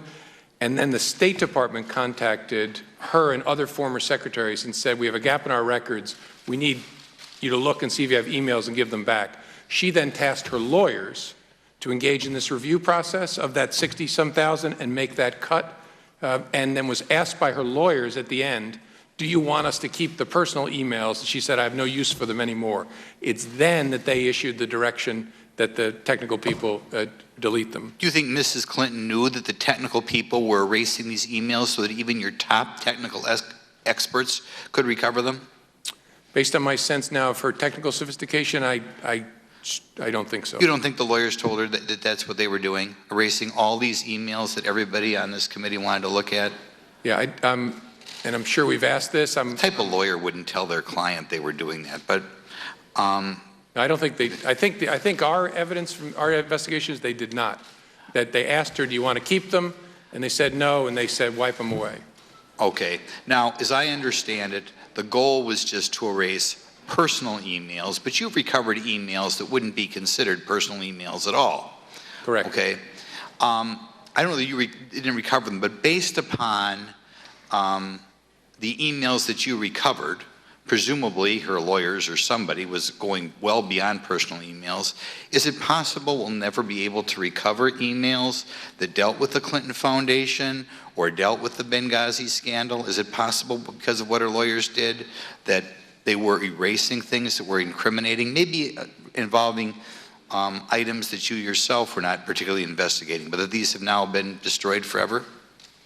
Yes, it's possible. As I said in my statement on Tuesday, we did not find evidence to indicate that they did the erasure to conceal things of any sort. But it's possible, as I said on Tuesday, that there are work-related emails that were in the batch that were deleted. I'm sorry, when you go to this length to make sure you can never recover the emails who are erased, wouldn't you think the intent is to make sure nobody ever looks at them again? Why otherwise when you just go delete, delete, delete? Thank the gentleman. We'll give the director time to, if he wants to respond. Sure. I guess it's a bit circular. You delete because you want to delete. But what I mean is we didn't find any evidence of evil intent, an intent to obstruct justice there. You wouldn't have been able to because you don't know it was deleted. But okay. Thank the gentleman. Well, now recognize Mr. Russell of Oklahoma for 5 minutes. Thank you, Mr. Chairman. Director Comey, thank you for your long service and your long suffering. I think we're toward the end of the line here.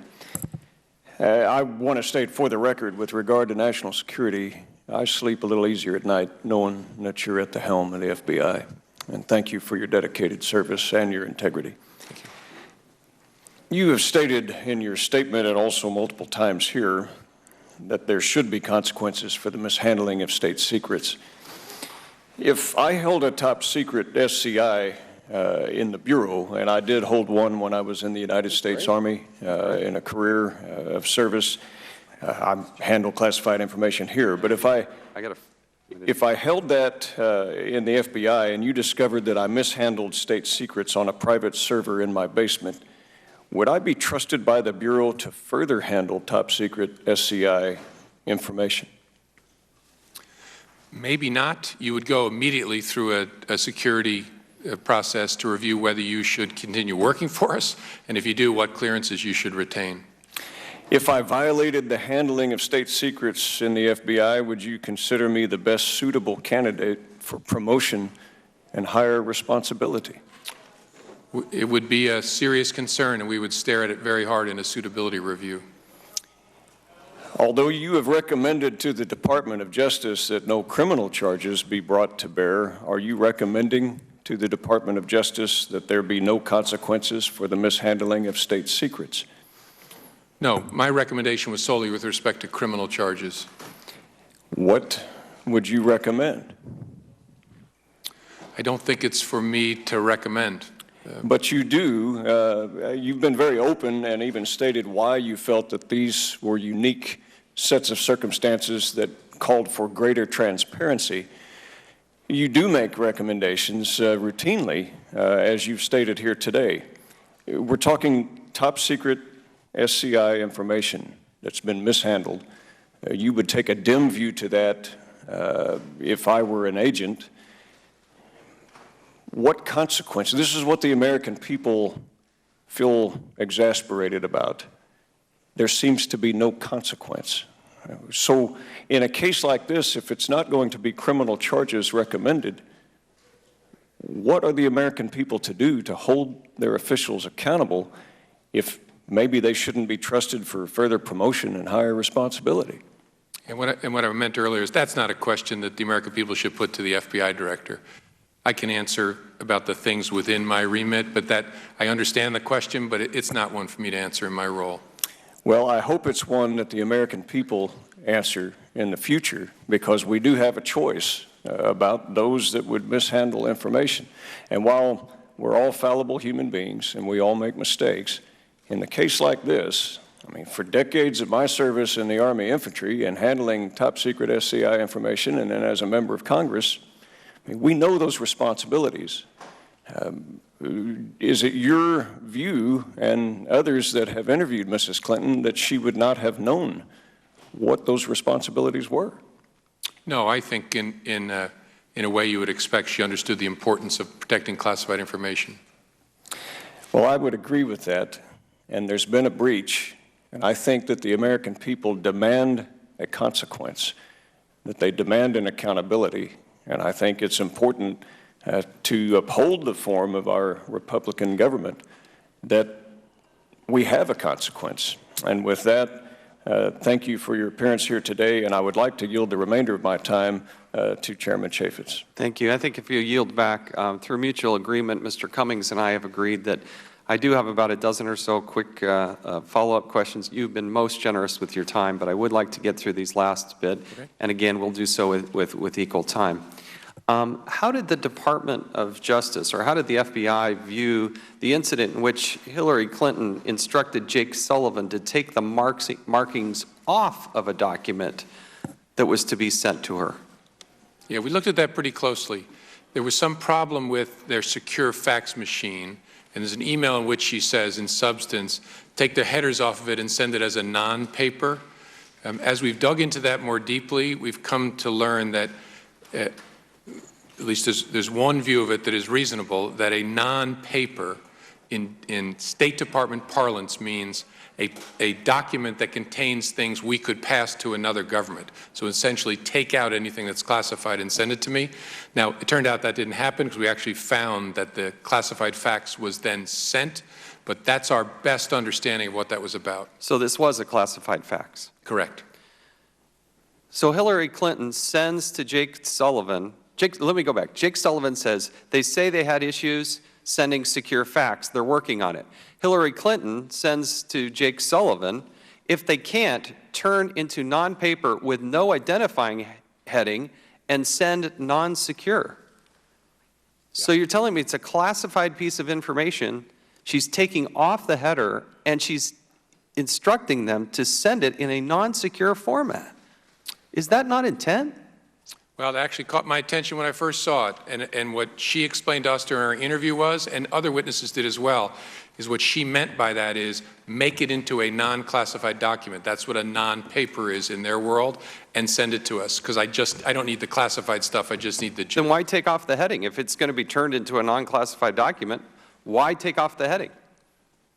I assume because it would be non-classified anymore, so you wouldn't have a classified header on it. I think is what she said during our interview. She wanted to be technically correct? Is that what you're saying? That you're... No, I think what she said during the interview is, I was telling him, in essence, send me an unclassified document. Take the header off, turn it into a non-paper, which is a term I'd never heard before, but I'm told by people I credit that in diplomatic circles that means something we can pass to another government. You are very generous in your accepting of that. Let me ask you, Director, did any uncleared individuals receive any classified information over Hillary Clinton's server? Did any uncleared people receive classified information? I don't think any of the correspondence on the classified emails were uncleared people. These were all people with clearances working, doing State Department business on the unclassed system. Did Mr. Pagliano have the requisite security clearance? As I sit here today, I can't remember. He was not a participant on the classified email exchanges, though. But he was running the server. He set it up. That's a different question. I'm sorry, I misunderstood your question then. Yeah, there's no doubt that uncleared people had access to the server, because even after Pagliano, there were others who maintained the server who were private sector folks. So there are hundreds of classified documents on these servers. How many people without a security clearance had access to that server? I don't know the exact number as I sit here. It's probably more than 2, less than 10. And I appreciate your willingness to follow up with this. Did Secretary Clinton's attorneys have the security clearances needed? They did not. Does that concern you? Oh, yeah, sure. Is there any consequence to an attorney rifling through Secretary Clinton's, Hillary Clinton's emails without a security clearance?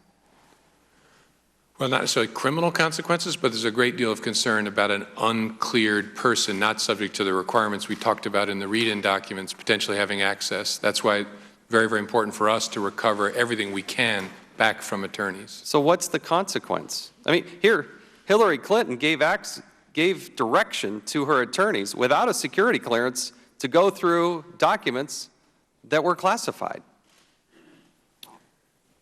Yeah, I think that's what happened in fact. Whether that was the direction is a question I can't answer sitting here. So you're parsing that one a little bit for me. No, you were just asking me. I don't What's know. the consequence? They don't work for the government. We can't fire them. Right. So is there no criminal prosecution of those attorneys? Should they lose their bar license? What's the consequence to that?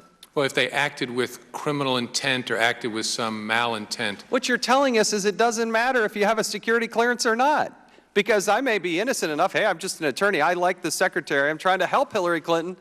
I'm not trying to give it to the Chinese or the Russians. I'm just trying to help her. So there's no intent? It doesn't matter if these people have security clearances? Of course it matters. That's why I said that. But there's no consequence, Director. There's no consequence. Well, I don't know what consequence you'd have in mind. Prosecute them. An attorney for receiving from his client information that ends up being classified. I asked you at the very beginning, does there a reasonable expectation that Hillary Clinton would send and receive, if not daily, hourly, if not daily, classified information? That's reasonable to think that the Secretary of State would get classified information at every moment. She's not the head of Fish and Wildlife. So the idea that she would turn over her emails, her system, her server to what it sounds like up to 10 people without security clearances, and there's no consequence. So why not do it again? That's a question I don't think you should put to me. You're asking, I'm talking about my criminal investigation. But how can that, there's no intent there? Does she not understand that these people don't have security clearances? Surely she understands at least some of them don't have security clearances. So if she understands they don't have security clearances, and it's reasonable to think she's going to be in classified information, is that not intent to provide a non-cleared person access to security clearances, and it's reasonable to think she's going to be in classified information, is that not intent to provide a non-cleared person access to classified information? You're mixing it up, though. I don't think it's reasonable to assume, mixing me up, sorry, it's not your fault, that someone who is maintaining your server is reading your emails. In fact, I don't think that's the case here. There's a separate thing, which is when she's engaging counsel to comply with the State Department's request, are her lawyers then exposed to information that may be on there that's classified? So, and did they see any classified information? Did Hillary Clinton's attorneys, without security clearances, see classified information? I sit here, I don't know the answer to that. It has to be yes, Director. You came across 110, and they said they went through all of them. Well, they didn't read them all. They just looked at headers. So their excuse is, we saw the emails, but we didn't read them? No, I think I said this in my statement on Tuesday. They sorted the emails by using headers and search terms to try and find work-related emails. We read them all. I know that you read them all. Do you think it's reasonable or unreasonable to think that her attorneys, under her direction, did or did not read those emails? Because there were, let me go back to this, yes or no. Were there or were there not classified emails that that Hillary Clinton's attorneys read? I don't know whether they read them at the time. Did Hillary Clinton give non-cleared people access to classified information? Yes. What do you think her intent was? I think then was to get good legal representation and to make the production to the State Department. I think it'd be a very tall order in that circumstance. I don't see the evidence there to make a case that she was acting with criminal intent in her engagement with her lawyers. And I guess I read in criminal intent as the idea that you allow somebody without a security clearance access to classified information. Everybody knows that, Director. Everybody knows that. I've gone way past my time. Let me recognize Mr. Cummings for an equal amount of time.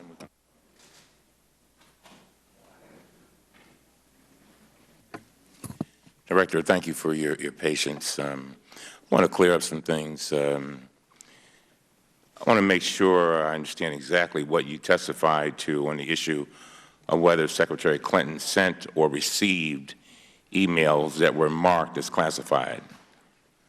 On Tuesday, you stated, and I quote, only a very small number of the emails containing classified information bore markings, and I emphasize, bore markings indicating the presence of classified information, end of quote. Republicans have pounced on this statement as evidence that Secretary Clinton lied. But today, we learned some significant new facts, and I hope the press listens to this. First, you clarified that you were talking about only 3 emails out of 30,000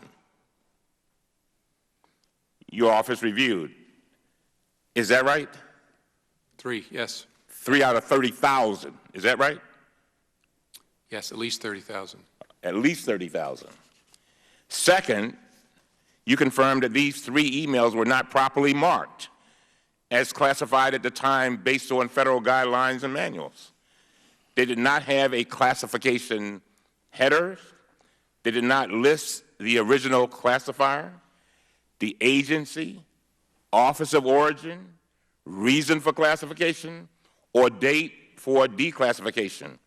Instead, these emails included only a single, quote, C, parenthesis, in parenthesis, and then end of quotation mark, for confidential on one paragraph lower down in the text. Is that right? Correct.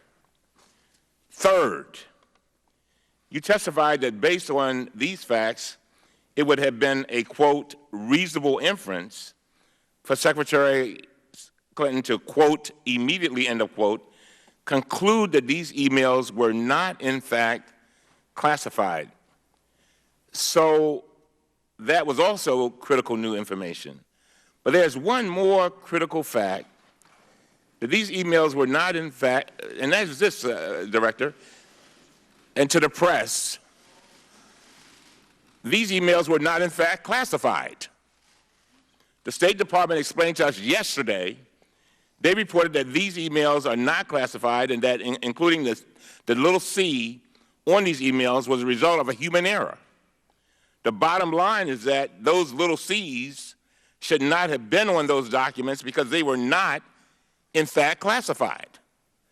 When Representative Watson Coleman asked you a few minutes ago about this, you testified that you had not been informed, and I understand that. I'm not beating up on you, I promise you.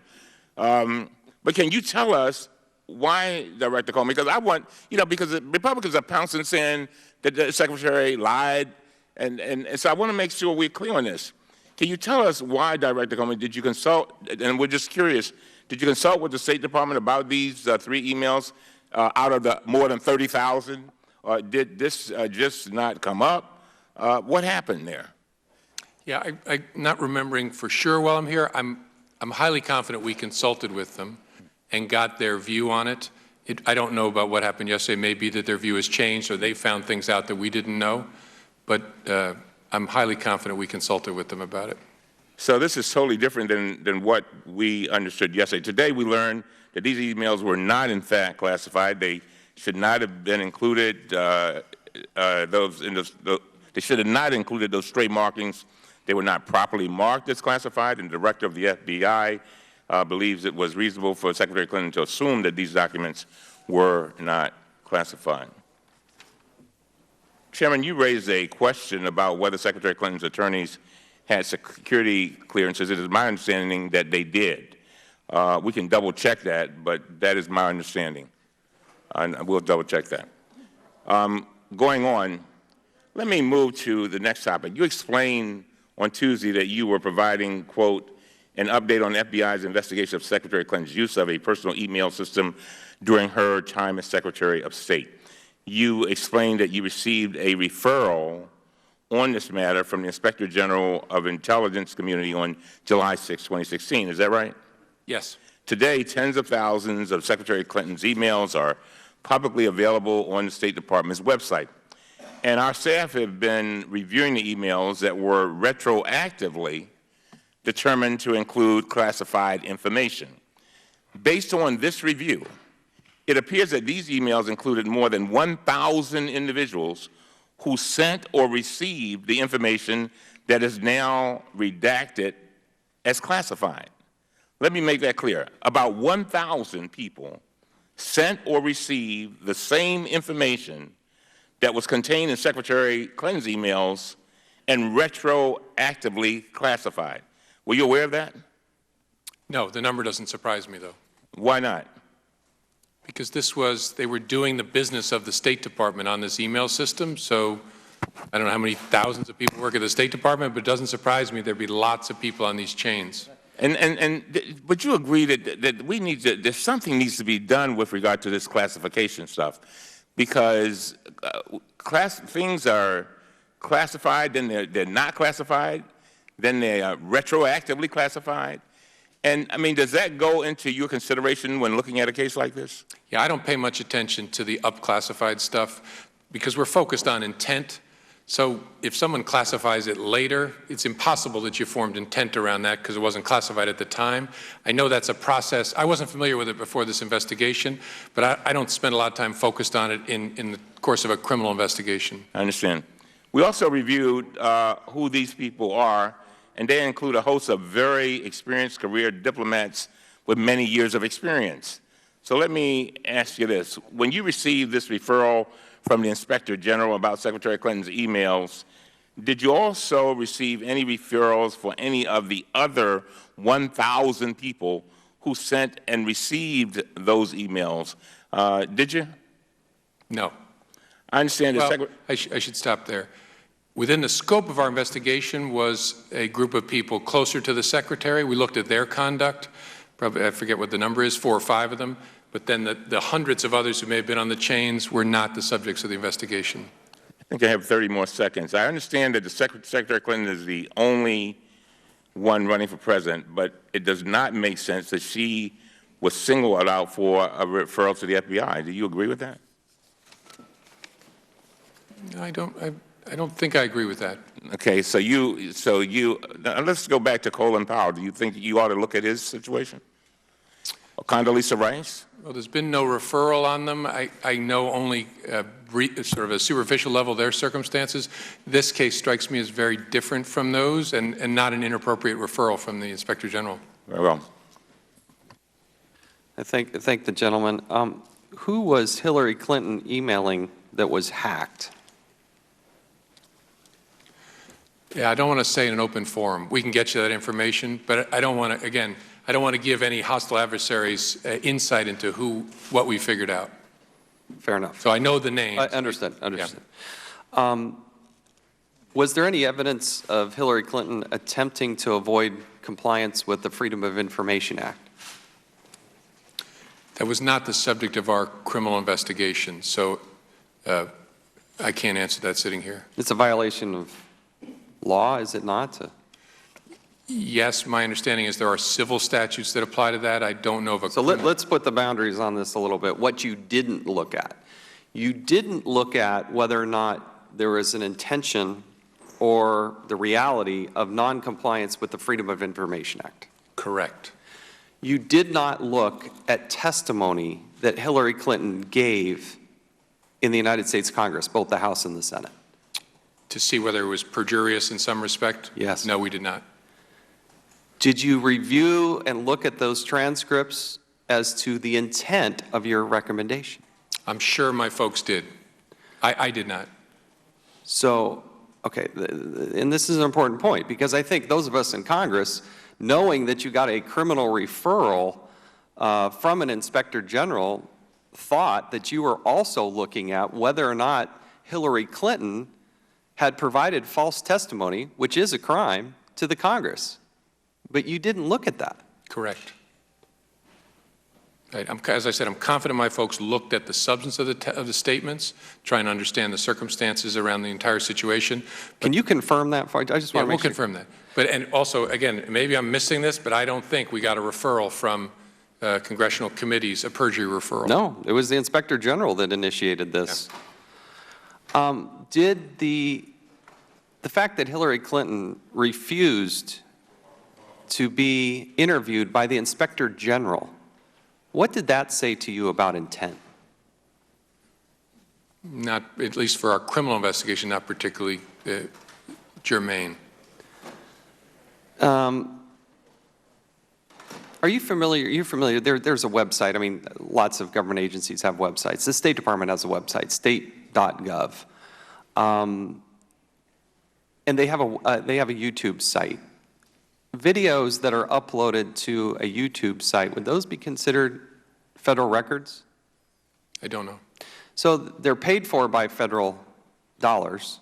They're maintained by federal employees. Would that not be a federal record? Yeah, I just don't know. I'm sure there's an expert who could answer that in 2 seconds, but I'm not that expert. Okay, we've kept you here a long time. I want to follow up on that. Is the FBI still investigating Hillary Clinton's aides? No is the answer. The Department of Justice declined on all of those who were subjects communicating with her through that email system. What recommendations did you make about her aides? Same. We didn't recommend that anybody be prosecuted on those facts. And if you could help us understand who precisely had been ruled out for prosecution, that would be... Sure. Did you look at the Clinton Foundation? I'm not going to comment on the existence or non-existence of any other investigations. Was the Clinton Foundation tied into this investigation? Yeah, I'm not going to answer that. The server that was set up in her home was originally set up by, you said, former President Bill Clinton. Correct. Do you know who paid for that? I don't, sitting here. Okay. I'll allow some equal time now for my colleague and friend, Mr. Cummings. I'm going to yield 2 minutes to of my 3.43 to Mr. Lynch. Thank you, Mr. Director. We're talking about hacking, and so on this committee, we're very much interested in cybersecurity, and we review a lot of the major hacks that are going on. So just recently, and I would say in the last 18 months, we've had a major hack, February of 2016 at the Department of Homeland Security and the FBI. We had a hacking group, the Site Intelligence Group reported that a group called Crackers with Attitude had hacked 9,000 employees' data from the Department of Homeland Security, including names, email addresses, locations, telephone numbers, also 20,000 FBI workers. We had another hack, direct evidence, obviously, of those. Another hack at OPM of 4.2 million current and former federal government employees. Their information had been stolen, including Social Security numbers, which were not redacted. We had IRS in May 2015, 200,000 attempted and 100,000 were successful. We had State Department announced a breach of its computer systems after an infiltration forced the agency to temporarily shut down its classification system. We had the United States Postal Service, 800,000 postal employees, 2.9 million customers. The White House, Washington Post reported this is back in 2014, that the White House computer was hacked. National Oceanic Atmospheric Administration. We had I'm on another committee for financial services. We had Verizon, UCLA Health Systems, thousands and thousands and thousands of employees. Anthem Healthcare, Sony Pictures, Staples, Home Depot, JP Morgan. It gets into the millions. Community Health Systems, Target, TJX. So all these we have direct evidence, millions and millions and millions of people, their accounts being hacked. Any direct evidence that Hillary Clinton's emails were hacked? No. Okay. I have no further questions. I yield back. Mr. Director, we are about at the end. I'm going to do a concluding statement, and then I think the chairman will. I want to, first of all, I want to go back to something that Ms. Watson Coleman said a little earlier. As an African-American man in this country, 66 years old, moving towards the twilight of my life, we cannot allow black men to continue to be slaughtered. This morning, I woke up to my wife literally crying, watching the tape of this guy, Anton Sterling, in Baton Rouge, and then she looked at the one for Philandro Castle near Minneapolis. And I hope you watch them. There's something wrong with this picture. And don't get me wrong, I am all for, I've supported police, I am a lawyer, and I know how important police are, and I know there's so many great folks. But, Mr. Director, if you do nothing else in your 2,000+ days left, you have got to help us get a hold of this issue. It is so painful. I can't even begin to tell you. And so I've been fortunate in my life. I've been very fortunate that I have not been harmed by the police, but I've been stopped 50 million times. Now, with regard to this hearing, I want to thank you again. You know, as I listened to you, you said something that I will never forget. And for some reason, it gave me a chill. You said there are two things that are most important to me. Two things.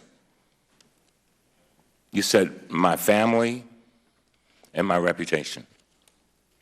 My family and my reputation. And I don't know whether your family's watching this, but I hope that they are as proud of you as I am. Because you are the epitome of what a public servant is all about. Sacrificing over and over and over again, trying to do the right thing, sometimes coming under ridicule, but yet and still doing the right thing. And so I hope that they are proud of you. The second thing I hope is that no matter what has happened in this hearing, I hope that you know that your reputation is still intact. And so I conclude by summarizing that I think some of our key findings today. First, the director testified that his entire team of 15 to 20 FBI investigators and analysts unanimously agreed on the recommendation not to prosecute Secretary Clinton. Second, Director Comey made crystal clear that Republican claims and some of the talking heads' claims of bias are completely false. He testified that he would treat John Doe the same way he would treat Hillary Clinton, and that he was very forceful on that point. Third, on the claim that Secretary Clinton sent or received emails that were marked as classified, that claim has now been significantly undercut. Those documents were not classified, and those markings were not proper. Finally, Republicans have repeatedly cried foul about a double standard when it comes to Secretary Clinton's emails. But Director Comey testified that the real double standard would have been to prosecute her with this completely inadequate evidence. Again, Director, I thank you, but I thank somebody else. I thank, and having practiced law for many years, and having dealt with the FBI on many cases, I want to thank the people who work with you, because this is not just about you. This is not just about Secretary Clinton.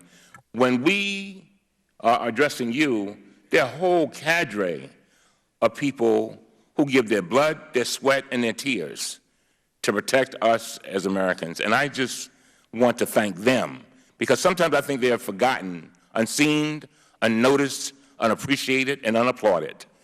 But today I applaud them, and I thank you. Thank you very much, and I yield back. And I thank the gentleman, and I concur with the idea that every FBI agent I have ever met has just been above reproach, and they make us proud, and they work hard, they put their lives on the line, they serve overseas, they serve domestically. Can't thank them enough for what they do, and I hope that is part of the message that we carry back. I cannot thank you personally enough, you on a personal level, for your accessibility, your ability to get on the phone with me the same day that you make your announcement, and then in rapid fire when I said to you, what day is best, we're going to have to do this, so which day is best for you? And you said Thursday, and here we are and doing it. I can't thank you enough. I wish all of the government employees would have that attitude and approach, and I really do. And I can't thank you enough. I look forward to working with you and your staff as we move forward and getting this documentation, things that you can't share publicly, and others. It is the intention of the committee to, I had told Mr. Cummings here that we would come back after votes. Votes have been pushed back now a bit, so what I'd like to do is to go into recess for 5 minutes, and then we will start with our second panel. Committee stands in recess until 5 minutes now. Thank you again, Director Comey.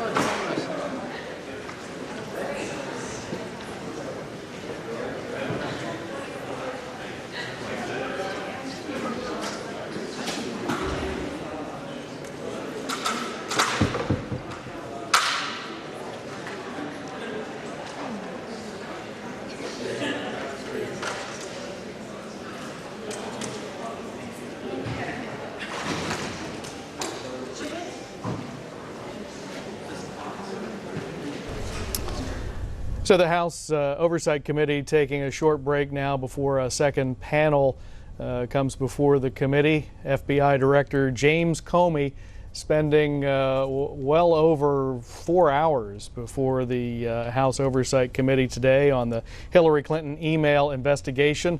The ranking member Elijah Cummings on your screen, and we'd like to get a few of your calls in before the committee resumes the hearing. Your thoughts on Director Comey's testimony. Democrats 202-748-8920. If you're a Republican, 202-748-8921.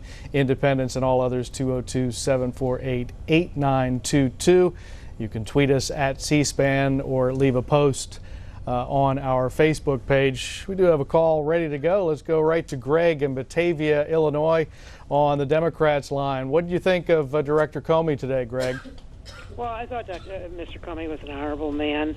I don't think that about Hillary Clinton. I think she's completely deceitful, dishonest, and a complete liar. I think for the good of the country, she should quit the race. I think Joe Biden would be a respectable candidate. I think Hillary Clinton is beyond corruption. I think there's just no word to describe the vileness of Mrs. Clinton. And I also think the Democrats on the committee did a horrible job. I mean, they don't ask any questions. All they do is try to, sweep it under the rug. But Hillary's, she's a liar. I mean, what can you say? She's unfit for government. And I think the reason Comey didn't prosecute him is because of Donald Trump. I mean, if we had a respectable candidate in there, she would be indicted. Everybody would be indicted. All right, thanks for the call. Let's go to Wayne in Conway, South Carolina on the Republican line while we wait for the Oversight Committee to come back into session. Hi, Wayne. Good afternoon. I have done this. I've been judging what the Republicans, how the Democrats are reacting. I've been looking up things about the Clintons on YouTube. It's immense, going back to Mena Airport and all that stuff that went on with the drugs and all that. These people are corrupt people. So what I'm doing, and I advise everybody else that thinks like I do, I'm ceasing doing business in my business with anybody that's a Democrat. I don't go to any professional people. My doctor, I'm cutting him out. And any of the friends that I know, acquaintances that are Democrats, I'm shunning them because, to me, they're the enemy of America. That's all I have to say. The House Oversight Committee will resume in just a moment or two. The State Department Inspector General Steve Linick and the Intelligence Community Inspector General Charles McCullough will be testifying this afternoon, and we're watching Jason Chaffetz, the chair of the committee. Doesn't look like they're ready to go back in just yet. Well, looks like they will, so we'll go back to the committee now. We will now recognize our second panel of witnesses. Pleased to welcome the Honorable Steve Linick, Inspector General of the United States Department of State. Mr. Linick, it is our understanding that you are accompanied by Ms. Jennifer Costello, Assistant Inspector General for the Office of Evaluations and Special Projects, whose expertise may be needed during questioning. We will also ask that she be sworn in during this time, too. We also welcome the Honorable Charles McCullough, the third Inspector General of the Intelligence Community at the Office of the Director of National Intelligence. We thank you for being here. We thank you for your patience. It has been a long afternoon, but you have done some exceptionally significant and important work, and we want to hear it and understand it and digest it and ask questions about it. So, pursuant to committee rules, all witnesses are to be sworn before they testify. As I said, we will also swear in Ms. Costello. If you will please rise and raise your right hands. Do you solemnly swear or affirm that the testimony you're about to give will be the truth, the whole truth, and nothing but the truth? Thank you. Let the record reflect that all three of the witnesses did answer in the affirmative. Inspector General Linick and Inspector General McCullough, you are both welcome to make oral remarks. We'll be very generous with the time. And your entire written statement and extraneous materials will be entered into the record as you so wish. But let's now go to Mr. Linick and recognize him. Thank you, Chairman Chaffetz.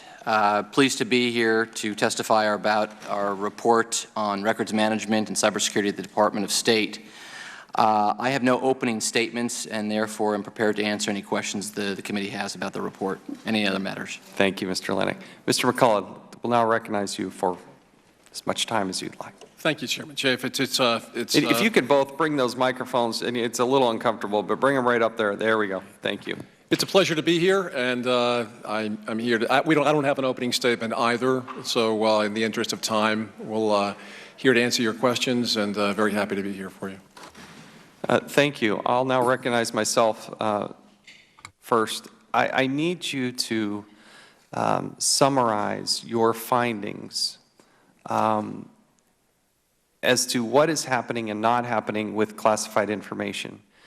And Mr. McCullough, my understanding is a referral was given that's kicked off this whole process. Why did you make that referral? What was it that you were seeing that you think warranted an investigation? Chairman, we were assisting, I had been asked to assist IG Linick in a review of classification issues and other issues at the State Department. He requested my office to help because of our expertise with classification matters. And during our assistance with this particular review he was doing, we reviewed 300 documents that had already been released in the FOIA process for former Secretary Clinton's emails. We saw some classified material, one classified document that had been released that wasn't properly redacted. My inspectors noticed a second document that was classified but that was properly redacted. So we knew that in this sample of 300 that had already been published that there were classified documents in this set of emails. And so also during our review, looking at essentially the internal controls of the email processing at the State Department, again, the role that we played was to look at the controls to determine whether or not the controls were sufficient to spot intelligence community equities and classified information. So we had talked to some people there, and we heard from senior management officials that they had perused the documents, and they were under the impression, one in particular, that there was a good deal of classified information in these documents yet to be processed, these 30,000 documents. They also commented to us that they didn't feel as though they had the personnel there, that there was a deficiency with the personnel in terms of having the appropriate number of people or appropriately cleared people, people with the appropriate expertise to review these documents. So I was looking at that. So we have documents that are already published, already processed through a FOIA. One was not properly redacted and it was classified. And I'm being told by the State Department information management people that they have concerns that there's a good deal of classified information in this set of documents. And on top of that, I was advised by Mr. Lennox's office that this whole set of emails was present on a thumb drive in Secretary Clinton's attorney's office. And we knew nothing about the clearances for counsel or for the law firm. And I was also advised that this set of documents previously resided on a private server, which at that point in time was with a private company. So as an IG, I was facing a situation where I had classified information, it appeared to me, outside the care, custody, and control of the U.S. government. In the intelligence community, what you do when that happens is you tell the security component of the agency who owns that information. In this case, I told the agencies who owned the information. I also told the ODNI's security component, the NCSC, and I was advised to go directly to the FBI with a referral with respect to my referral to them.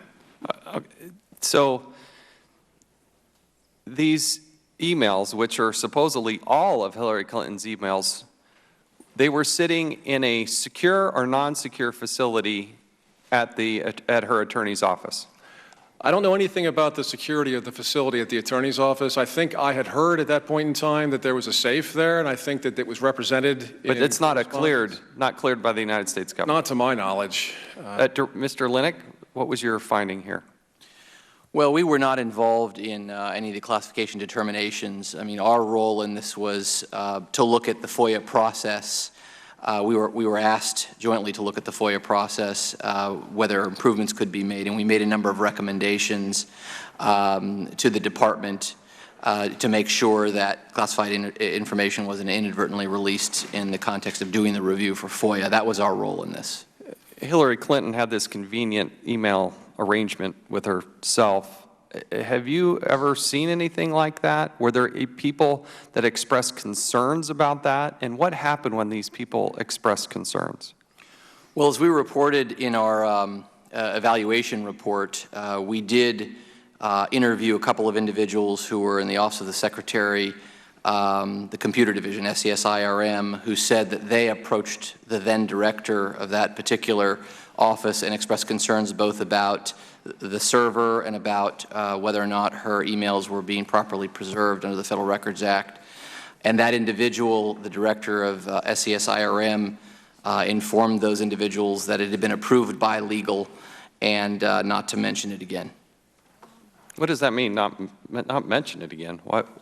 How did you read that? You know, I can only report what the witnesses told us. We were not able to interview the individual. Why not?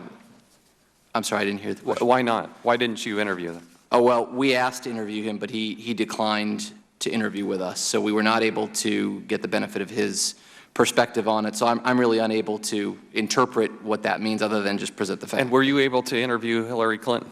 We were not. Why not? We asked to interview Secretary Clinton. We interviewed all the secretaries. We looked at 5 secretaries of state, going back to Madeleine Albright, and through counsel, she declined to meet with us. Did she indicate a reason why she would refuse to meet with the Inspector General? Her counsel informed our staff that that all of the information about the email was on the FAQ sheet published by her campaign. So they directed you to the campaign? To the FAQ sheet. At the campaign? On the website, yes. The campaign website? I'll have to check that. I'm not sure exactly what website it was. Okay, well, it's an important point, so please check that. Okay. I've gone over my time. Let me recognize the gentleman from Massachusetts for 7 minutes in equal time. Mr. Lynch. Thank you, Mr. Chairman. The chairman asked, I'm going to follow up on that question. The chairman asked, have you ever seen anything like this before? And I think in the fullness of your response, I would say you have. As you indicated, you investigated, you reviewed the records of 5 secretaries of state, and Here's part of your report. It says here that your report identified more than 90 department employees under Secretary Powell and Secretary Rice who used personal email accounts for official business. And I'll quote your report. The report says exactly this. It says, OIG reviewed the department email accounts of senior department employees who served on the immediate staffs of Secretary Powell and Secretary Rice between 2001 and 2008. Within these accounts, OIG identified more than 90 department employees who periodically used personal email accounts to conduct official business, though OIG could not quantify the frequency of this use. So I know this is sort of the second part of this hearing, but that would have been good information to have at the first one. Also,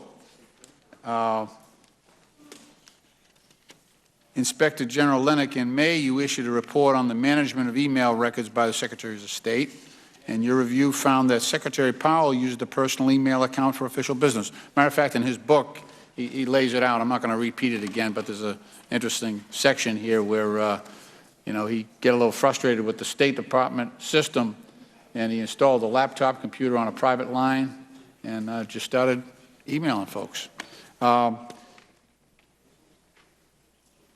And again, Secretary Powell has later admitted to deleting all of his emails. So we got 55,000 emails from Hillary Clinton. How many do we get from Secretary Powell? I'm not aware of any from Secretary Powell. That would be zero. I believe that's the case. Yes, Yeah, he did use okay. a AOL.com account to transmit email. Now this is the time. Now get this. So Secretary Powell is testifying before the United Nations Security Council, telling them that there are weapons of mass destruction and we need to go into Iraq. At that time, he's using a personal email system, and he has deleted everything that he had in that file, so we have nothing. And Hillary Clinton is getting investigated. You know, just let me ask you, have you followed up with that and tried to get any information from Secretary Powell? Well, we haven't. The department, though, has asked for information from Secretary Powell, and I don't believe they've received it yet, but you'll have to ask the department about that. When did they, you have any knowledge when they asked? I think I might. You know, I'd have to, it's in our report, the exact date. I don't have it off the top of my head. I do. October 21st, 2015. Perfect. The State Department sent Secretary Powell a letter requesting that he contact his email provider, AOL, to determine whether any of his emails could still be retrieved. Is that right? That's right. Okay. And in your report, you note that as of May 2016, the Department has not received a response from Secretary Powell or his representative. Is that still correct? To the best of my knowledge, that's correct. Okay, so we get nothing there. What are we doing about that? I mean, it's up to the department to get that information pursuant to narrow regulations. They're on the hook to recover records that are lost from the State Department, and through that letter, they're trying to fulfill that obligation. So there's this huge gap. We got the goose egg from Condoleezza Rice, too. She gave us nothing in terms of emails. So we have 8 years of silence from the Secretaries of State. Well, the difference with, Condoleezza Rice, we believe, wasn't using email to conduct official government business. She got yes, there was staffers. Yes. And she served in 2001. This is not 1901. So there were emails. She acts like there was no emails in 2001. There were. We just don't have any. Not from her. We did find that her staff. I just think there's a double standard going on here. People talk about a double standard all day. How come these folks gave us the goose egg? We got zero. We got silence for 8 years from our Secretaries of State, and no one's going after them. They don't get subpoenaed up here. I haven't seen them at these hearings. Will if the gentleman yield? Gentleman yields. Yes, sure. The Inspector General was able to interview them and talk to them, and they did look at them. And they got nothing. They got the talk to the hand. That's what they got. They got zero. With the gentleman, no, he said that she did not use email. They just told, but they never subpoenaed or anything. But if you ask Mr. Lennox what happened with her aides, I'd like him to answer that question. So we did talk to Secretaries Rice and Powell and all the other secretaries.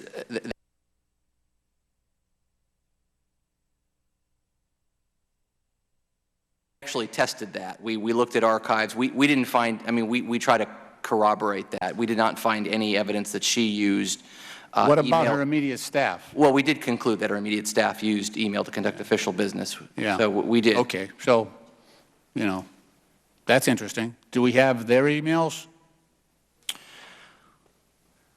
I'd have to check on that. I do know that we, in the course of our work, we bumped into a number of emails that, classified emails that staff sent to personal accounts, and we did write up a memo describing that and providing that to the department and asking the department to take appropriate action and make sure any of the archives didn't have classified email in them. So we did take, same thing with Secretary Powell when we found the 2 classified emails that were sent to him. Okay. Mr. McCullough, what do you think about this? With regard to the lack of response by Secretary Powell, 4 years, and then getting 0 from Condoleezza Rice as well. my office's role here was extraordinarily narrow. When we came in, IG Lennox's office was doing this review. It was limited to the past 5 secretaries. We don't have the resources, the tasking, I believe, from We Congress. just spent $7 million investigating Secretary Clinton. We don't have the resources to, I'm talking about my office. The tasking from Congress was to determine whether classified information, one of the taskings that I believe Steve received, was to determine whether classified information had traversed non-governmental systems at the State Department. His office had scoped that down to the 5 past secretaries. When I came in, we thought it was the easiest thing, and quite frankly, we thought it would be the fastest thing to do. Since they already had 30,000 documents they were processing for a FOIA, to determine whether or not they had sufficient internal controls in place to spot, identify classified information, identify classified equities. Can we subpoena AOL and just say, this was a private account that the Secretary of State during a very important part of our country's history, and we want those emails, go get them, rather than just waiting for, and look, I have great admiration for Secretary Powell, I do, and but still, that's information, in fairness, that we should have. I'm trying to explain that my office's role and my role in the review was narrowly tailored to determine whether or not classified information, my office doesn't have the resources to determine with the thousands of employees at the State Department who was trafficking in classified information on personal systems and who was not.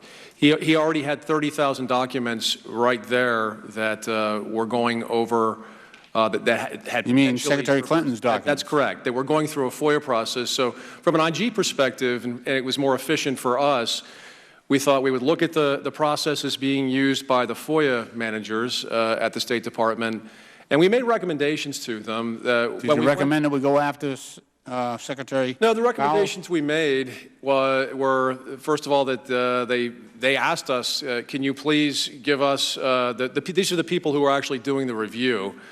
They felt as though they didn't have sufficient expertise there to spot intelligence equities. And so we recommended that they include intelligence people for this type of FOIA review, this particular FOIA review. We also recommended that they get off. They were doing this review on a secret level system, a SIPRNet level system.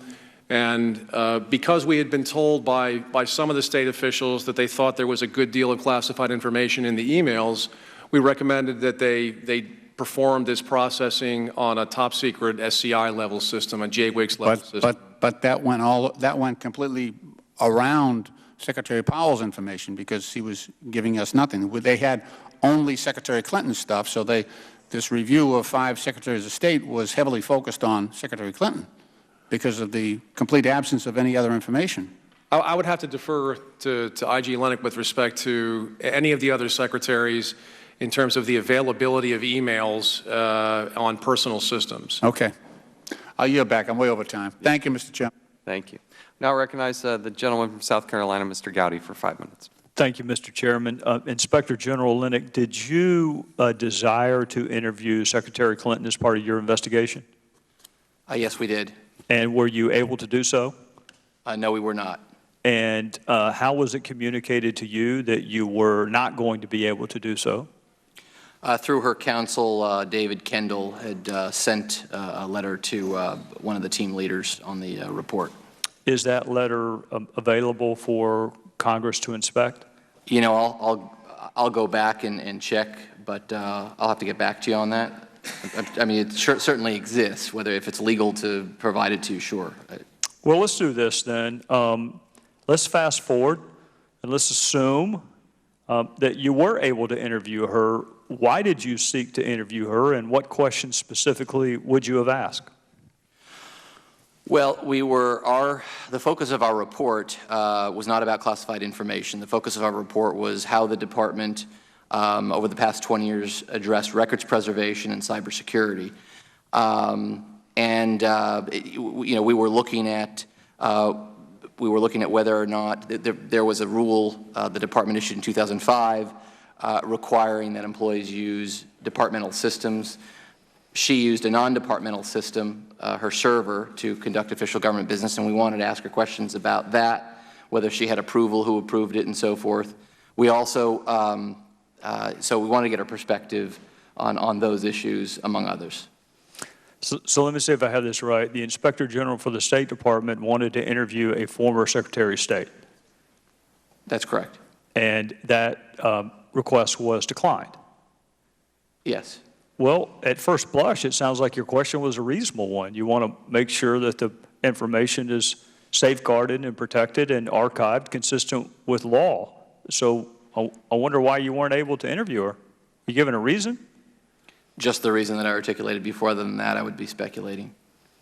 What other questions, and if you need to ask any of the wonderful folks with you, what other questions would you have sought to ask the former Secretary of State? Well, we also looked at records preservation, and the rules required certain that she print and file her emails, and that she, you know, make sure that they're part of the agency record-keeping system. We would have asked her about that. We would have asked her about some of the attempts to hack her system, at least as expressed by her some of her staff, which we've identified in our report. We probably would have asked her about that. So those are the kinds of things, her state of mind and so forth. I don't think you were in the room for Director Comey's testimony, and I don't know whether or not you had access to it in the back. Are you familiar with his testimony that convenience was one of the intentions the former secretary had in having this unusual email arrangement with herself? No, I don't recall that, but I did watch parts of the testimony. All right. He did cite convenience as one of the factors. Do you know when her emails were returned to the State Department? They were returned 21 months after she left the department. What was going on the second month after she left that made it inconvenient to return them then? I wouldn't be able to comment on that. How about the fourth month? Again, I just don't know. How about the one-year anniversary? Same answer. Do you know what possibly could have inspired her to begin searching for those records? Well, she did receive a request from the department to return records in accordance with their obligations under the Federal Records Act and NARA regulations. But that obligation didn't manifest itself 21 months later. That obligation was present the day she left office. And one of our findings was, along with Secretary Powell, that both of them failed to surrender their records, their personal records containing government business, when they left the department, thus depriving the department of having those records as part of the agency record-keeping system. And I assume you probably would have asked the former secretary, had you had an opportunity to do so, why it took 21 months to return public record. And just so there's no, I mean, nobody likes Congress. I get that. We're not sympathetic. But there are FOIA requests that would have been received by the State Department during that time period, right? Possibly. How would those FOIA requests have been responded to and complied with if they didn't even have the records? Well, as we identified in our previous report on FOIA, it would have been difficult if the records are not part of the agency record-keeping system to respond to FOIA. I'm out of time, but I know the chairman will give me one more question since he's given a lot more than one more question to other folks. I want you to assume an absurd hypothetical that Secretary of State has exclusive use of personal email and that she is corresponding with someone who also uses personal email. You with me? I'm with you. How in the world is the State Department ever going to capture that email? It would be, and this is something we addressed in our FOIA report, it would be difficult because... That'd be a challenge, wouldn't it? It would, because only records under the agency's control are subject to FOIA. So in other words, the department wouldn't be able to reach in necessarily to a private account. So well, you wouldn't even know about it, would you? If it's personal to personal, how would you know about it? You wouldn't know about it. All right, well, I'm barely out of time. Thank the chairman. I thank the gentleman. We'll now recognize Mr. Cummings for 7 minutes. Inspector General Link and Inspector General McCullough, on March 9, 2016, 7 committee ranking members of the United States Congress from the House and the Senate sent you a letter. I signed this letter along with the ranking members of both the Senate and the House Intelligence Committees, the House Foreign Affairs Committee, the Senate Foreign Relations Committee, and the House Armed Services Committee, and the Senate Judiciary Committee. Are you both familiar with the letter? Yes, sir. Are you, Ms. Yes, Link? I am. Mm-hmm. The letter asks you 13 questions. To date, neither of you has answered one single one of those questions. Why is that? So we have responded to the letter, and in the response to the letter, that has led to several individual member meetings, and we have offered member meetings to all the members who had concerns so that we could address them, and the member meetings I have had directly addressing those questions. And so, I would re-extend that offer to you, Ranking Member. Well, let me. On May 16th, 2016, Mr. McCullough, you provided a response that was written in such a way that it was overclassified at the secret level. Was it really necessary to classify your response that way? And why did you write a response that could be publicly, why didn't you just do one that could be publicly available? It wasn't overclassified, Ranking Member Cummings. There was a lot of concern by members who did not have access to certain of the emails, and I wanted to make sure that anyone receiving and reading that letter would understand that if I was coming to brief, I wouldn't be able to brief on the one set of emails that are ORCON with one of the agencies. All right, now, Mr. Link, you responded on May 25th, 2016. You had a short letter, too. I did. Wow. Like Mr. McCullough's letter, it failed to answer any of the specific questions from the ranking members. You both received follow-up letters again posing the same 13 questions. Neither of you responded to those letters. And so I guess your answer is the same. You all talked to each other about how you all were going to coordinate not responding to members of Congress, ranking members at that? Well, the underlying issue in those letters was accusing our office of bias, and I think we responded in our letter that we conduct ourselves with the highest integrity, and I can vouch for my staff. We are obviously focused on where the facts lead. We're independent, and we've worked very competently on our reports. And I think our recent report, the evaluation on records preservation and cybersecurity, speaks for itself. No one has contested or challenged our findings or recommendations. And in fact, the State Department has accepted the findings and recommendations. And we explained that in the letter. We explained that we have had bipartisan contacts with Congress. So well, let me ask you some questions because I'm running out of time. Other than through official press statements, have you or anyone in your office, with the knowledge of the office, provided any information regarding the review of Secretary State Clinton's emails to the news media? Well, we, like every other IG office, have a press office. And when we get press inquiries, we respond to them. We respond to them appropriately. We would never, So the answer we would is never yes. release. Well, of course, just like every other IG office, if someone asks about our findings or is misinterpreting, what we're doing, we'll respond to it. But we've never released any confidential information or have been inappropriate.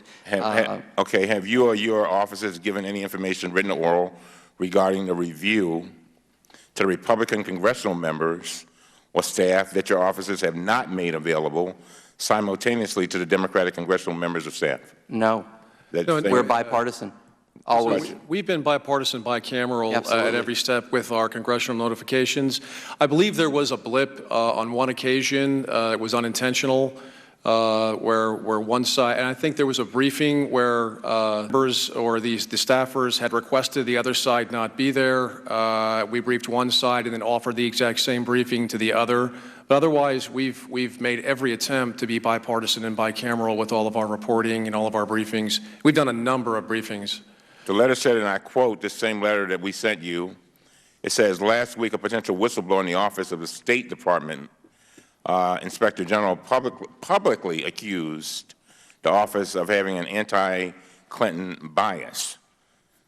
What are the policies and procedures for employees of your offices to report concerns regarding ongoing investigations, including concerns of bias within your offices? Mr. Ling.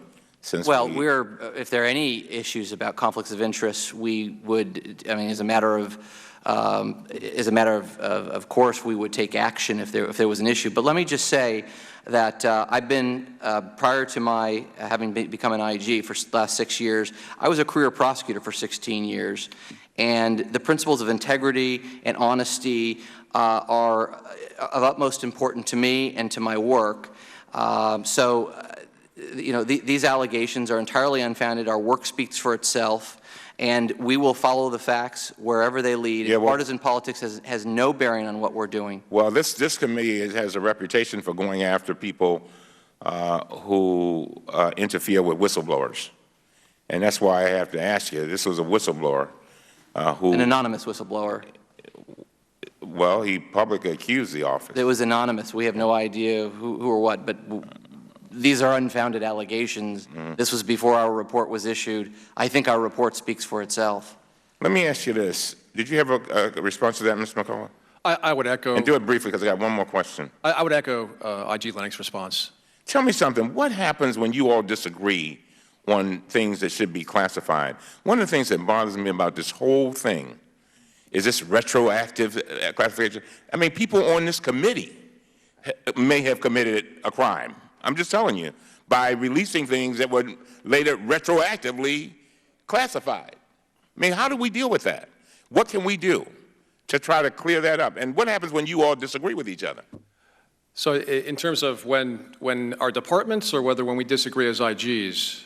Yeah, I mean, yeah, when you disagree as IGs, in other words, your departments say one of your departments say there's something that should be classified. The other one says it doesn't deserve that kind of classification. I mean, what happens then? Is there an arbitrator or whatever? Well, because this stuff leads to crimes, as you well know. Well, we don't make classification determinations. What can we do to help with that? So as IGs, we don't make classification determinations. You're talking about when a department disagrees with another department. Yes. That happened in this case. So you had the State Department, and I did hear Director Comey's testimony with respect to this up classification, and that was relative, despite my years in the federal government, that was a relatively new term to me. I think that is a fairly common occurrence in the State Department. What I can say is that the emails that we reported to Congress in the congressional notification, we focused on those. Those were not up-classified, sir. Those were classified when they were sent and when they were received. So we were focusing on those. Now, if there is a disagreement, and I think what you're getting to is there was this parallel reporting issue where I believe there was an email or two the State Department thought that they had received it from a different source. What I can tell you there is the agency that we dealt with and facilitated the classification on that's one of the agencies who completed declarations for us, and they disagreed with the supposition that the information came from a parallel source. They believe that that information, they are the information owner for that information. Some of it was very specific. I can't get into why it was their information in an open forum here, but some of the information was specific enough to tell where it would have come from. Are you all going to answer the 13 questions? I think we'll get together. If you're not satisfied with No, I'm where not you are right satisfied. now, we I'm will come and brief you in person if you like. Yes, I would. I will get together. Yes, sir. Thank you. I appreciate it. Okay. And as we recognize Mr. Meadows, I think what the committee should look at in a bipartisan way, if we do it right, we do it we do it together and do it united and do it unanimous if we can. I am very intrigued by what Senator Patrick Moynihan did about 20 years ago, because in a bipartisan way, they issued a report about classification. And it was done so, and basically the synopsis was everything's overclassified, and if everything's classified, then nothing's classified. And I do agree and concur with the gentleman from Maryland here, that my friend, that the consistency, the human error, the problems that this creates with the mass amount of data and information and the millions of people that have classified clearance, it does create a problem. And I think a bipartisan commission, something similar to what Senator Moynihan spearheaded 20 years ago or so, is something that we should look at. That's a good idea, Mr. I'd ask unanimous consent to enter into the record the two Inspector General reports that are under discussion today without objection, so ordered. We'll now recognize the gentleman from North Carolina, Mr. Meadows. Thank you, Mr. Chairman. Mr. Lennox, let me come to you, and feel free to have Ms. Costello jump in if she can illuminate the answer better. On March of 2015, Secretary Clinton publicly said, and I quote, "I opted for convenience to use my personal email account, which was allowed by the State Department." Close quote. She went further to say, "The laws and regulations in effect when I was Secretary of State allowed me to use my email for work. That is undisputed." Close quote. Are those accurate statements? Well, I hesitate to comment on public statements, but I will say that our report shows that... well, we're in a public forum now, and obviously a lot's been said about it. Are those accurate or not? But I can tell you our report said that she didn't have approval from senior officials of the department, and we don't believe it was permitted, both under the rules and none of the officials, the senior officials who were there at the time, gave her approval or were even aware that she had a server, according to them. So let me see if I can digest that long answer into a very short, concise statement. It is not an accurate statement. Again, she didn't have approval. So, okay, so Ms. Costello, would she have required approval in order to be able to use a personal email according to regulation? Would she have required that kind of approval? Ms. Costello, I need you to bring your chair up and sit next to Mr. Lennox, if you would, because we need to be able to capture that for our recording purposes. She was sworn. I was. Yes. Can you hear me? Yes. Okay. So in order to exclusively use personal email for official business, Secretary Clinton would have required approval. The reason we know this is because the officials we interviewed at the department, both in the Office of Diplomatic Security and the Office of Information Resource Management, told us that. And in telling us that, they were relying on a department policy that was put in place in 2005, which says that day-to-day operations must be conducted, I'm paraphrasing, but must be conducted on authorized information systems. And so the implication there is any exclusive use would be a day-to-day operation and shouldn't occur without approval. So that created a red flag for your investigative team?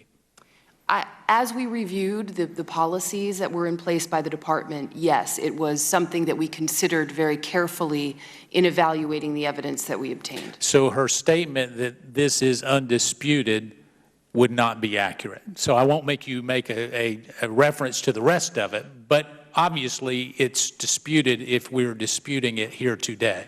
I would say that in relying on the interviews that we conducted with the officials at the department, who would be the people responsible for implementing these policies, the answer is yes, it's disputed. So they would dispute it? They did. Okay, and they did. All right, so for the record. So let me go on a little bit further, because so you mentioned who had the obligation. I guess, how difficult would it be to comply with the law, the Federal Records Act, if you are using your personal email account? What would you have to do?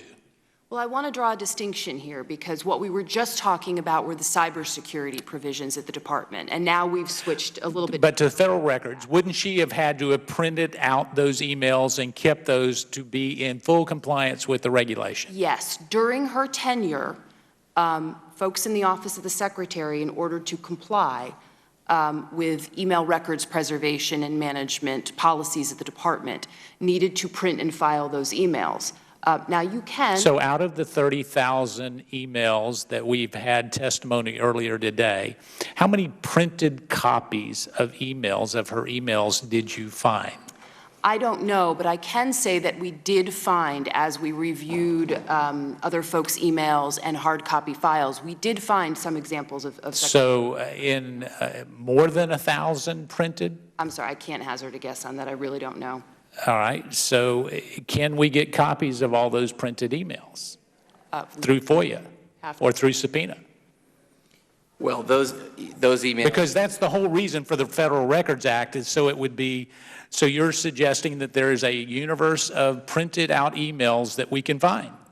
To the extent that other folks who Secretary Clinton emailed did go ahead and print and file. Oh, so you're saying she didn't print any of them out? Right, but they do. Oh, okay. Well, that's a big difference. So she made no printed copies in order to comply with the law. That was somebody else perhaps printing it out, and she happens to be communicating with Correct, and I'm sorry if I wasn't clear before. No, that's good. What I'm out of saying time. is that they exist in the department. A few here and there do. All right, I'll yield back. Thank you, Mr. Chairman. Thank you. And I think the point that certainly Mr. Gowdy was making is, if those emails on a private server were mailed to somebody else who's not involved in the government, then there is no printed out copy as required. We'll now go to Mr. Wahlberg of Michigan. Thank the chairman, and thanks to the panel for being here. Mr. McCullough, what is the significance of special access programs? It is the highest level of sensitivity in terms of classification information in the federal government. The highest level, so beyond classified, secret? It's the most sensitive information the government has, sir. How does this classification then relate to the other categories classified as information such as confidential, secret, and top secret? In other words, why is it determined to be the most sensitive? So you have several levels of confidentiality classification in the federal government. You're starting with confidential. That's the parenthesis C, close parenthesis. That's the lowest level of classification. You go up there from to the secret level, and then you go to the top secret level. And then each of those levels may have handling caveats that are trigraphs, such as ORCON, SCI, and what you're asking about is SAP. So the SAP information would be characterized as the most sensitive, among the most sensitive information that we have in the government in terms of classification. Now you classify things based upon the relative likelihood of damage to the national security if the information happens to be released. That's an assessment that each person makes, an OCA. That's an original classifying authority. They make that assessment when they do classify something. I'm talking about original classification. Okay. Derivative classification, you're just taking it straight from the OCA's classification and carrying it over. You don't question whether or not the OCA was correct in calling it secret SI. You bring it over. Okay. On January 19th, 2016, you wrote to the chairman of the Senate Intelligence Committee, or Intelligence and Foreign Relations Committees, saying that the State Department subsequently announced later as a result of that letter that it would withhold 7 email chains because they referenced materials on special access programs. In your letter, you said you had not received the declaration from a second intelligence community element as of that time. Did you ever receive one? Yes, sir. That intel element provided their declaration, I believe 2 declarations, directly to the Congress via their own IG, via their agency IG.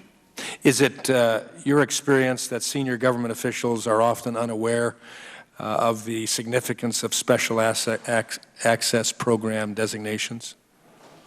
No, sir. That's not my experience. So it's a normal and expected understanding Absolutely, that senior sir. officials should have. Absolutely. Let me ask both of you then, have either of you in your careers ever seen a situation before where special access program information was discussed over unclassified systems? No, I can't recall.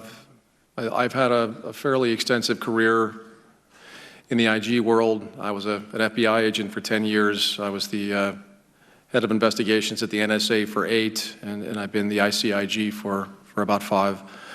I can't recall a situation where I've come across this particular situation, no. Mr. Lennick? Well, I haven't, but I haven't been in this, I haven't really been working in this space in terms of, I don't have a lot of opportunity to assess whether others are disclosing special access information in my career. What repercussions, Mr. McCullough? Well, and sir, I'll just qualify my answer. That's not to say it hasn't happened. We do get, in the intel community, when you're dealing with intel information every day, especially for the agencies we call the Big Six, the purely intel agencies, we have employees who are dealing with only classified information all the time. And so there are issues we run into.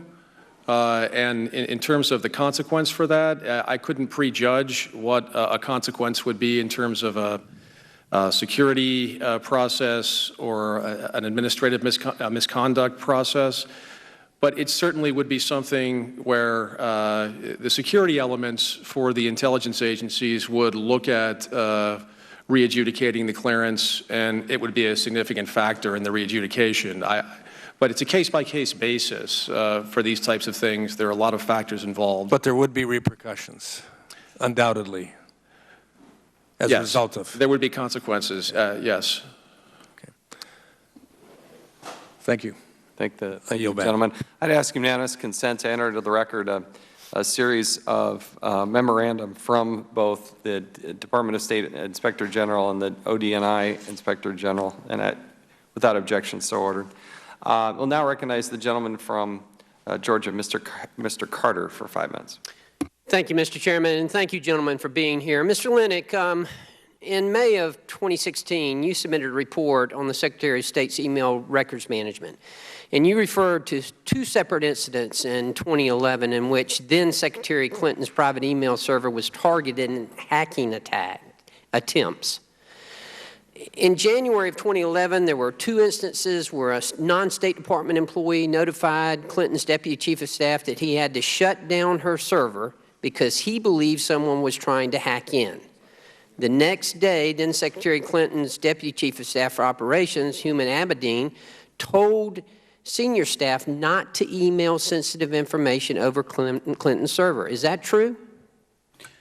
That's what we reported, and that's contained in the documents we reviewed. Okay.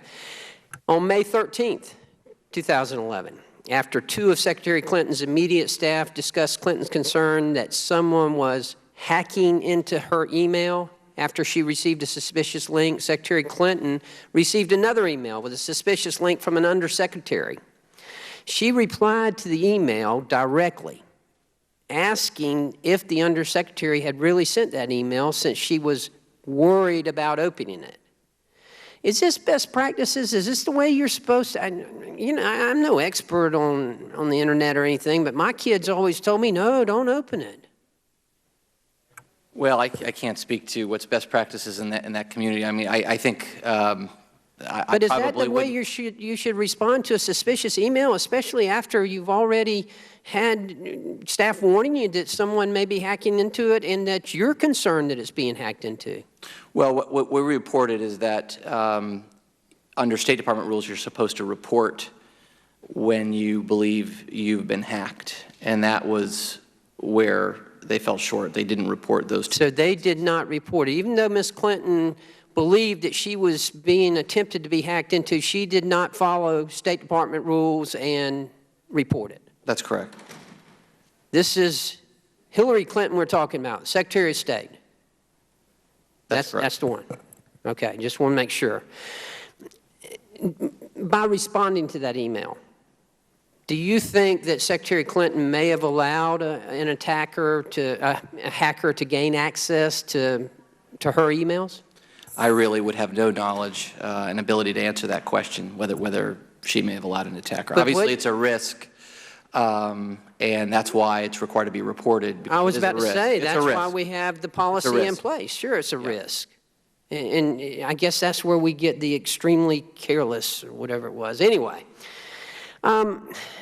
Lesnick, at any time during your investigation, did you see evidence, and this is important, please hang with me here, okay?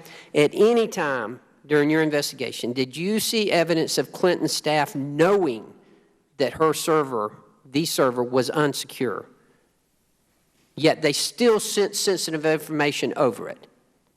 I'm not able to say that. We know from the records, we were not able to interview a number of folks, but we know from email records that there was discussions about the server. Whether they knew it was secure or unsecure, I don't have any evidence about that. No evidence about it.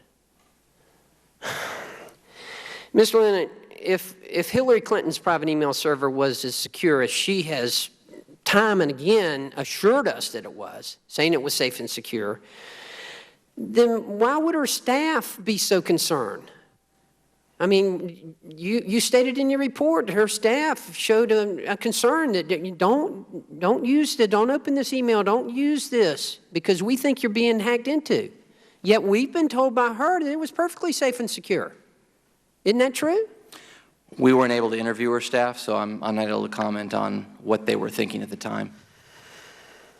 You know, I think, Mr. Lesnick, that it's pretty clear that the Secretary actively jeopardized the network and national security as well.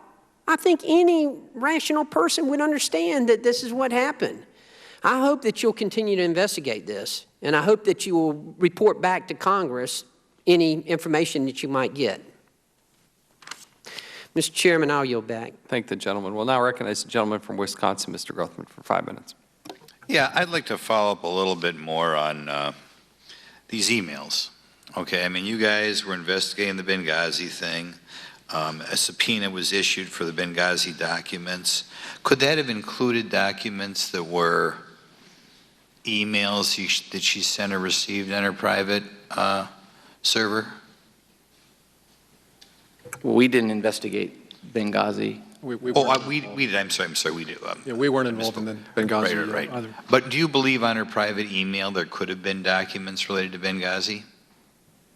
I would be speculating. I don't have an answer for that. Is it possible? It's her private Again, that email. wasn't part. Let me put it this way. I don't know. With regard to freedom of information, you have determined that there's no question that she had work emails on her private server, right? Yes, that's true. That's incontrovertible, okay? If she had work emails on there, whatever they were about, might have been about Benghazi, might have been about the Clinton Foundation and, whatever's going on there that maybe wasn't right. How long was she supposed to hold on to the emails, the work emails, after she left her office? Well, as we stated in our report, the rules require that she surrender official records upon her departure. Same rules applied to Powell as well. And so at that time, when she left the department, those emails should have gone back into the agency record-keeping. Okay, she didn't surrender them. But if she would have surrendered them, how long would they held on to those emails? Work-related emails related to the Secretary of State. Let's say she did the right thing. She leaves office on whenever it was, January of 2013. How long would those emails be held by the government? Well, I don't know the answer to that question. That's unclear. I mean, one of the things in our report was, we stated is that they didn't do such a great job preserving emails at that time. And so their systems that were in place weren't. So I don't have an answer to that question because it's not clear to me how long they would have been preserved. I'll ask you both because I think the answer should be obvious. Maybe the departments weren't doing the right things, but if you get a Freedom of Information request, say, for something that happened 2 years ago, these agencies are supposed to have it, right? Are you guys subject to Freedom of Information? Oh, sure. They're supposed to maintain the Right. records. So if I ask you guys a Freedom of Information request on something you guys were doing 2.5 years ago, you'd be able to pull that up for me, couldn't you? Well, again, so long as the record is in the agency's possession. Right, assuming somebody didn't screw up. Some records are disposed of, I mean, there are time frames. But Minutia, but most things, you would be able to find things that you worked on 2.5 years ago, right? You would hope. Otherwise, why even have a Freedom of Information Act? Okay, I guess what I'm getting to, not only did she not turn them over, as you're saying she should have, correct?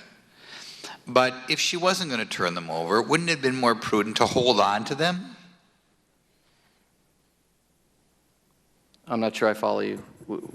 Okay, if I want to know something that was going on in the Secretary of State's office in 2012, and I made a Freedom of Information request, the first thing they would do is they'd look at the records that they are holding on to, right? And if Mrs. Clinton did not turn over the records as she was supposed to under law, we might contact her and say, hey, Mrs. Clinton, we have a Freedom of Information request here. Do you have any records dealing with the year 2012? Right? Isn't that what you think would happen? I don't know. I mean, possibly. Kind of frustrating here. Do you think it was right for her to dispose of these records, just as when she was still Secretary of State, would it have been right for her to erase work-related emails? Well, if they count as federal records, she's supposed to make them part of an agency record-keeping system. That's clear.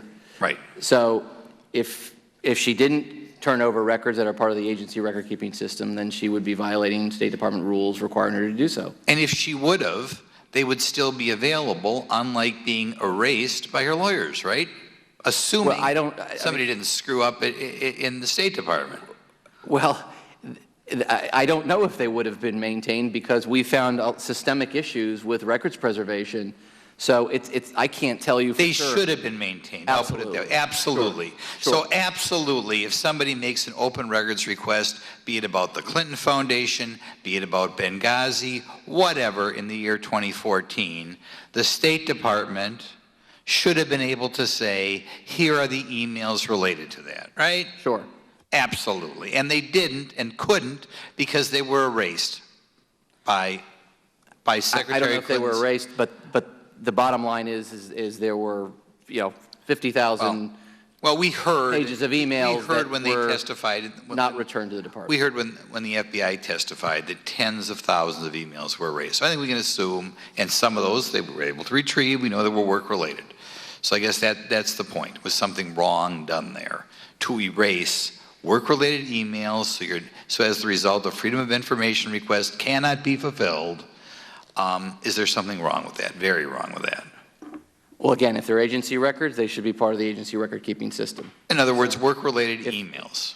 Well, they'd have to fall within the definition of an agency record, which is anything that documents the deliberations, the agency transactions, those kinds of things, not personal matters or not Right, logistical matters. Work-related. Work-related. So when the correct. so when the FBI testifies, as they did like an hour ago, that they found work-related emails that had been erased, there was something clearly wrong there, because those emails should have been available in case somebody was making a Freedom of Information request. They should have been surrendered to the department when she left. Surrendered, and they should have been available. Right. Thank you. Thank the gentleman. A couple quick more questions, and then we're getting near the end here. Mr. Costello, electronic records fall under the jurisdiction of the Federal Records Act, correct? Pardon me. Sorry. It's okay. Yes, they do. Mr. Lennox, do you believe, I'm going to ask you both questions, so go ahead and stand. Does this include, so electronic records fall under the jurisdiction of the Federal Records Act, right, Mr. Lennox? So long as they contain work-related materials, yes. Does this include video? Well, if you're asking about the videotape, the separate issue, I mean, that's something we're looking at, and we're really not able to comment on that at this time. I mean, that's an ongoing matter. Whether videos are records, but we're looking at that issue. Let's get, is this relating to the 8 minutes of Right. deleted videos? Right. So the Inspector General is doing an investigation. Well, we're looking, we've done it, we've started a preliminary review, and we've looking into that matter at this point. We have not opened a full-blown investigation, but we are looking to see sort of what the issues are, and we've interviewed some people. Well, we also have a jurisdiction, and we would like to know. So my question is, if the electronic record is video, is it treated differently than if it's text? I'm not able to answer that question. I mean, that's Why outside not? the scope. Why because not? I don't have an answer for you.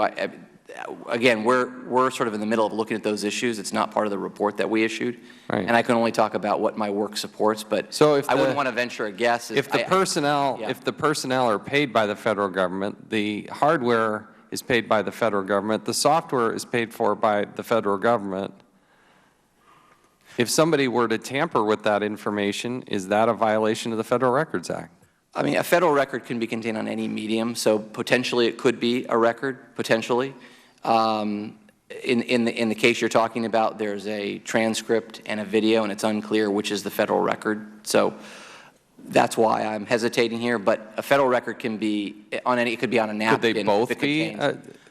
Again, I'm not sure, and I don't want to get into that. When will you give us that answer? Well, we're working on it, so we'll. No, but I want to know what's reasonable to know when you're going to get back to us on an answer on that. You know, I will talk with my staff who's doing that work and get back to you and let you know sort of where we are. You'll get back to me when? I'm happy to get back to you as soon as I get back to the office and let you know sort of what's going on. By the end of the week, is that fair? Sure. That's tomorrow. So. Sure. That would be most helpful. And I do think it's affecting the federal record. And I think you need to look very closely at that, something we're looking at. And we need your input and your professionalism in saying, to me, it's pretty clear. These are all records, whether they're video, transcript, there may be photos. Certainly if you are involved in law enforcement, the more of that you have, the better the situation. And we do this differently than most countries, and we do preserve records, and we do allow public to access this information because they paid for it. It's their government. That's what the Freedom of Information Act is all about. And when things are there and then deleted on purpose, then there's a cloud of mystery that needs to be rectified, and I look forward to hearing back from you. The emails, the classified Hillary Clinton emails, can you provide us those classified emails? Well, we didn't look at the classified emails. I mean, that wasn't part of our review. I mean, maybe Mr. McCullough can answer that question. Certainly, I can provide you what, and I believe we have provided Congress with everything that we had. We can certainly It's over in Senate Security. We provided it to SSCI, I believe, and HIPS. Can you provide this committee in a secure format the classified emails? What I can, to a certain extent. I cannot provide a certain segment of them because the agency that owns the information for those emails has limited the distribution on those. So they're characterizing them as ORCON. Explain what ORCON is. Originator control. So I can't give them to even Congress without getting the agency's permission to provide them. So they have been provided. Which agency? I can't say that here in an open hearing, sir. So you can't even tell me which agency won't allow us as members of Congress to see something that Hillary Clinton allowed somebody without a security clearance in a non-protected format to see. That's correct? Yeah, this is the segment of emails that this is why my letter back to Ranking Member Cummings had to be classified, because people would like to see this segment of emails. And this has been an issue not just with you and your committee, but with several members at this point. And so we have gone back to the agency that is involved several times, and we can certainly do that again and ask permission. Can you generally tell me, is it because they're so sensitive about signals intelligence, humans intelligence? What? We shouldn't get into the content of these emails in an open hearing, but I'd be happy to tell you. I don't want to violate that, but the concern is that it has already been violated, and it was violated by Hillary Clinton, and it was her choice. She set it up, and she created this problem, and she created this mess. We shouldn't have to go through this, but she did that. This is the segment of emails that I had to have people in my office read in to particular programs to even see these emails. We didn't possess the required clearances and compartments. So even the Inspector General for ODNI didn't have the requisite security clearances. That's correct. I had to get read-ins for them. Unbelievable. What a mess. I'll yield back. The gentleman from Maryland, Mr. Cummings. A while back, and it's been a good while, when we had the stimulus program, back in 2009, I guess, Mr. Devaney, who was, I think, in charge of it, he said something that I'll never forget. He said, you know, we were talking about how do you control the money and make sure that nobody does anything wrong. He said, I'd rather do things up front so that people never commit an offense than to have them commit an offense and then they're in trouble. And I'm trying to figure out, I got to tell you, this whole thing of classification really bothers me. And it bothers me because I think it's so unfair. I mean, is somebody going to classify something later on? You all just, your offices, intelligence and state disagree. As a matter of fact, I was looking at something where there was a disagreement between state and the intelligence a while back, and Senator Corker has sent a letter, wrote a letter to the State Department about one of these disputes last year, and the State Department responded in September, and I quote, your letter focused on an email chain that someone within the intelligence community claims should have been redacted as secret. Our experience is that this process may, in some instances, result in the IC wrongly assuming that information in the emails originated with the IC when it may instead have been based upon other sources given the wide range of contacts maintained by State Department officials, end of quote. So, I'm wondering what your offices can do, if anything, maybe out of your jurisdiction. But going back to what Mr. Devaney said back then, is how do we make sure that people are not stepping into violations that they don't even know? Am I missing something? And this is serious stuff, man. You got the FBI director, the Department of Justice, and people can't even agree. I'm not saying you should agree, but when you tell me, again, and I'm going to harp on this because I saw it in the Benghazi committee, you say you committed a crime or you did something wrong when something was upgraded later. What's that about? Can you all help me? So there are a couple of issues in there, Mr. Cummings. The first, in terms of the upgraded later, again, the emails we were concerned about were not those that were upgraded. I believe it's not unique to the State Department, but that seems to be a fairly common, when State Department is processing a FOIA, they upgrade things before they're released. And so that's one subset, one bucket of emails, and that's separate from the emails we're talking about. It's separate from the emails I believe Director Comey is talking about when he says there were 110, I believe. Those were classified when they were created and sent and received. So those weren't about being upgraded. I think I've heard the term used, retroactive classification, whatever you want to call it. That is being done with some emails, but the emails that were the concern, I believe, in this case, were the emails that were classified when they were born, essentially, when they were created. But they weren't marked, right? Other than those that you discussed with Director Comey earlier. Three. I know of none that were marked that we looked at. That's part of what I'm talking about. Right. They got it all out in the press. Oh, Hillary Clinton lied because and then we come to find out there were 3 that had markings of a C, and it was the wrong marking. So basically, 3 out of 30,000 plus. You see how?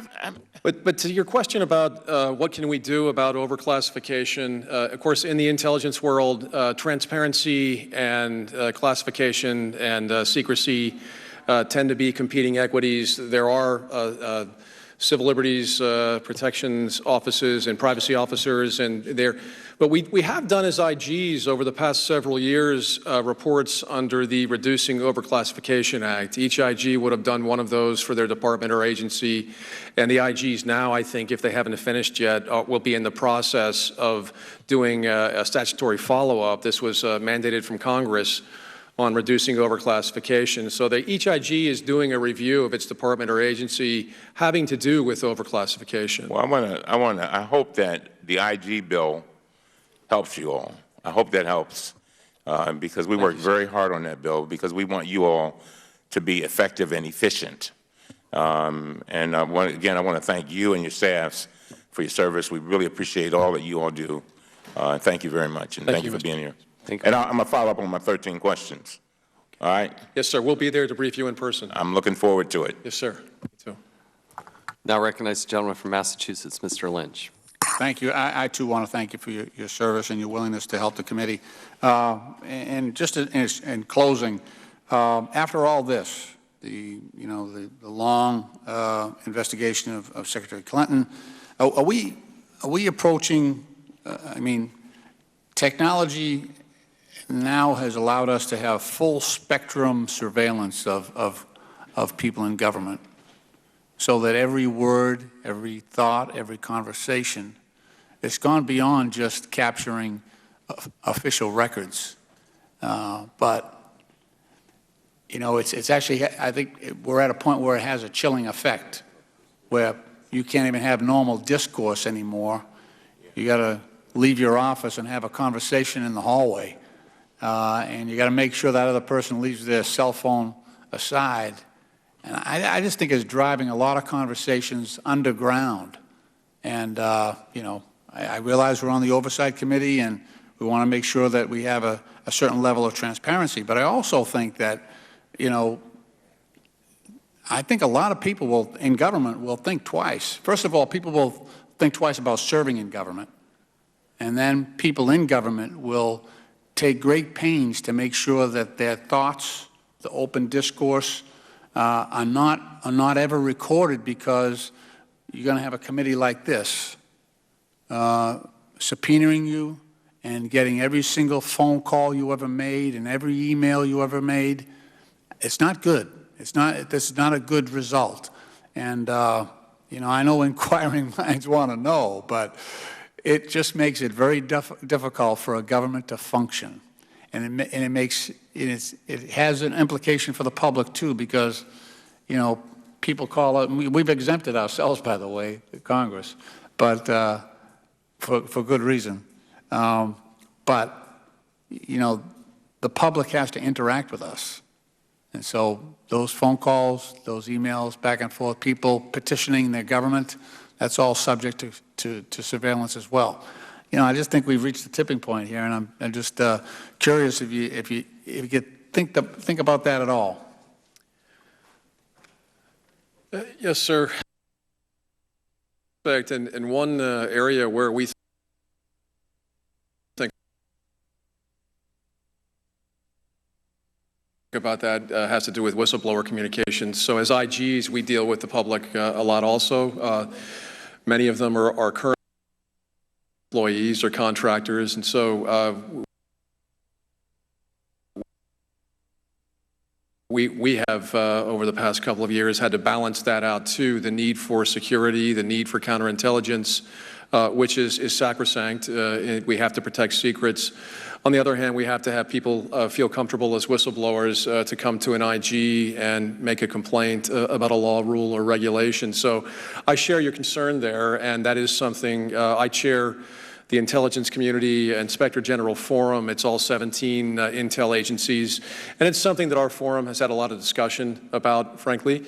But we feel as though we've at this point struck a manageable, livable balance with the agencies and management, so that people can feel comfortable coming to an IG and complaining to us without fear of their communications being used against them. And if they are, then we have reprisal statutes. And as Mr. Cummings said, this act is going to help strengthen us also. And so we investigate reprisal when that does happen. No, I mean, you see it in the pushback. State Department has a culture where, all these people, going back to Condoleezza Rice and Secretary Powell, Secretary Clinton, people using private communication devices. That's all to get out from underneath this constant surveillance. So, I don't know. At some point, we're just trying to strike that right balance. Sometimes it's difficult. I yield back. Thank the gentleman. I want to thank our witnesses here today. I want to thank the Inspector General community in general. You got a lot of good men and women who pour their heart and soul in a lot of their work. My biggest fear is that we don't read it, digest it, and then act on it. But we're committed to doing that as much as possible. But you're looking under the hood. Your recommendations, your findings, they're pivotal for us to do our jobs here in Congress. And I just want to thank those men and women. I hope you carry that message back to each of your organizations. I also want to personally thank the three of you for spinning on a dime and being here so swiftly. We did do this around the FBI director's availability. When I spoke with him on the phone on Tuesday, I asked him which day would be most convenient, and he said Thursday. So that's why we ended up on Thursday, and we all spun around that, and you did as well. And so I thank you for the swift manner in which you made yourselves available and the interaction that you've had with the committee. I do want to make sure we follow up on Mr. Cummings' questions and requests.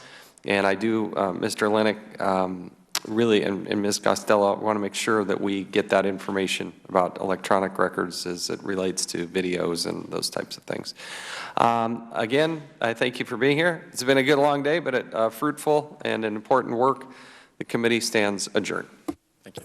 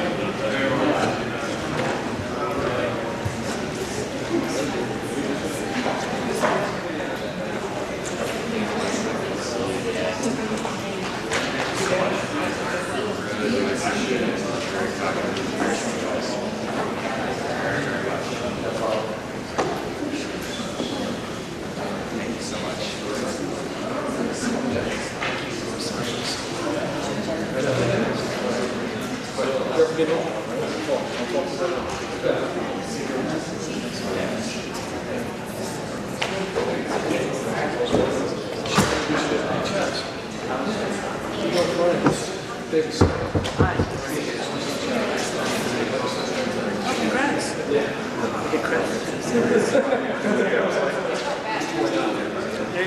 had no idea.